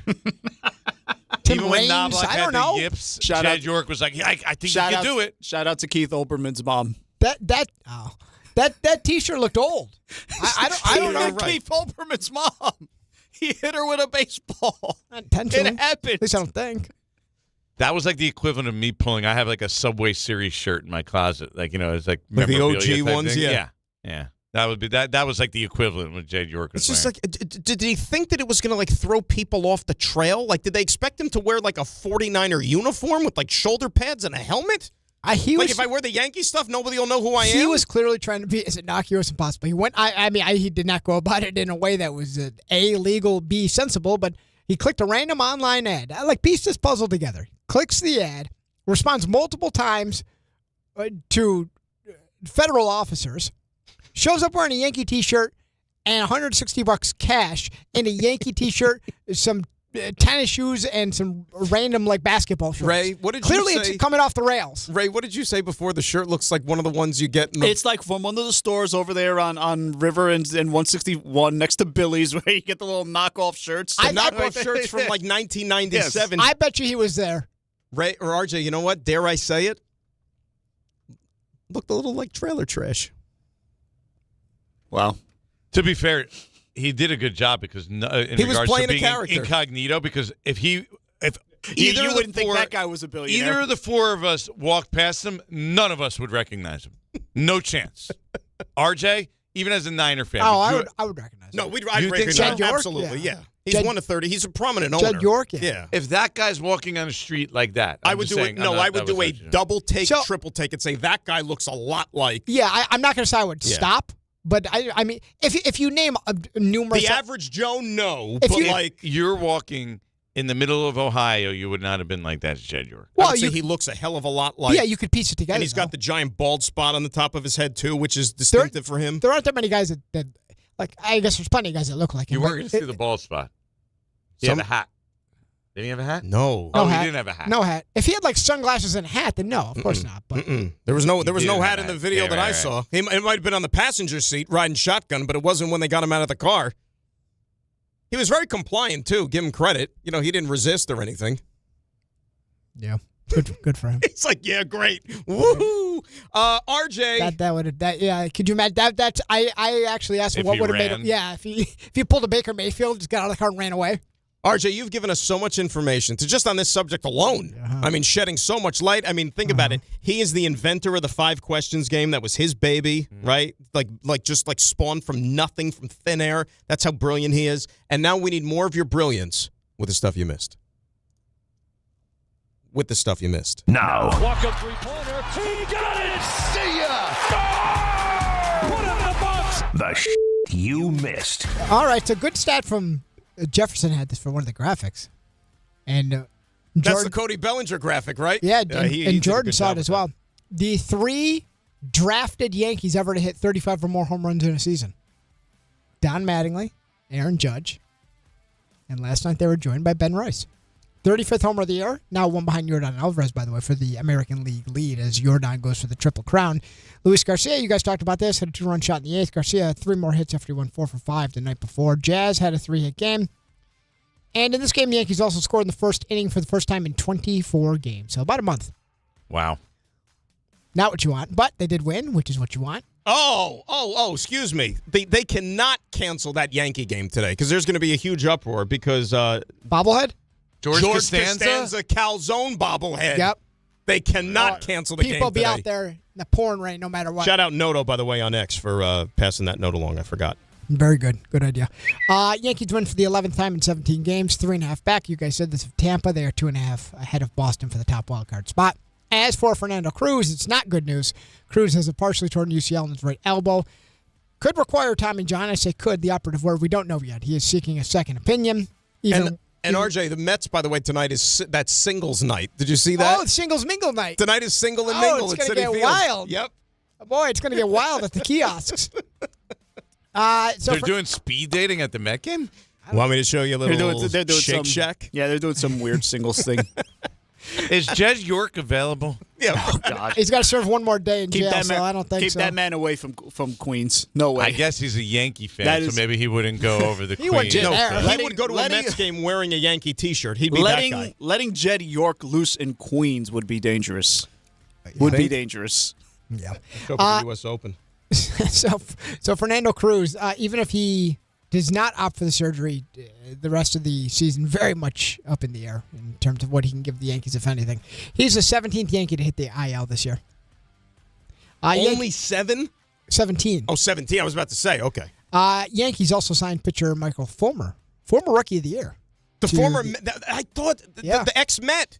Tiger. Who was the trivia question? Who was he the centerpiece of when the Mets traded him away? Like, who was the trade? Oh. He was the big prospect going back to said team. Like 10 years ago? 11. And it worked out great for the Mets. Oh, I knew this. I don't know right now. I'm not going to belabor At the deadline, spurred them to a pennant that year. Who was it? To the Tigers, Yoenis Cespedes. Yep, I did see that somewhere. Shame on me. That's right. Speaking of the Mets, Bryce Strang hit a 3-run homer. Brewers beat the Mets 8-1. Dustin May, who started for the Brewers, pitched exactly one pitch. Left with a bruised right scapula. 106 miles an hour off the bat of A.J. Ewing off his right shoulder. So May leaves. Ewing, by the way, stole 2 bases in this game. He has 21. Why is that relevant? Tied Greg Jeffries back in 89, third most in team history by rookie. I'm seeing a lot of those. That's I can tell they're having good years, obviously. Personally, not as a team, but Benji became the second rookie to be 15 home runs, 15 stolen bases with Strawberry. I was going to say, if you throw on a Met game these days, you're seeing a lot of Nolan McLean, A.J. Ewing, Carson Bench, first rookie since X. Yep. Meanwhile, it's pretty much every no night. chance at Rookie of the Year, though, because did you see that guy, Sal Stewart from the Reds? Yeah, but he's not even the betting favorite right now. J.J. Weatherholt. He leads the baseball in RBIs. He's going to be 30 and 100. Yeah. He already hit 100. That's the thing. He already has 100 RBIs. But it's not even. It's not even September. J.J. Weatherholt's probably going to win it, though. I know, but I'm just saying like that's how good the competition is this year. And I would be hard pressed to think a dude and Sal Stewart's going to keep putting up those numbers. Let's say he goes like 35 and 115, you're not going to give him Rookie of the Year because J.J. Weatherholt plays a good shortstop. Yeah. Bo Bichette left the game after 4 innings, bruised left foot, X-rays negative. Mets are going to see Mizorowski in today's game. Juan Soto, by the way, getting close to a return. Kyle Schwarber hit his 40th homer yesterday. Phillies beat the Mariners 6-0. Mariners not so good these days. You see, by the way, the Padres ownership group, we talked about that a couple of days ago. A couple of the Bus brothers are involved in that as they fight their sister, Jeannie, over. Bus family's got a lot going on right now. NFL, Pro Bowl, see you later. Pro Bowl games, also see you later. So the way it's going to work now, 88 players will be named to the Pro Bowl. No replacement selections, and no more AFC versus NFC. No game. 88? Yep.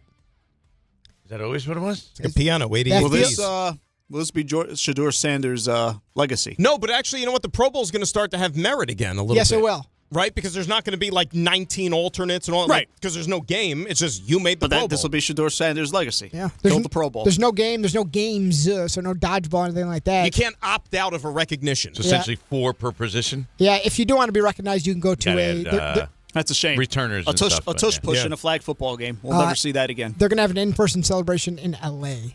to commemorate. Did you ever get sent to cover any of those Pro Bowls, like when they had the Pro Bowl games? Because it was at the actual Pro Bowl when it was at the Super Bowl. So when I was working at NJ.com covering the Giants, I would go to the Super Bowl every year.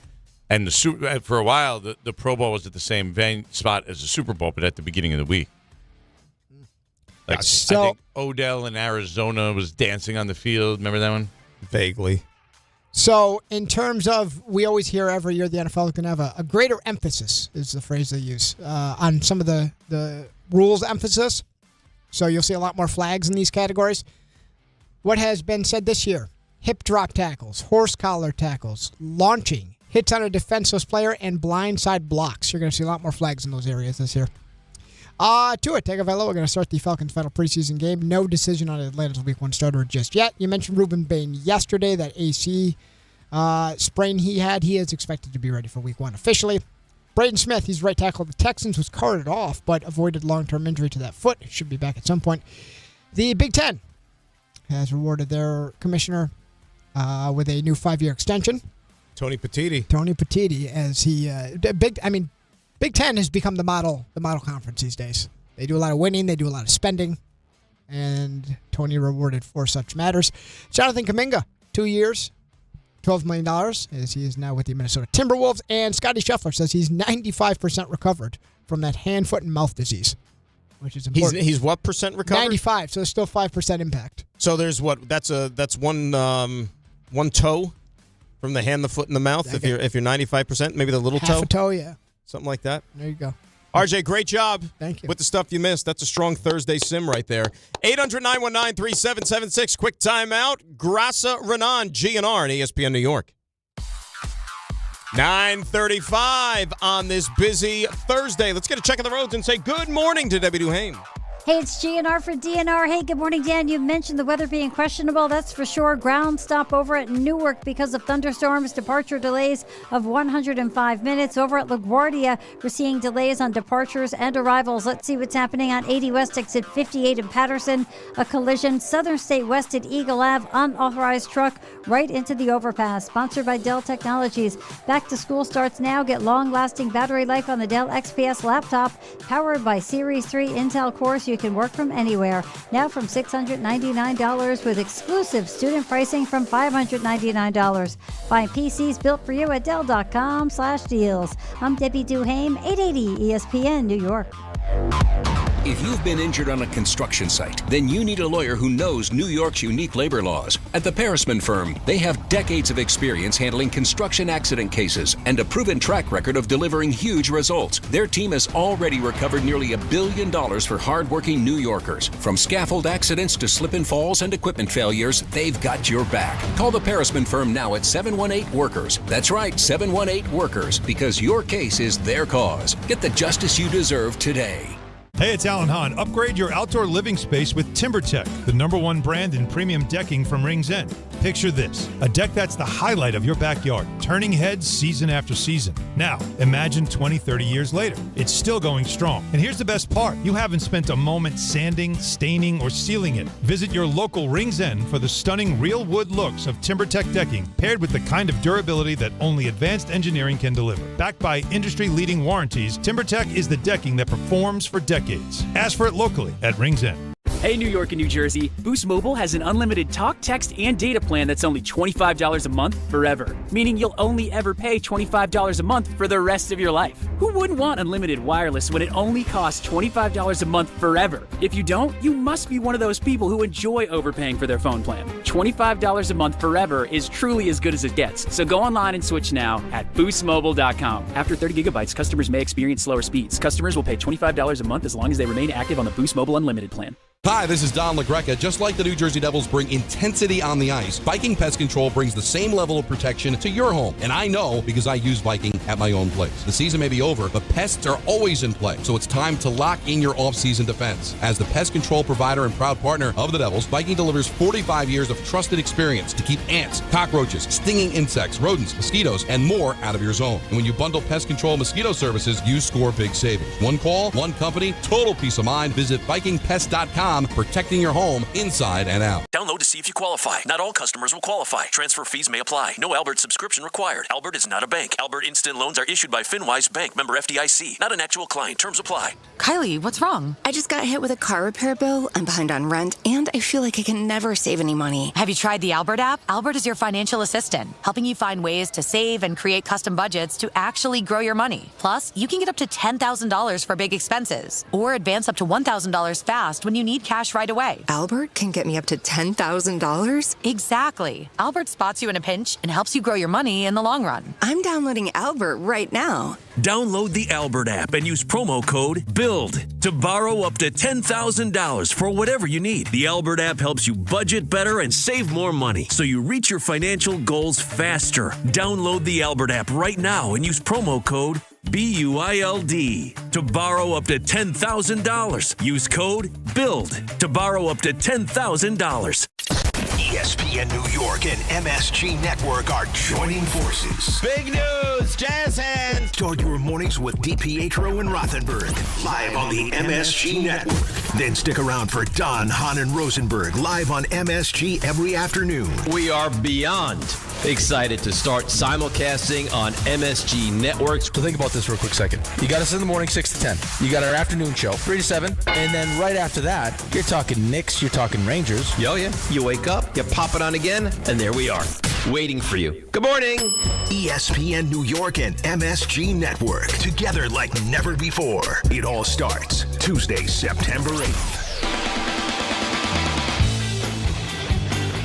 All right, GNR, Grasso Renan here on ESPN New York. Raymond is going to give us the 3 stars coming up in just a short while. A lot to choose from today. Ray, you know what I was thinking, and this is probably like too late a notice. I probably should have said something to you maybe in 6 o'clock instead of 9:40. since this is Jordan's last day, we could have maybe done a Jordan plays of the week since this is the end of the week. Yeah, but see, a lot of it would run again tomorrow, so it would get repetitive. Yeah, it's a good point. Yeah. But there's going to be a lot of it. I'll be listening. You'll be listening to the play. 9:55? A little earlier, I think, maybe. 9:50. 50 tomorrow for plays of the week. He's going to have a lot. I was thinking 3 stars. How was the sandwich, by the way? That was good. Top tier. That was very fresh good. bagel. Thank you. Yeah, it really was. It was very good. Thank you, Jordan. I got to be honest with you, and I've partaken in my occasional bagel sandwich over the years. That one was pretty sexy. I tried to buy my way back pretty into sexy your good looking. graces around here. I mean, the 2 of the 3 you guys didn't accept my offer. Wasn't enough for you. I left the room immediately because once I took a look at it, I said, "This is not something I want to be a bystander for this bacon, crime." egg, and cheese also has like a smell. Like I know. like a just when The you studio get smells when like you go it. even when you go pick it up at the store, like at the bagel place, and you go to take it home, and it's in your car. Bagels in general. I feel Carlin, unfortunately. Same with pizza. Pizza. Think about Carlin's now going to come in here and smell that in this room. I mean, I don't care who it is sitting in this chair. You could have no sense of smell, and you're going to be like, your eyes are going to water. He's going to try to eat us, basically. Might be eating the microphone. It's like the cartoons where exactly people he'll be looking at us and it will look like a bacon, egg, and cheese. Exactly. Does any of the preseason football tonight float your boat? Yeah, that was grotesque.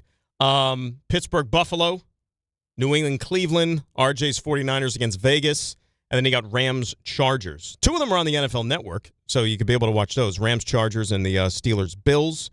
And then if you really are jonesing for some football, Prime Video, Patriots, Browns. Honestly, help me out and figure that one. Unless you're a Patriot fan or a Brown fan, or else you're listening to the show, and I'm telling you right now, who's going to think to go to Prime Video for a preseason game? The Shedeur Sanders, storyline is somewhat enticing. Hey, you mean the backup quarterback, Shedeur Sanders? I mean, do you think? Well, the problem is people take sides, though. You're either on one side or the other, right? Jeez. The Patriots aren't playing anybody. Vrabel's already said, remember, they're taking the Seahawks approach. Like, we don't play our guys. Deshaun Watson's not playing either. So is it going to be the Dylan Gabriel show? I definitely saw that. No, that's what I'm saying. Isn't Shedeur playing? I don't. He probably should. He's got to be playing, right? Because if Deshaun's the starter, he shouldn't be playing in this game. I definitely saw that he's not playing. I'm almost positive. How many what did we say? What is it? Week 5, Jets, Browns? If Deshaun is still going to be the quarterback by then? Mm-hmm. What do you think? What did I say last time? I was waffling. Remember, I kept saying, wait, what week are we talking about? Oh, that's right. Yeah, week 5. I said it like 3 times. Yeah. Wait, week when? Week 5, week 6, week 5. How many times are you going to say it? No, he's not. Yeah, I don't think so either. Anymore. I mean, think about it. That is a minuscule expectation. Week 5, and you don't even think the guy could keep his job. Because, look, I know that we're not talking about a well-run organization in the Cleveland Browns, but if you don't have any faith, and most people probably don't, that the starting quarterback is going to be able to keep his job to week 5, what the hell is he doing being your starting quarterback? Week 5. I mean, Raymond, week 5, Watson's still the quarterback for the Browns, yay or nay? Yes, but I don't think it will be much longer after that. I do think he'll stay because Monken did make a point to say it's not going to be a week-to-week thing. So I think he's going to give him at least a month to But if figure Brown things out. fans are just going ballistic rephrase that, by Bray. Deshaun Watson starting after he basically slammed the city and he's playing poorly, and that'll be after 2 straight home games. Week 3 and 4 are both at home. After 26 or so seasons of just absolute crap. How many quarterbacks? 46 or something like that? That have passed through there. Do you think it'll hurt anymore to just hold on to Deshaun Watson a little bit Ray's longer? probably right. They'll probably keep him as a starter, but if it go for the Jet game one more week, and if that goes bad, you come back home and the home fans don't want to see him anymore in week 6 against the Ravens. That's the ideal spot. Anytime you feel bad about your quarterback situation, just say, you know what? At least I'm not the Browns. At least you're not the Browns. But you said, Monken said this.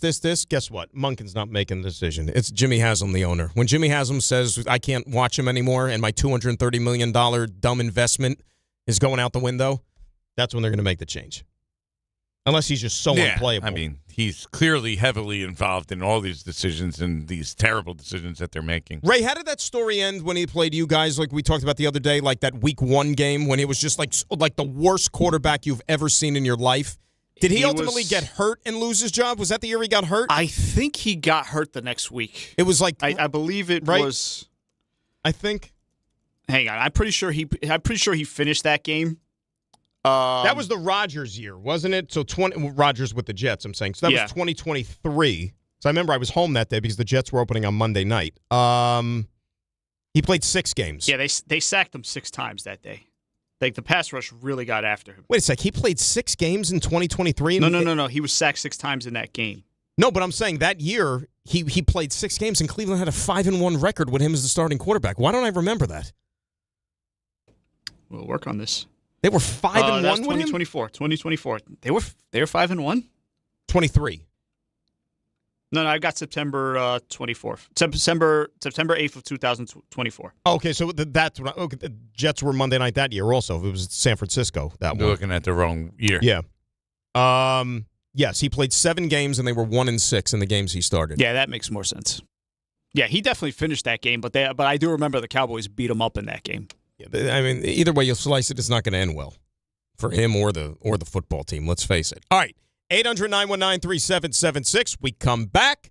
We send Jordan on his merry way for the rest of the week, and we also get 3 stars from one Raymond Santiago. It's GNR on ESPN New York. There are a million reasons to love New York. Making your budget stretch isn't one of them. According to an independent study, Amazon prices average 14% lower than other retailers. Get food, fashion, furniture, and more shipped straight to your building. Plus, another study found Amazon Prescription Pass customers pay nearly 1/3 less out of pocket. Learn more at aboutamazon.com. When care matters most, experience matters more. The Allure Group is redefining rehabilitation and long-term care across New York with 6 convenient locations. Their expert clinicians create personalized care plans to help you recover, rebuild, and get back to what matters most. From short-term rehab to long-term care, Allure is committed to comfort, dignity, and results. To learn more, visit allurecare.com. The Allure Group, where care meets compassion. The U.S. Open Tennis Championships are underway, and you can still get in on the excitement. Grab a $30 grounds pass for the Finals Fan Fest, September 12th and 13th in Louis Armstrong Stadium. Experience celebrity arrivals and star-studded viewing parties, hosted by actress and comedian Yvonne Orji and The Bachelor's Joey Grazadeh, plus live DJ sets from Tinks, Lucas, and Summer House's Kyle Cook. Get tickets now at usopen.org. Download to see if you qualify. Not all customers will qualify. Transfer fees may apply. No Albert subscription required. Albert is not a bank. Albert Instant Loans are issued by FinWise Bank, member FDIC. Not an actual client. Terms apply. Kylie, what's wrong? I just got hit with a car repair bill. I'm behind on rent, and I feel like I can never save any money. Have you tried the Albert app? Albert is your financial assistant, helping you find ways to save and create custom budgets to actually grow your money. Plus, you can get up to $10,000 for big expenses, or advance up to $1,000 fast when you need cash right away. Albert can get me up to $10,000?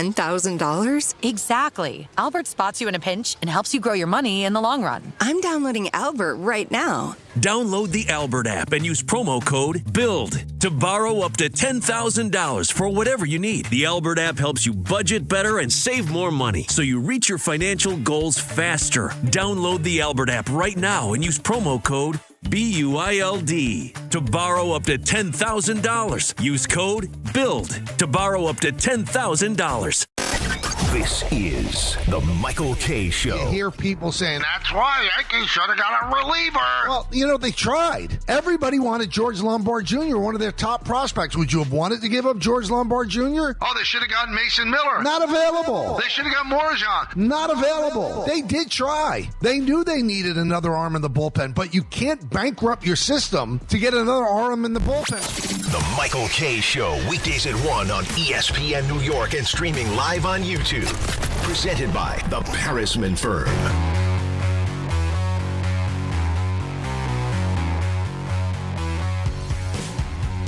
All right, GNR and for DNR here on ESPN New York. A few more minutes, and then we're going to hand things over to Christopher Carlin, who will come your way at 10 a.m. Just to set the scene for you tonight as far as the baseball is concerned, hopefully we get baseball tonight. Yankees home for the Stros, the George Costanza bobblehead giveaway. You're the only one who thinks that we're not having baseball tonight. Like I said, I want baseball. Otherwise, we got nothing. I'm not watching, Browns preseason football on Amazon Prime. You know, it is raining right now, though. Is it really right now raining? I swear. I didn't bring the umbrella. Right. It's sunny, but it's not sunny, but it's like light out, but it's raining. It's like that kids you rain a little bit. But everybody was just making fun of you, pretending like the game's going to be canceled. We'll see later if how bad it is. Garrett Cole. Oh my God. Pitching at 7. Mets 7:10 singles night, little single mingle over at Citi Field. Sean Manaea against The Miz, Jacob Mizorowski. 7:10 first pitch, 6:30 our coverage right here on ESPN 88. Right, we should have sent you as for the show. We should have sent you to that. Yeah, you're not the first one to suggest that. It would be a great show content. Hear Ray's answer to that. He's like, "Yeah, I'm kind of done hearing that. I'm good." What do you think the talent is like there? At a Mets game? Listen, I'm sure it's good.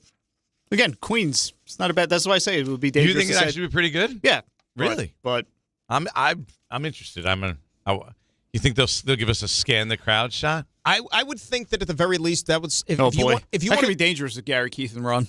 How about our boy Mr. Breen in the booth last night? Did you see that? Oh, he was having a grand old time. He was fanboying on Keith. I love that for Breen. Breen is living his best life right now too. We talk about Brunson and McHale and all of them.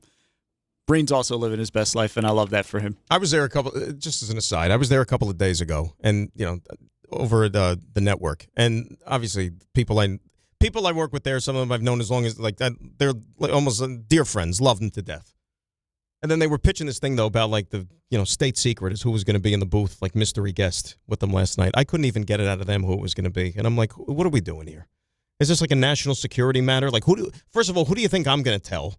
Second of all, if I did tell somebody, who the hell would care? Well, and then I thought you were going to go on the radio and blurt it out. Well, again, I wasn't going to because I'm not 5. And 3, the fact that it was Mike Breen, it's not like Mike Breen is not omnipresent everywhere. So I was a little, upset. Yeah, but I'm sure there's like some like secrecy when you're talking like cross networks type of thing. I get it. It's. I'm sure it's not a problem. It's Mike Breen. Mike Breen behind a microphone. Boy, we've never seen that before. It's one of the greatest, people, and this is saying something, New York, but one of the greatest voices we had in New York sports in Mike Breen, and he's being celebrated. And like I said, rightfully so.